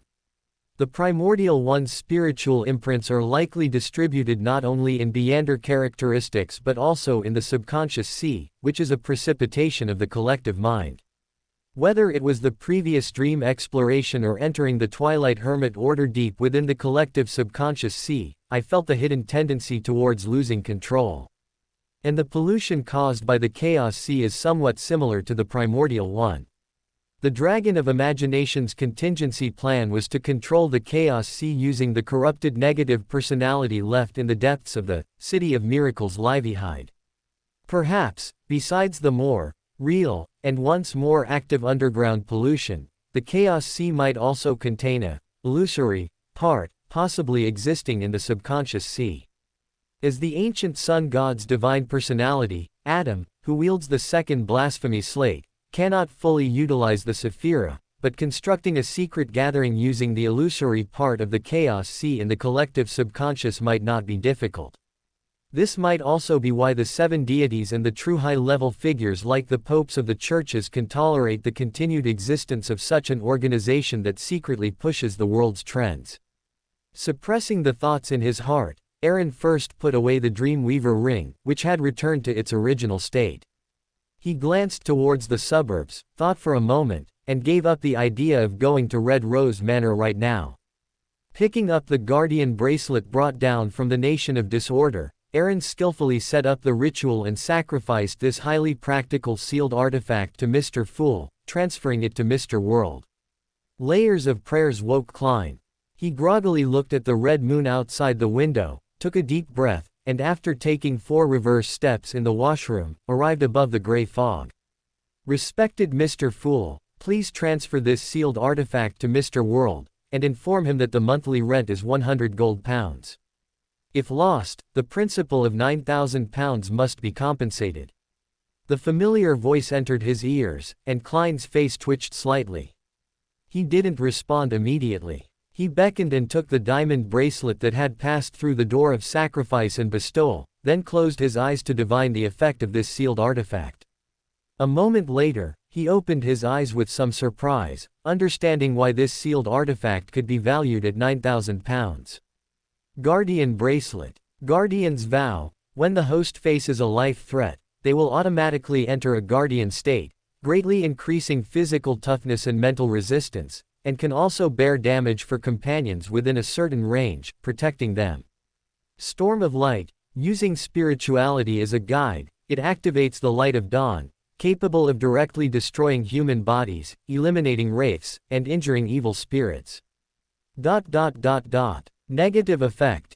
Each time the host passively enters the guardian state, the pain received from attacks is doubled, and they will passively enter a severely injured state after 10 minutes. Flipping through the information that appeared in his mind, Klein stroked his chin. Although the negative effects of this sealed artifact have many restrictions, I can transfer the severely injured state using the magician's ability, so the only direct impact left is the so-called doubled pain. At my current sequence 6 level, fully activating Storm of Light is enough to affect a typical sequence 5. Guardian's Vow can also buy me some breathing room when facing a demigod, at least I won't be instantly killed. With that thought, Klein no longer hesitated. He immediately condensed the image of his prayer response and threw it into the crimson star representing Mr. Emperor. Perhaps it was the frank discussion last time that made the Duke finally understand the hardship of my earning money, which is why he changed from selling to renting. Playing with the powerful sealed artifact in his hand, Klein's expression was somewhat complex. Ince Zangwil suddenly woke up from his bed. Scenes difficult to recall, carrying a strange sense of horror, filled his mind. His blue eye, almost black, subconsciously looked at the desk nearby. In the exquisitely crafted crystal box, with its strange patterns flowing on the surface, a pure white quill of Alzuhad lay quietly, seemingly without any abnormality. He let out a slight sigh of relief. Ince Zangwil glanced out the window at the morning light piercing through the thin mist, then flashed to the desk. After undoing the array and spiritual wall on the crystal box, he picked up the pure white quill of Alzuhad and flashed into the dark corner where the morning light could not reach. Deep blue light surged out, constructing a passage of overlapping light layers between the deep darkness and the invisible creatures that roamed. Ince Zangwil stepped forward indifferently, entering the light curtain that rippled like water. He saw a hall guarded by several stone pillars, and he also saw 2 figures standing within the inner circle of the hall. The man in front, wearing a golden mask, said angrily in a deep voice, "Why can that Trissa cheek of the demoness sect always break through the dreams you weave? Last time, she took the opportunity to kill a believer of the storm. Thankfully the royal family intervened and suppressed the matter. Do you want the people of the church to discover our secret?" Ince Zangwil's bloodshot eye first glanced at the larger array, which was already taking shape, and then he spoke in a deep voice. "That woman has something capable of countering 008. It's that thing that repeatedly stirs up the story, and I can only patch up the loopholes after the story deviates. Instead of taking such risks, you two should go find that important figure from the demoness sect." The man with the golden mask snorted impolitely, his voice growing even colder. "Katerina has no other way either. According to her, it's an item bestowed by the Primordial One. She has no right, nor does she dare, to interfere."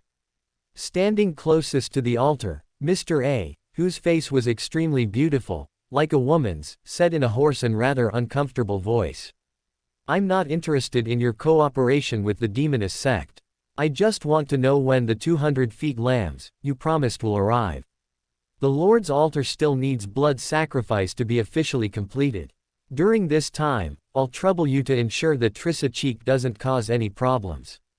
After speaking, this golden-masked man from the Lowen royal family first turned to glance at the altar in the center of the hall, thought for a moment, and then replied, "The batch of slaves sent by the demoness sect just arrived at Pritz Harbor.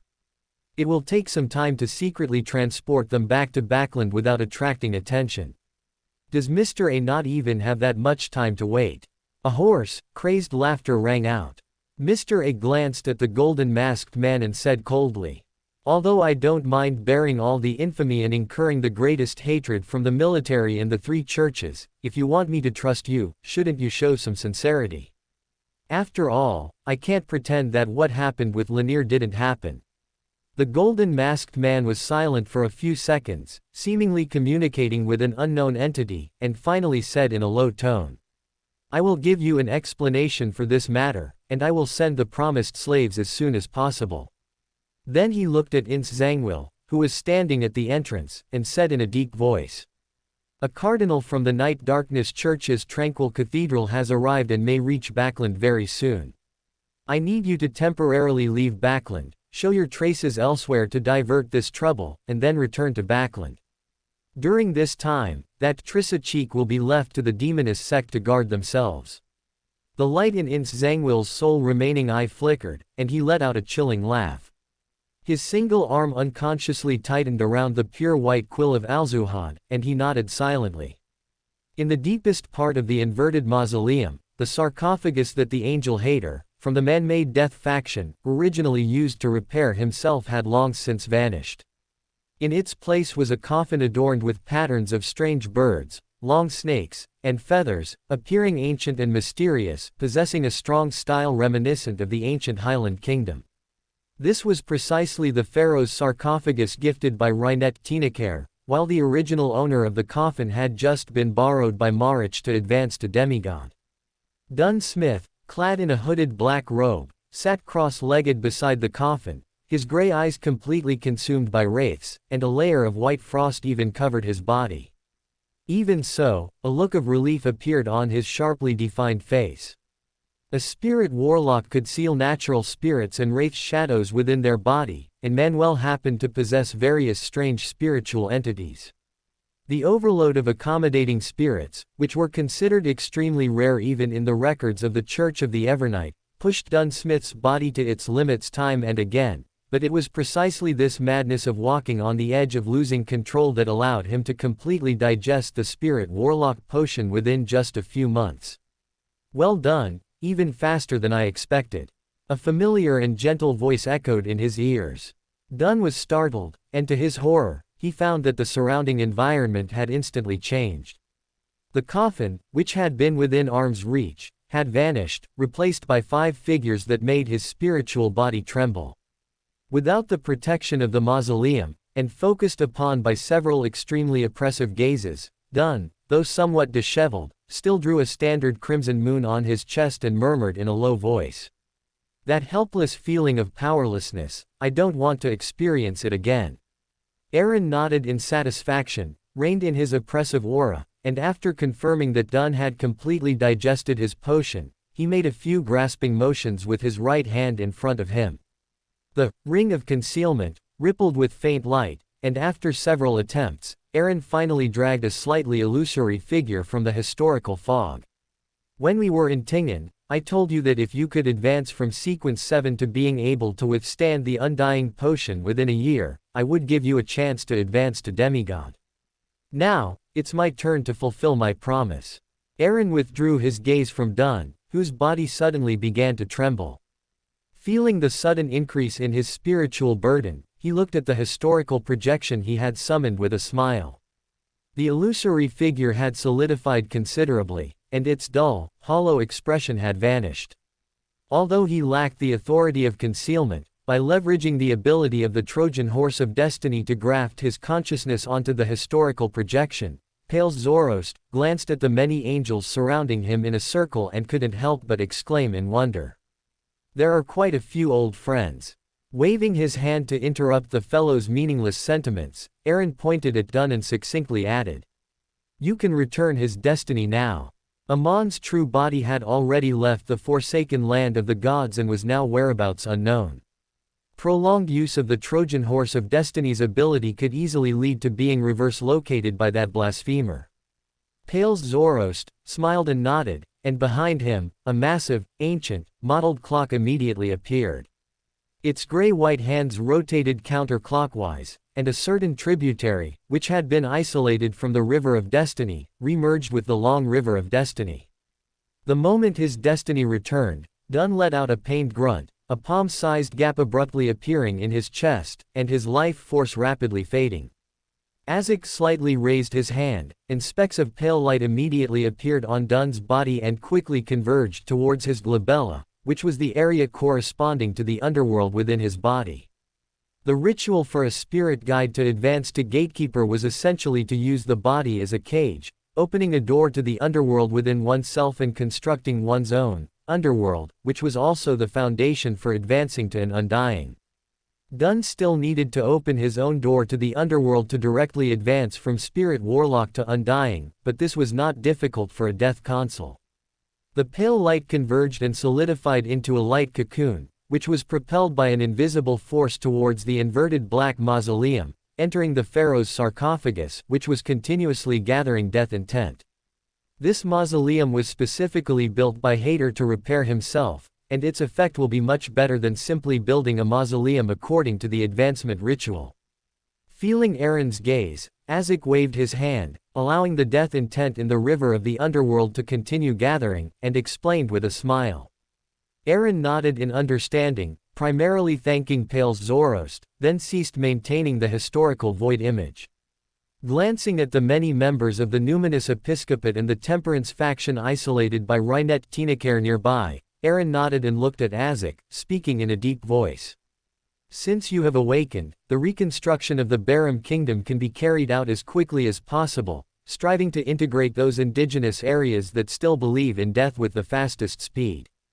In a valley where the Hagati grassland and West Barum converged, the sound of chains turning and metal rubbing echoed for a long time. The deep black iron door slowly opened to both sides, and crimson, blood-like light surged out like a tide, quickly being engulfed by the surging darkness. Only after everything receded did it reveal a multitude of flesh and blood altars behind the iron door, inlaid with eyeballs, severed limbs, and internal organs. Putting the pure black eyeball in his hand back into the tin box engraved with numerous patterns, a grim-faced Daily Simone spoke in a low voice. Do not touch those contaminated flesh and blood. After making rubbings of the formation patterns on those altars, completely purify this place. Do not dwell on the information on the altars. Everyone, upon returning to the church, go to the bishop for a meditation prayer. Several Red Glove members behind her nodded solemnly. This was a stronghold where the Rose School of Thought cooperated with the Highland Resistance Army, and it was the primary target for this mission's clearance. Walking at the end of the team, following his other teammates, Leonard's mind suddenly heard a familiar, aged voice. The Church of the Evernight is about to gain another demigod-level archbishop. Startled by the old man's sudden words, Leonard's hand trembled, almost touching the contaminated flesh and blood. Resisting the urge to roll his eyes, he quickly caught the key point in the words, his hand movements pausing slightly as he swiftly pressed in his mind. Which high-ranking deacon advanced? Old man, how do you know? Pale's Zoroast seemed to have grown accustomed to the old man moniker and no longer corrected Leonard's address. He clicked his tongue and replied with an inexplicable tone. It's someone you're very familiar with. It should be a surprise for you. Leonard's interest was piqued by Pales's words, but no matter how much he pressed, he received no further response. Muttering a complaint about the old man in his heart, Leonard slightly turned his body and met Daly's gaze, who had appeared behind him at some point. As the viscous liquid slid down her throat, Audrey felt her consciousness explode after a brief chill, and her body seemed to be infected, becoming somewhat ethereal. Her whole being became like a polymerization of pure thoughts, floating up, and she once again saw the boundless sea of collective subconsciousness that connected all living beings. Lonely islands of the mind floated in the obscure, dark ocean, seemingly wanting to sink little by little to the bottom of the sea. Different voices echoed in her ears, finally covered by a majestic voice. Gather your thoughts, do not be disturbed by the subconscious. The surging subconscious ocean around her seemed to be solidified by an invisible force, and Audrey's somewhat dazed and chaotic consciousness finally regained a trace of clarity, restraining the instinctive urge to merge into the sea, and regathering her scattered thoughts. His pupils had already turned crimson gold. Aaron moved his right hand, wearing the Dream Weaver's ring, away from Audrey's brow. He watched as the fine golden scales on her exposed skin gradually receded before his tightly furrowed brows finally relaxed slightly. Separating the virtual personality at the mid-sequence still causes some negative effects during advancement, but once Audrey fully advances to hypnotist, and opens the door to her mind-body with qualitative psychological suggestion, it shouldn't take long for her to eliminate these hidden dangers herself. Thinking this, Aaron raised an eyebrow, sensing a rather familiar aura. He politely stopped outside the judgment domain that enveloped the Earl Hall's villa. With a slight thought, a rift appeared. The bright sunlight in the room dimmed for a moment. Aaron curiously observed Archbishop Anthony, who emerged from the shadows. He first drew a crimson moon on his chest, then asked in a low voice, "Your Grace, what happened?" Although he needed to keep his whereabouts secret, given that Astolfo was still sleeping in the spirit world and had not yet awakened, making it impossible to contact him via messenger for the time being, Aaron had previously given this archbishop a token that could sense his location within Backland. His deep eyes swept over Audrey, whose spiritual fluctuations were still surging, but whose complexion had returned to normal. Archbishop Anthony drew a crimson moon on his chest while roughly explaining the current situation at St. Lovett Church in Glendale, finally adding with a serious expression, "Savara's county is adjacent to Intis. Behind the Charnus door of St. Lovett Church, there are at least 2 Class 1 sealed artifacts and several dangerous Class 2 sealed artifacts with living characteristics." Although Archbishop Randolph Carter, who was originally scheduled to arrive in Backland today, has already rushed there, if the core of the seal truly has a problem, he alone may not be able to suppress it. Therefore, I came this time to ask for Mr. Deer's assistance. After hearing Archbishop Anthony's request, Aaron did not immediately agree. After all, the timing of this incident was too coincidental, always giving him the illusion that someone wanted him to leave Backland. Aaron lowered his eyes, pretending to be in thought, while his spirituality had already connected with his subconsciousness in the nation of disorder, performing a simple divination on this matter. Audrey, between the two, let out a soft whimper, her eyelashes trembling. Her emerald eyes slowly opened, seemingly hiding a strange, bottomless vortex that made it difficult for anyone who saw it to look away, easily drawing them into its depths. This was a sign of successful advancement, but with spiritual energy still dissipating and not yet fully contained. Audrey's brows slowly relaxed, and her smile gradually brightened. Instinctively, she wanted to share the good news with Aaron, only to notice Archbishop Anthony standing not far from her, nodding at her with a gentle smile, which made her stunned for a moment. Having quietly performed a divination and come to a conclusion, Aaron slowly looked up. Seeing that Audrey had successfully advanced, he then composed himself and said to Archbishop Anthony, "I have considered it, Mr. Archbishop. I will depart immediately." It wasn't until the Archbishop, who frequently presided over the night mass, left that Audrey restrained the reserved smile on her face. She walked to Aaron's side with some concern and softly asked, "Aaron, what happened? Will it be very dangerous?" She was no longer the novice full of curiosity about mysticism she once was. How could something that required an archbishop to personally come be simple? Aaron ran his fingertips through Audrey's smooth golden hair and gently reassured her. "There's a problem with the church's cathedral in Savara's county. The incident happened suddenly and time is short, which is why they sought me out, as I can travel through the spirit world. Don't worry, it's nothing." Audrey puffed out her cheeks almost imperceptibly, her voice slightly dejected. "All right then. Also, I have successfully advanced to sequence 6 feet hypnotist." After comforting Audrey, he advised her to quickly contain her spirituality, digest the potion, and thoroughly familiarize herself with the beyonder abilities of a hypnotist, before attempting to eliminate the hidden dangers in her subconscious. After all this was done, with the spirit world coordinates given by Archbishop Anthony in his mind, Aaron then opened the traveler's door, and stepped into the vortex behind the blue light door. Beneath St. Lovett Church, earth and rubble flew.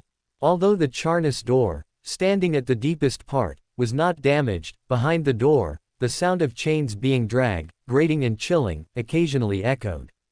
Countless black, cold, slimy threads spread. Ince Zangwill's eyes had become deep black, as if stained with ink. Fine lines around them extended little by little, forming strange and twisted mystical symbols. Even more horrifying was that on the waist and ribs of this Nightwatcher, his clothes swelled and flesh writhed, and he actually sprouted 4 skinless arms covered in blood vessels. White feathers quickly covered those arms, and a deathly silent aura emanated outwards. At the same time, his face also became distorted, his teeth elongated one by one, becoming sharp, with many blurred, tiny faces embedded on their surface. In the blink of an eye, Ins Zangwil had already become a strange monster with 8 legs and white feathers. Arms covered with white feathers and emitting a deathly silent aura stretched out, grasping the dim 008. Forcibly influencing the core of the seal formed by the accumulated faith of believers over several years in St. Loved Church also greatly consumed his power. Putting 008 away again, Ins Zangwil's smile was somewhat twisted. He tilted his head slightly to look at Riddle, the senior deacon of the Nighthawks, spear of the goddess, who had fallen into a pile of rubble, his aura weak, with the dark red short spear plunged into his chest. He whispered in a cold, mocking tone, "I like the look in your eyes now. Once I fully open this door, I will send you to repent." As he spoke, under Riddle's furious and despairing gaze, Ins Zangwil's 8 legs simultaneously stabbed at the iron black double door, which was inscribed with 7 dark holy emblems, like a deep, dark heavenly kingdom. Amidst the spirit-trembling friction, the Charnus door trembled slightly but still did not open. However, Ins Zangwil's expression did not change much, because he clearly sensed the decline of the sealing power. Just as he was about to make a concerted effort to completely open this portal and release the dangerous items sealed behind the door, to give the knight a grand gift, Ins Zangwil's body paused slightly. He looked up and whispered with some regret. They came so fast. He decisively abandoned the action of continuing to attack the Charnus door. The core of the seal had been completely disrupted by him, so even if the reinforcements from the Church of the Night arrived, their primary task would be to resolve the problem of the Charnus door, which would inevitably draw more attention from the Church of the Night. Having fulfilled the request of the royal demigod, Ins Zangwil dispelled his incomplete mythical creature form. He looked at the severely wounded and dying Riddle, and just as he was about to send him on his way, he stopped again. As if recalling certain memories, Ins Zangwil pulled out the dark red short spear, put it into his inner underworld, and then took out a wooden box from his bosom. As the lid opened, it revealed the dark, viscous, and corrupted blood inside, the blood of the evil god's offspring that Ins Zangwil had collected back in Tingan City. Taking a drop of black blood from it, Ins Zangwil showed a strange smile and violently dripped that drop of blood into Riddle's pierced chest, muttering in a hoarse, low voice. "Go and feel my situation at that time. I'd like to see if the one you believe in will truly bestow grace." Then his body disappeared into the deep darkness, leaving only a hysterical low laugh. The unrest in western Glendale had been quelled. Believers were comforted and evacuated in batches. A man in a bishop's robe looked grimly at several corpses of clergy members on the ground. These were all Nighthawks encountered by Ins Zangwil when he invaded the church, and without exception, he had sent them to heaven. This also made the bishop fully understand that the abnormality of the underground Charnus door and the disappearance of the senior deacon were very likely caused by this unknown intruder. Gritting his teeth, he said in a deep voice to a red glove beside him, "Immediately have the Nighthawks evacuate all clergy members from the church, activate the sealing array, and I will go underground myself. If I do not come out, no unauthorized entry is allowed unless reinforcements from the Holy See arrive." Just then, a sharp gust of wind came. Cardinal Archbishop of the Church of Storms, Archbishop of the Savaras County Diocese, Deep Blue High Priest, Radar Valentine, descended from the wind and landed in front of St. Lovett Church. He wore a black robe embroidered with the symbol of the storm, his face was heavily bearded, and his hair was short and spiky, its color a deep blue, almost pure black. This robust demigod fixed his gaze on the bishop who was about to descend underground and spoke somewhat impatiently. "What happened? How did your Charnus door undergo such a severe abnormality?" Although he asked this, he did not venture into St. Lovett Church on his own. As a Cardinal Archbishop of the Church of Storms, he would certainly be repelled by the Church of the Knight's sealing core, and rashly entering might exacerbate the deterioration of the Charnus door. Fortunately, he didn't have to wait long. Just as he hesitated, a richly colored, mottled, abstract oil painting world suddenly appeared above street. Lovett Church. Archbishop Randolph Carter, with darker skin and deep-set features, more akin to a Byron native, stepped out of the spirit world. Countless spirits clustered around him, making his surroundings dim and layered, seemingly hiding a world within. With no time for pleasantries, Randolph Carter transformed directly into a faint light and flashed into street. Lovett Church, with only his lingering voice echoing. High Priest, guard this area for me, and prevent any accomplices who might still be lurking in the darkness. I'll go down first to stabilize the sealing core. Radar Valentine was about to say something more when he suddenly saw a blue light door appear beside him. He resisted the urge to unleash a lightning storm, then looked at Aaron, who emerged from it, with an understanding expression. Looking at the empty church below, with obscure fluctuations hidden underground, Aaron also confirmed that the spirit world positioning given by Archbishop Anthony was accurate. Hiding and suppressing his aura to only that of a normal sequence 4, Aaron glanced at the Cardinal Archbishop of the Church of Storms who had appeared here, and asked with some confusion. Archbishop Radar, weren't you transferred to the Backland Diocese? Why are you here? After the assassination of the former Duke Negan, under strong protest from the royal family, the Church of Storms was forced to compromise. The former Archbishop of the Backland Diocese, Singer of God, Ace Snake, was replaced by the Deep Blue High Priest, Radar Valentine, who was currently before him. Seemingly not expecting the Church of the Knight's reaction to be so intense and swift, Radar Valentine paused for a few seconds before speaking in a deep voice. I am already the Cardinal Archbishop of the Church of Storms in the Savares County Diocese. Since something happened with the Church of the Night, I naturally have to come here to check the situation. Also, the transfer order has just been issued, and I will officially go to Backland for the handover at the beginning of next year. Aaron nodded with understanding. In the time it took for these few sentences, Aaron had already quietly bypassed Radar Valentine's perception and enveloped the underground of St. Lovett Church with the Judgment Domain. Passing through the empty church and entering the staircase leading underground, Randolph Carter inexplicably felt a strange sense of being watched. An alarm suddenly went off in his heart. He immediately opened his inner underworld, and a dense aura of death surged out, maximizing his perception. As if sensing something, he suddenly punched forward. In the dense aura of death, clusters of eerie green flames ignited out of thin air, allowing Randolph Carter to see what he had just sent flying. It was actually a somewhat distorted human figure. Even though his face was covered in blood and his body was somewhat deformed, the black and red archbishop's robe allowed Randolph Carter to quickly confirm that this should be the missing senior deacon, Spear of the Goddess, Riddle mentioned in the telegram.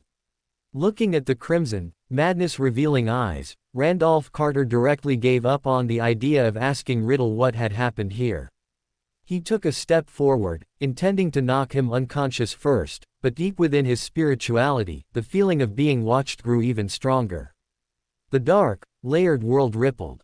Archbishop Randolph Carter, who was manipulating his inner netherworld and forcefully controlling the clearly contaminated senior deacon, Spear of the Goddess, Riddell, also discovered the loss of that Grade 1 sealed artifact. His heart sank slightly, and a shadow flickered across Archbishop Randolph Carter's sharply defined face. He sighed and pointed his finger at Riddell's glabella.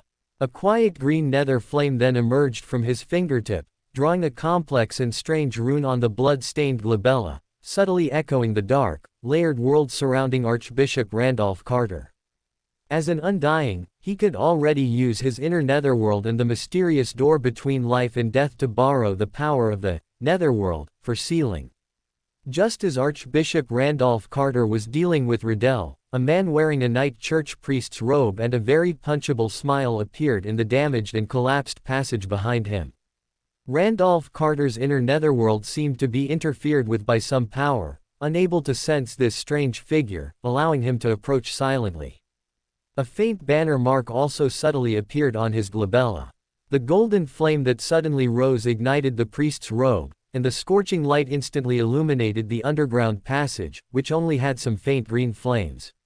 No screams were heard, and the smile on his face did not disappear even at the moment before his body turned to ash, only carrying a hint of regret. Randolph Carter's eyes were vigilant. He maintained his finger on Riddell's glabella, turned his head to look at the gradually extinguishing golden flame behind him, and observed the black gelatinous substance with dark red patterns that was the only remnant in the ashes. Aaron's figure appeared beside the ashes.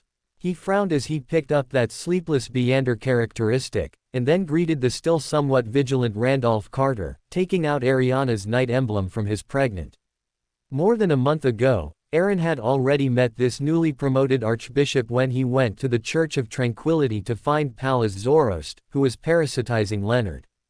It was only now that Randolph Carter confirmed that the person in front of him was indeed Mr. Favored One.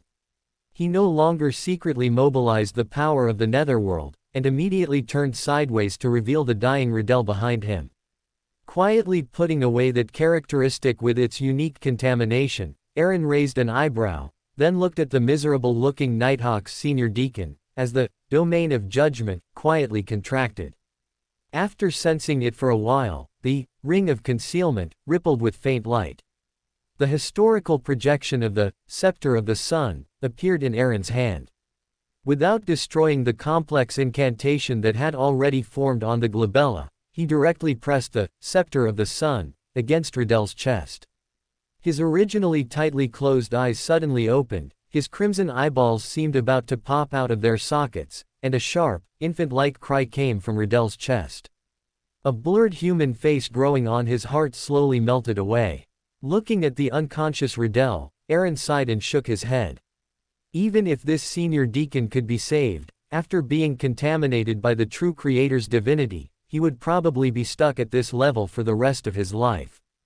Feeling the increasingly turbulent aura underground, Aaron's mind stirred. He first teleported Riddell, whose injuries were temporarily stabilized, outside St. Lovett Cathedral, entrusting him to the deep blue high priest, Redall Valentine for safekeeping. Aaron then disbanded the historical projection of the scepter of the sun. The closer he got to the core seal of the Night Church, the more intense the backlash this high-level power of the sun domain would receive. With the help of Ariana's night emblem and the night mark, Aaron and Archbishop Randolph Carter worked together to pull the core seal back from the brink of losing control. Standing at the deepest part of the underground again, Aaron's expression was slightly unusual as he looked at the Chirini's gate, which was gradually returning to calm, with several words written on it in crimson blood. Ince Zangwill. A hint of anger flashed in Randolph Carter's eyes, and he said in a low voice, enunciating each word. "This damned traitor, this is a provocation to the Church's authority." Aaron's expression, however, showed little surprise. Even those lunatics of the Aurora Order wouldn't directly target the seven deities. The only one who would dare to directly attack a Night Church cathedral at this time was Ince Zangwill. After calming Randolph Carter's emotions and confirming that this guy had erased all his traces, Aaron slowly spoke.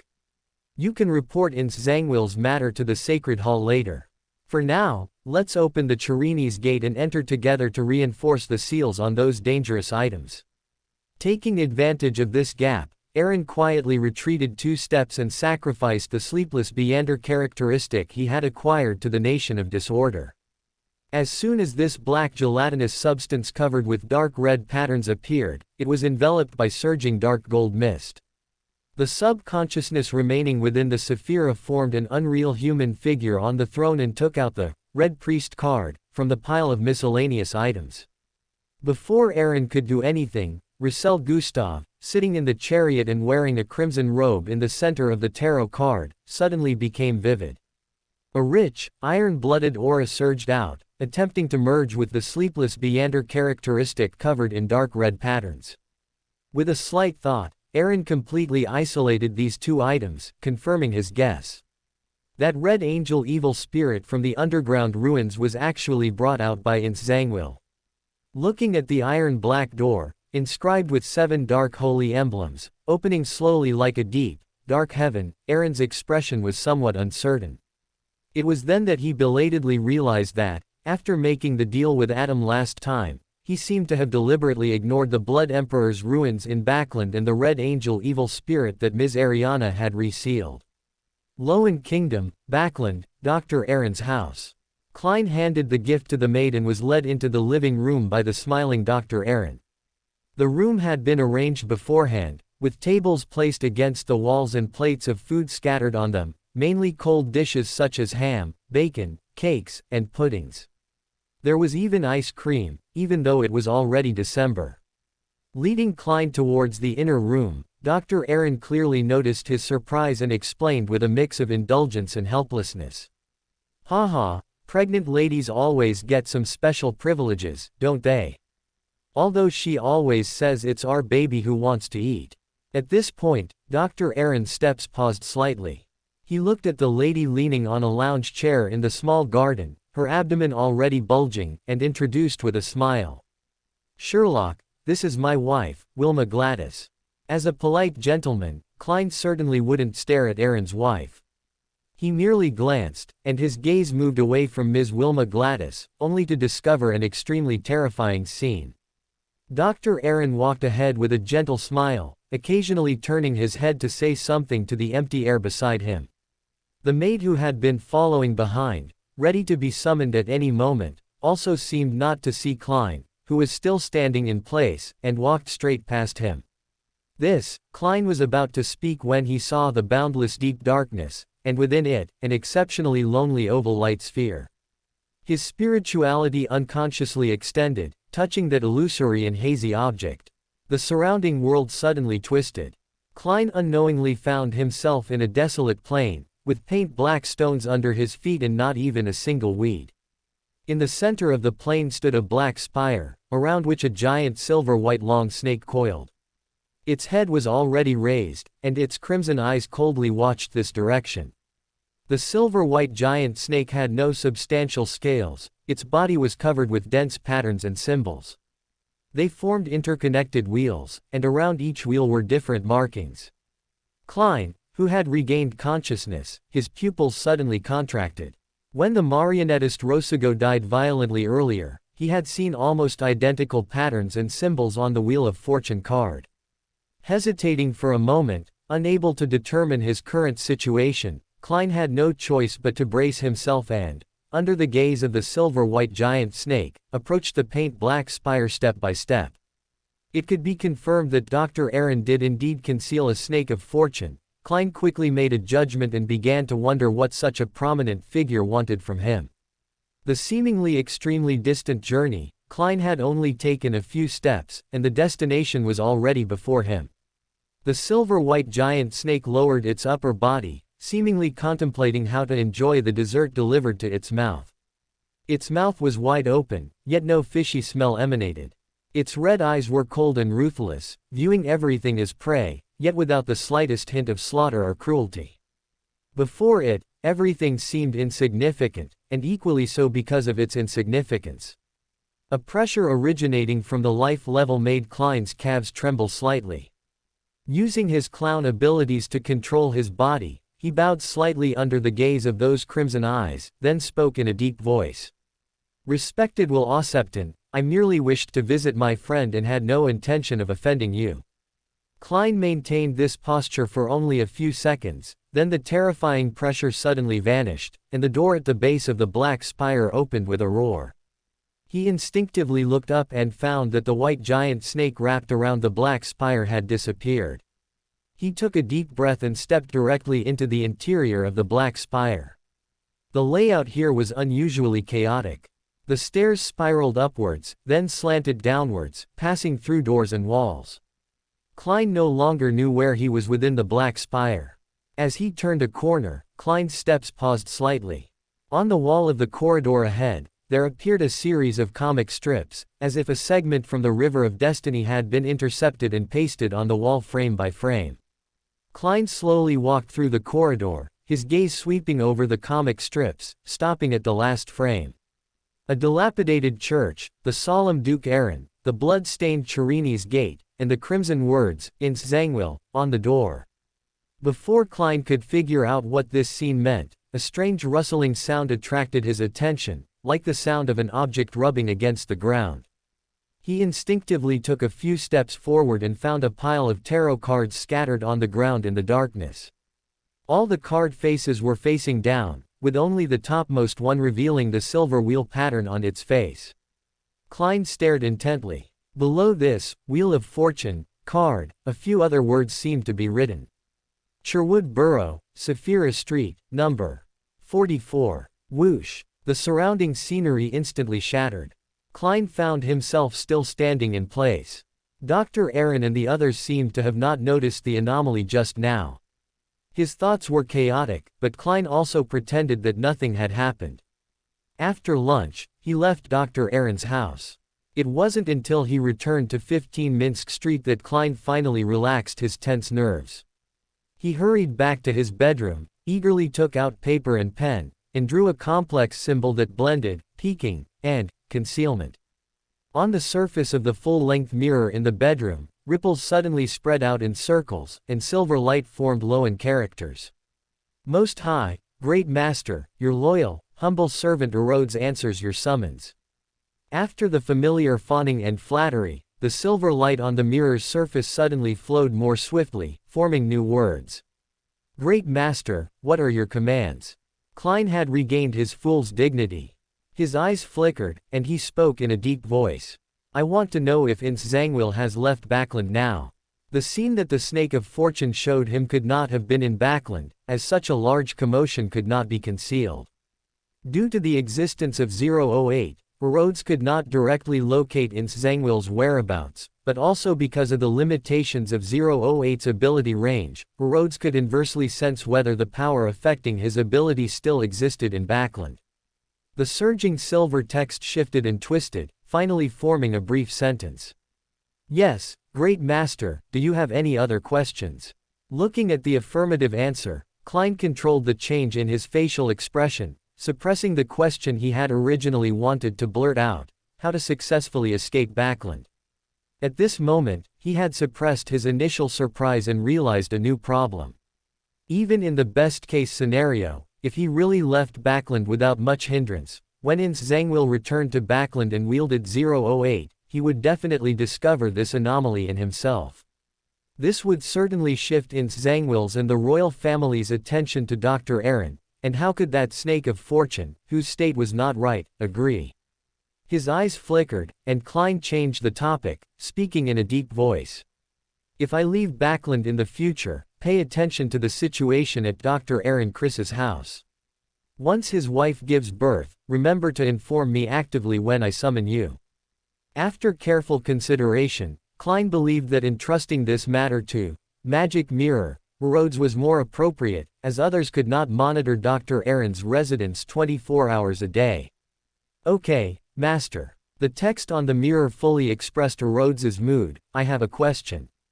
Speak. Klein nodded in agreement. This time, Magic Mirror, Rhodes's highlighted words were full of pauses, giving a strong sense of hesitation. Great Master, what is the relationship between that child and you? There's a dinner gathering after work today, and I don't think I'll make it back in time tonight. I'm taking a leave of absence, just like last time. I won't owe any updates, I'll make up for them on Saturday. Thank you for all your support, fellow readers. Seeing Rhodes's hesitant tone, Klein's expression was a bit playful. He had already stated it was the unborn child of Dr. Alan Kress, yet Rhodes still hadn't seen the problem. It seems that when it comes to concealing one's own fate and peculiarities, the Snake of Fate is much stronger than angels of other pathways. Klein suddenly understood, thought for a moment, and carefully replied. Friends. The silver text quickly became cheerful, and Rhodes's words revealed an inexplicable joy. Great Master, do you have any more questions? Klein thought for a moment, then recounted the scene he had just seen in the dream world. Looking at the mirror that glowed with a faint light, he spoke with solemnity. I want to know what happened there. The illusory silver text faded and disappeared, and the mirror seemed to be covered by a layer of mist. A somewhat illusory and unreal image appeared, somewhat like a supplement to the murals seen inside the Black Tower, but even more blurred, as if an unknown force was influencing it. Looking at the terrifying figure shrouded by 8 legs in the image, a hint of ferocity flashed in Klein's eyes. Even in his incomplete mythical creature form, he instantly recognized this monster as Ins Zangwil.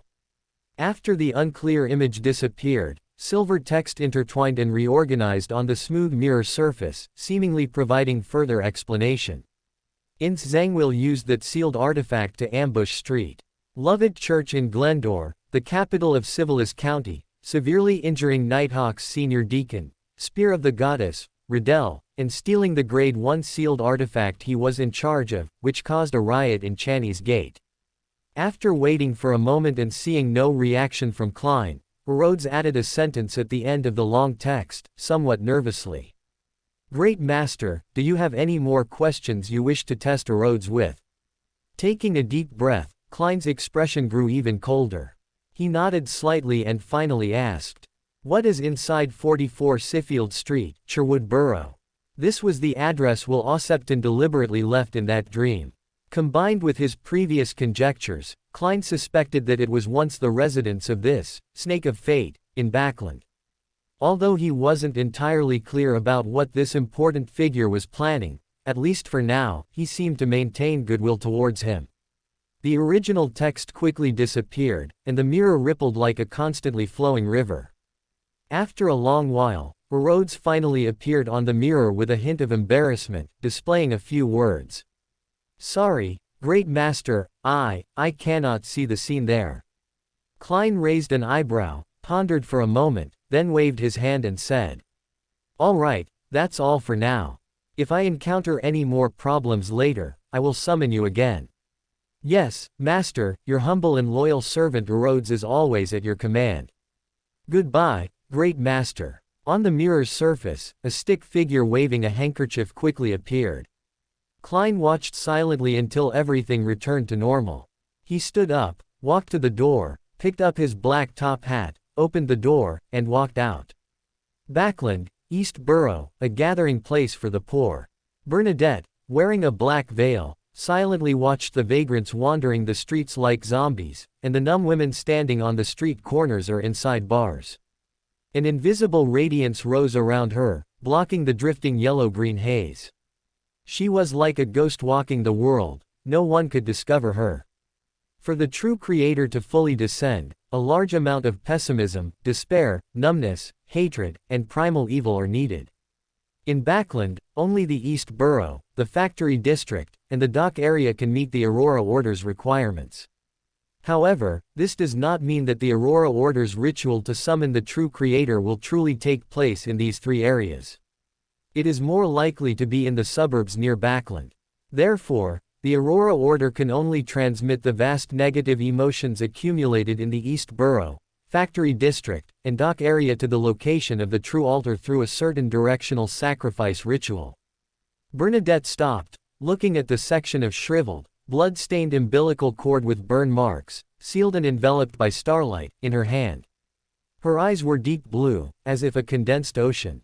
A certain aura detached from the umbilical cord and merged into the invisible servant that had just condensed before Bernadette, merging into the Eye of Mystery Prior, that had no eyelashes. With the invisible servant's instantly elevated vision, the map of Backland appeared in Bernadette's mind. The routes she had walked in the East Borough, factory district, and dock area using this evil god's umbilical cord during this period gradually connected, finally forming a complex and obscure grand array.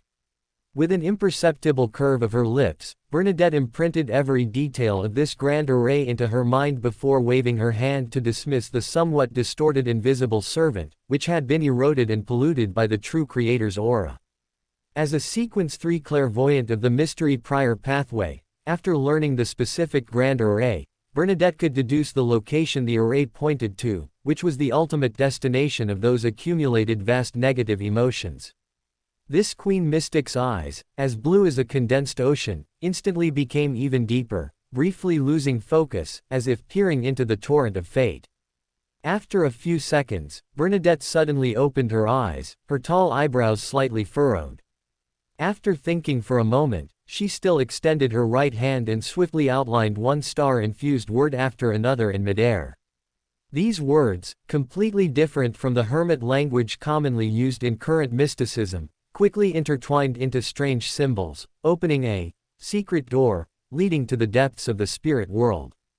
Immediately after, the secret door opened, and a strong wind blew out, dispersing the surrounding yellow-green haze, transforming into a man with a human upper body and a gaseous lower body, wrapped in white cloth.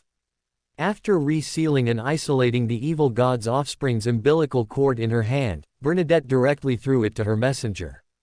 Watching the secret door slowly close, Bernadette's body became illusory, transforming into countless bubbles. These bubbles reflected a dreamy array of colors under the light, gradually merging into the increasingly dense mist. Outskirts of Backland, deep within the Red Rose Manor, in a luxuriously decorated attic.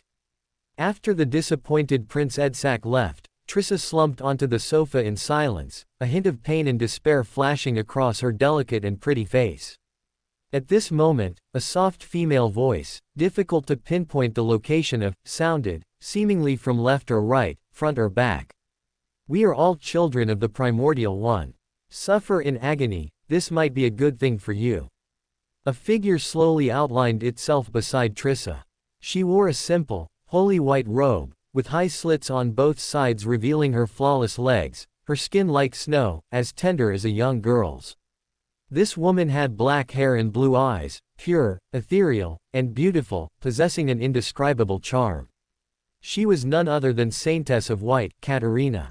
Seeing the culprit who had gradually transformed her into her current state, Trissa's eyes were somewhat hollow, and she didn't even have the desire to speak. Originally, after sensing the disappearance of the power controlling her fate, she had prepared to leave Backland, but she hadn't expected this important figure from the demoness sect to personally guard her at the Red Rose Manor. Her already faint spark of hope was completely extinguished. Katerina maintained her holy posture, her gentle voice making it difficult to distinguish whether it was the whisper of a demon or the call of an angel.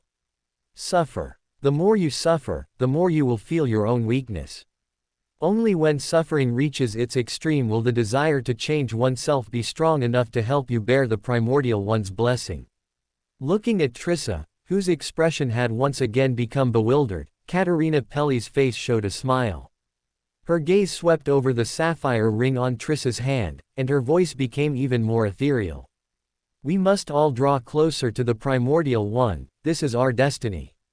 Before she could finish speaking, Katerina Pelli suddenly looked up, a hint of surprise and doubt flashing in her eyes. Surging yet quiet black flames appeared, covering every corner of the room, burning silently, yet not harming the somewhat bewildered Trissa, merely serving as a restraint. After doing all this, Katerina Pelli's figure then disappeared. The surging black flames were like a black tide. The bewildered look on Trissa's face lessened considerably. After trying to struggle a few times to no avail, a hint of madness rose in her eyes. Recalling Katerina Pelli's previous words, Trissa seemed to finally make a certain decision, raising her left palm, which bore the blue gem. The black flames that had been firmly restraining Trissa somewhat fearfully avoided the ring, successfully freeing her left palm. Without the slightest hesitation, Trissa used her only movable left palm to plunge it into her chest. Crimson heart blood instantly enveloped the sapphire ring on her pinky finger. Her consciousness seemed to explode. Amidst hysterical laughter, Trissa seemed to see an image that suddenly appeared and then instantly vanished. On a throne seemingly built from mountains of corpses and seas of blood, a gigantic feathered snake of immeasurable size was coiled.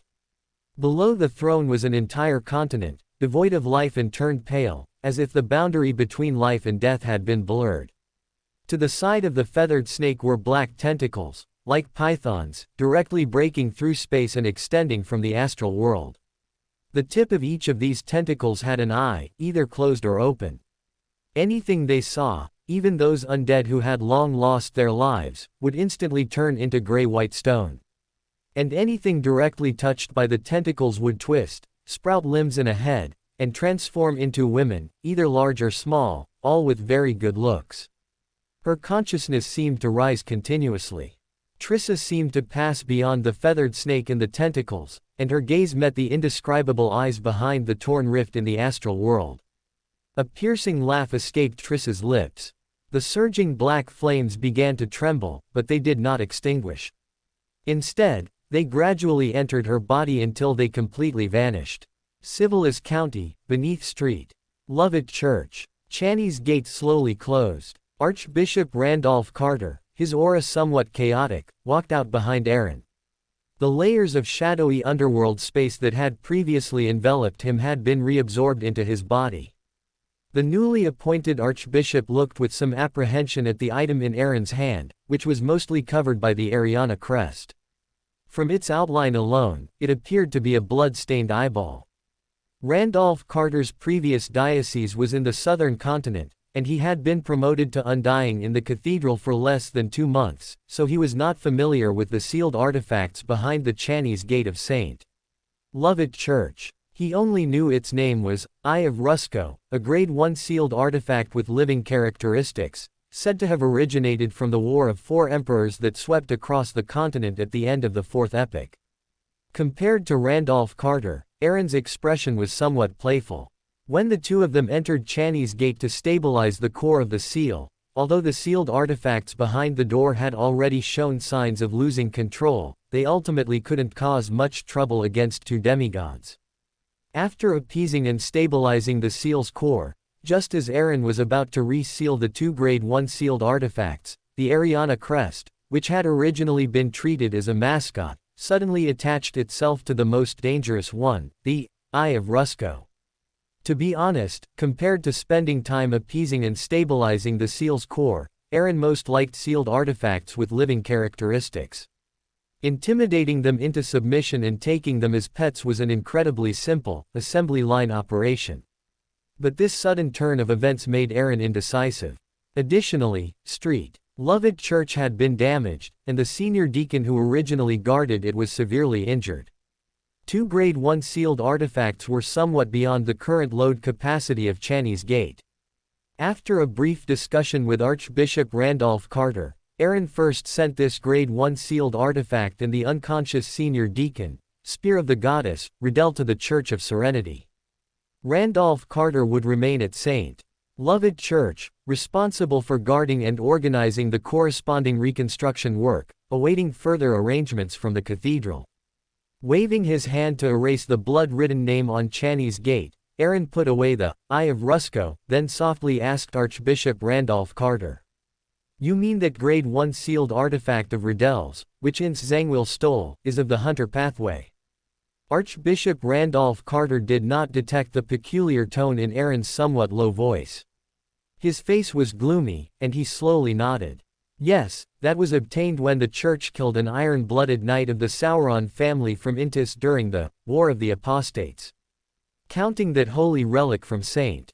Selena Church in Tingan City and that Grade 0 sealed artifact, Ince Zangwill's dangerousness has once again increased.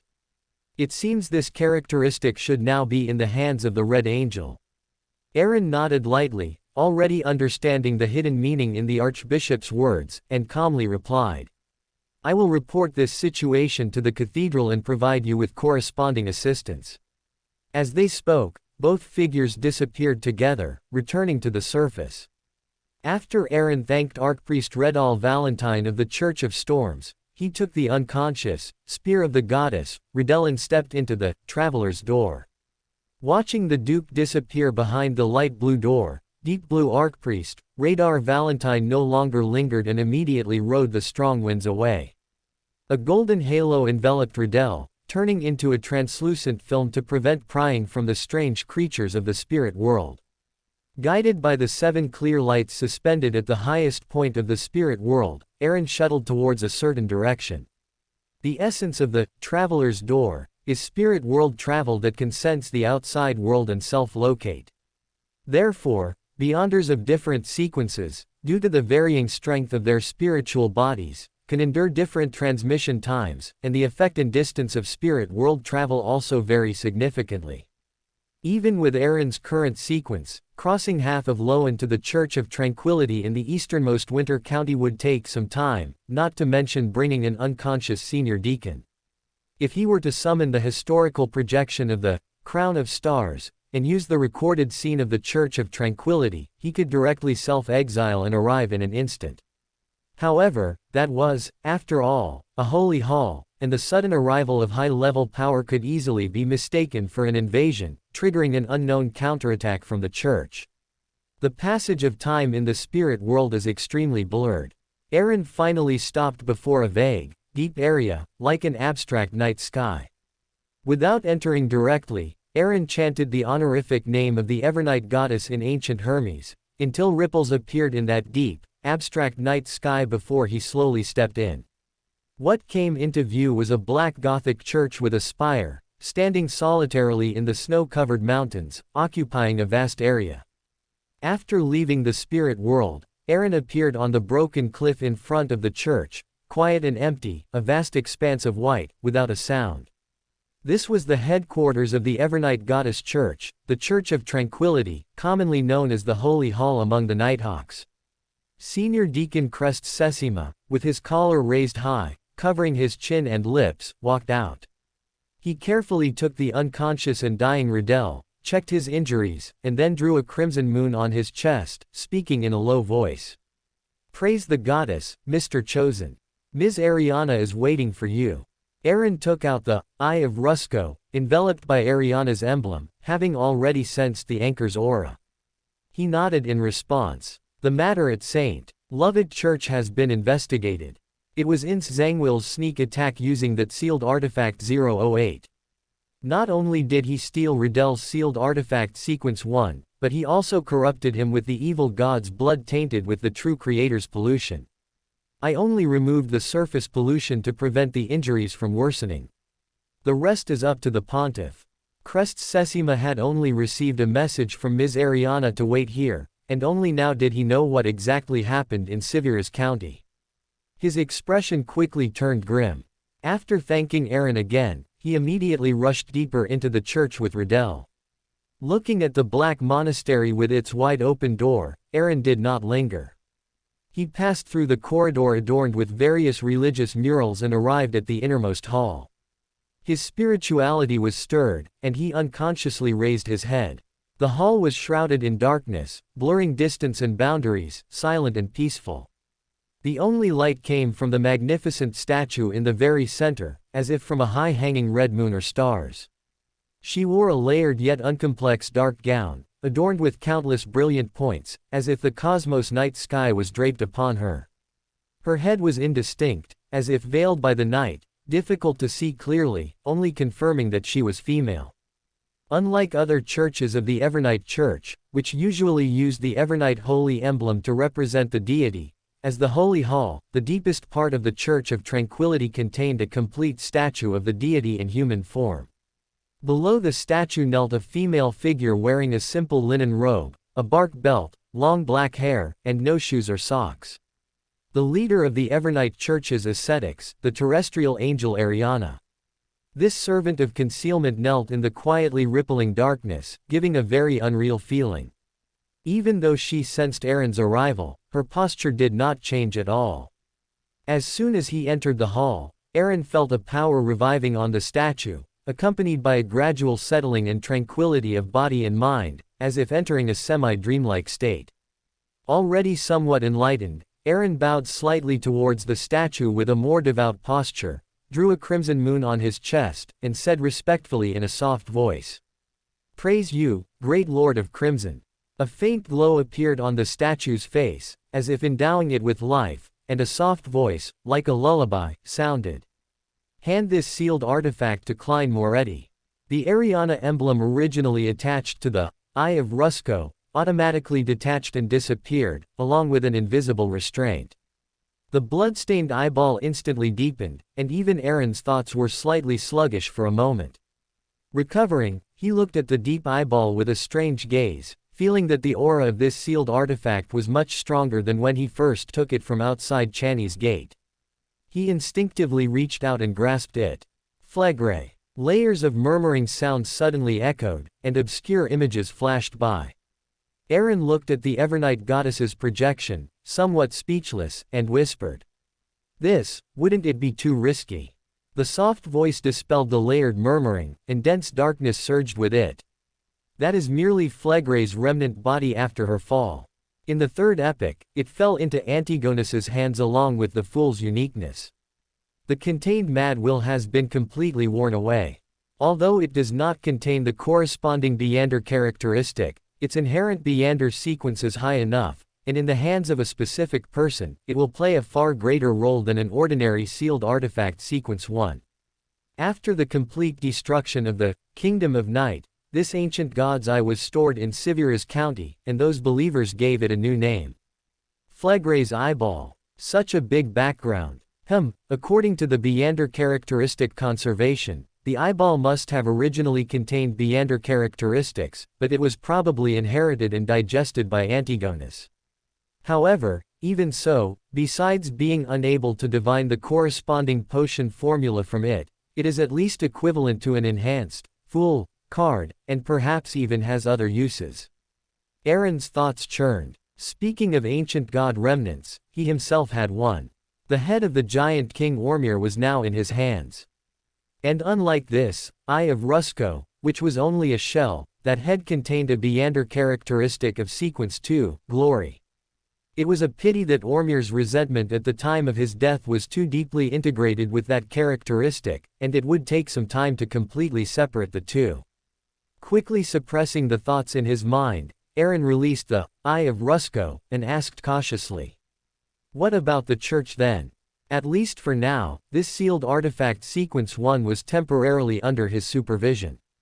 If it disappeared without reason, he would at least have to explain the reason to the other archbishops and senior deacons of the church.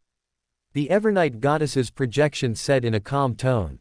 This sealed artifact will henceforth be permanently stored behind Chani's gate in the Church of Tranquility, sealed personally by Ariana. At this point, the Evernight goddess paused, her tone carrying some inexplicable meaning. If Klein Moretti can be promoted to senior deacon within the church, the holy artifact he will control will be this one. Aaron lowered his head slightly, concealing the unusual look in his eyes. He had originally thought that letting Klein develop freely was a common agreement reached by the Evernight goddess and Adam. Now it seemed that the goddess had merely observed silently without interference when dealing with Tingen. Including the mermaid who had long been kept in captivity in the Kingdom of Night, which had been completely wiped out, the Evernight goddess had already meticulously arranged every step for Klein, or rather, the next lucky person cast by Saphira Castle, within the church. As soon as he thought of this, Aaron's expression slightly froze. Saphira Castle had only cast 3 transmigrators so far, and the Evernight goddess was the first and the one most aligned with the Lord of the Mysteries' original resurrection plan.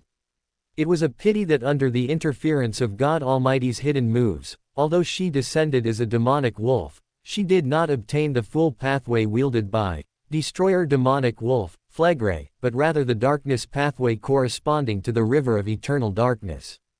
And after that, Saphira Castle's casting seemed to have been paused, perhaps due to a problem with Saphira Castle itself, or perhaps the ancient sun god, who wielded the error uniqueness at the time, was interfering. The ancient sun god, half a pillar in the 4th epoch, fell, and Saphira Castle remained silent, which was the influence Adam made by leveraging Amon's half of error and Antigonus's half of fool to strongly aggregate Saphira Castle. The destruction of the Kingdom of Night, and the sealing of 008 by the Evernight Church were the Evernight goddess's responses, and the appearance of Russell was more like a goodwill gesture released by Adam. After a long period of vying for interests, pressured by the apocalypse, the two sides finally reached a final consensus on certain disagreements, which led to Klein's appearance. After clarifying his thoughts, Aaron slightly turned his head, looking at the huge, seemingly living statue. He opened his mouth but did not ask his final question, as that would be tantamount to revealing the Evernight goddess's identity as a transmigrator. It wasn't until the sense of tranquility that permeated his body and mind disappeared that Ms. Ariana, who had been kneeling beneath the statue, slowly rose. Looking at Aaron, who seemed about to say something, she spoke first. I am aware of the events in Sivira's county. The seal in the underground ruins was not broken, but the Red Angel evil spirit inside has escaped. However, given the evil spirit's current state, it should be parasitizing in Zangwill within the underworld. Aaron nodded, implicitly agreeing with Ariana's statement, and then recounted Archbishop Randolph Carter's thoughts and concerns from before he left Severus County. Ms. Ariana's expression remained unchanged, calm and indifferent, without even the slightest hint of anger. After a moment of pause, she spoke silently. The task of tracking Ince Zangwill will still be handled by Randolph Carter. The church will arrange for Crest Sesima to go to St. Lovett Church as soon as possible. Aaron was not too surprised by Ariana's attitude. After all, complete mythical creatures inherently had weak humanity. Aaron nodded slightly and tapped his chest, making a crimson moon symbol. I'm returning to Backland shortly. Please send a telegram to His Highness in Sisavlis County, relaying the church's arrangements to Archdeacon Randolph Carter. As Aaron spoke, he placed the Evernight emblem back over the Eye of Rusco, and chuckled softly. Also, I'll be taking this sealed artifact with me. The demonic wolf in the forsaken land of the gods had been untraceable for a long time. A remnant body of a king of demonic wolves, carrying the aura of Saphira Castle might be a very good bait. After all, the Evernight goddess only said she wanted to give the Eye of Rusco to Klein. She didn't specify a deadline. Leaving the quiet church and standing on the towering snowy mountain, Aaron's figure slowly vanished. Backland, Sherwood Borough, 44 Siffiel Street. Klein pressed down on his hat brim and stepped off the public carriage. He looked at the unremarkable detached house across the street and hesitated for a moment before slowly approaching. The fact that erodes couldn't pry into it at least indicated that even if the Snake of Fate restarted, it still left some arrangements within this room, and the unknown always caused hesitation. Feigning nonchalance, Klein circled the street where the house was located, then went to the more secluded and quiet back door, taking out his universal key. A pale blue halo spread across the wall. Klein took a deep breath and, with nerves taut, walked inside. At the same time, at the junction of Sherwood Borough and the West District, a young man with black hair, black eyes, a gaunt face, and a monocle rode a bicycle, swaying leisurely through the streets. Suddenly, his monocle seemed to flash with a faint light. The bicycle slowly stopped. He adjusted the monocle on his right eye, looked at the sky, curled his lips, and chuckled softly. The changes in fate, a contingency left before the restart, how interesting. After a brief evaluation, he clenched his right hand into a fist and gently tapped his monocle. From the pedestrians on the street, the trees by the roadside, the sparrows on the rooftops, the rats in muddy corners, and the various unseen organisms in the air, a phantom insect-like figure flew out from each, converging into one like stardust. The original young man had, at some unknown point, transformed into Aemon, wearing a pointed soft hat and a classical black robe. A sense of ethereal unreality emerged in his mind. Klein was certain he hadn't entered a dream. The moment he entered 44 Siffiel Street, he lost control of his body. The sound of rushing water echoed in his ears.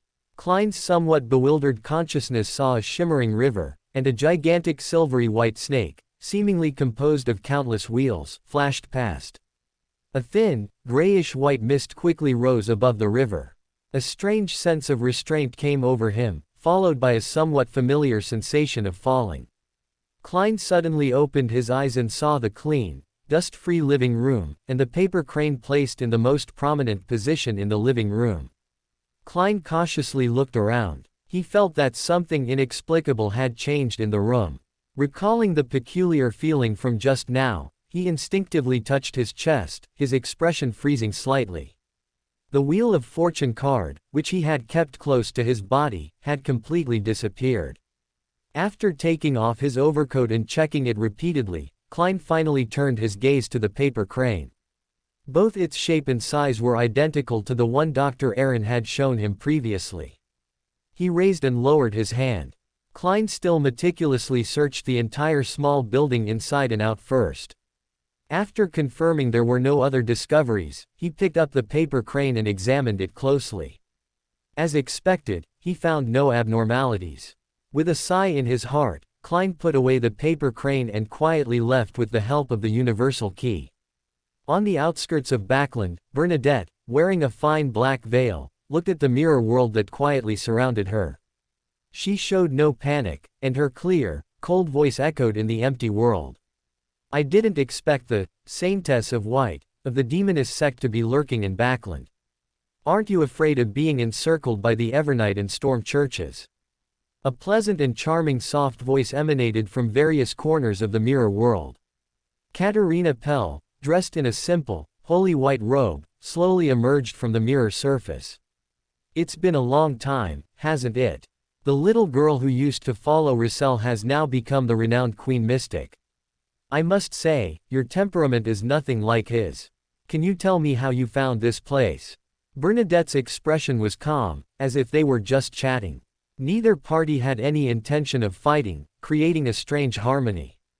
The guidance of fate. It seems my opportunity for advancement is hidden here. Katerina Pell's eyes narrowed slightly. As an elder demoness who had personally experienced the War of Four Emperors and the Pale Disaster and successfully survived, she knew the advancement ritual for a mystery prior sequence too. A smile quickly appeared on her beautiful face.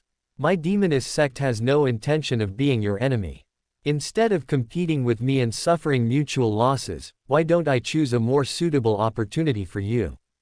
Adhering to the idea of sacrificing others to save herself, and in order to quickly get rid of this uninvited guest, Katerina Pell decisively sold out her temporary ally, the Aurora Order, even emphasizing that Mr. A, who was responsible for the descent ritual, was only a Sequence 5 shepherd. Bernadette looked at the detailed address Katerina Pell provided and fell silent for a moment, not leaving immediately. Her eye of mystery appeared, quickly deciphering the array patterns she had previously obtained and deducing the array's direction to verify whether this Saintess of White had lied to her. At Red Rose Manor, Edisic watched as Triss slowly walked over and casually gravely injured the mid-sequence old butler.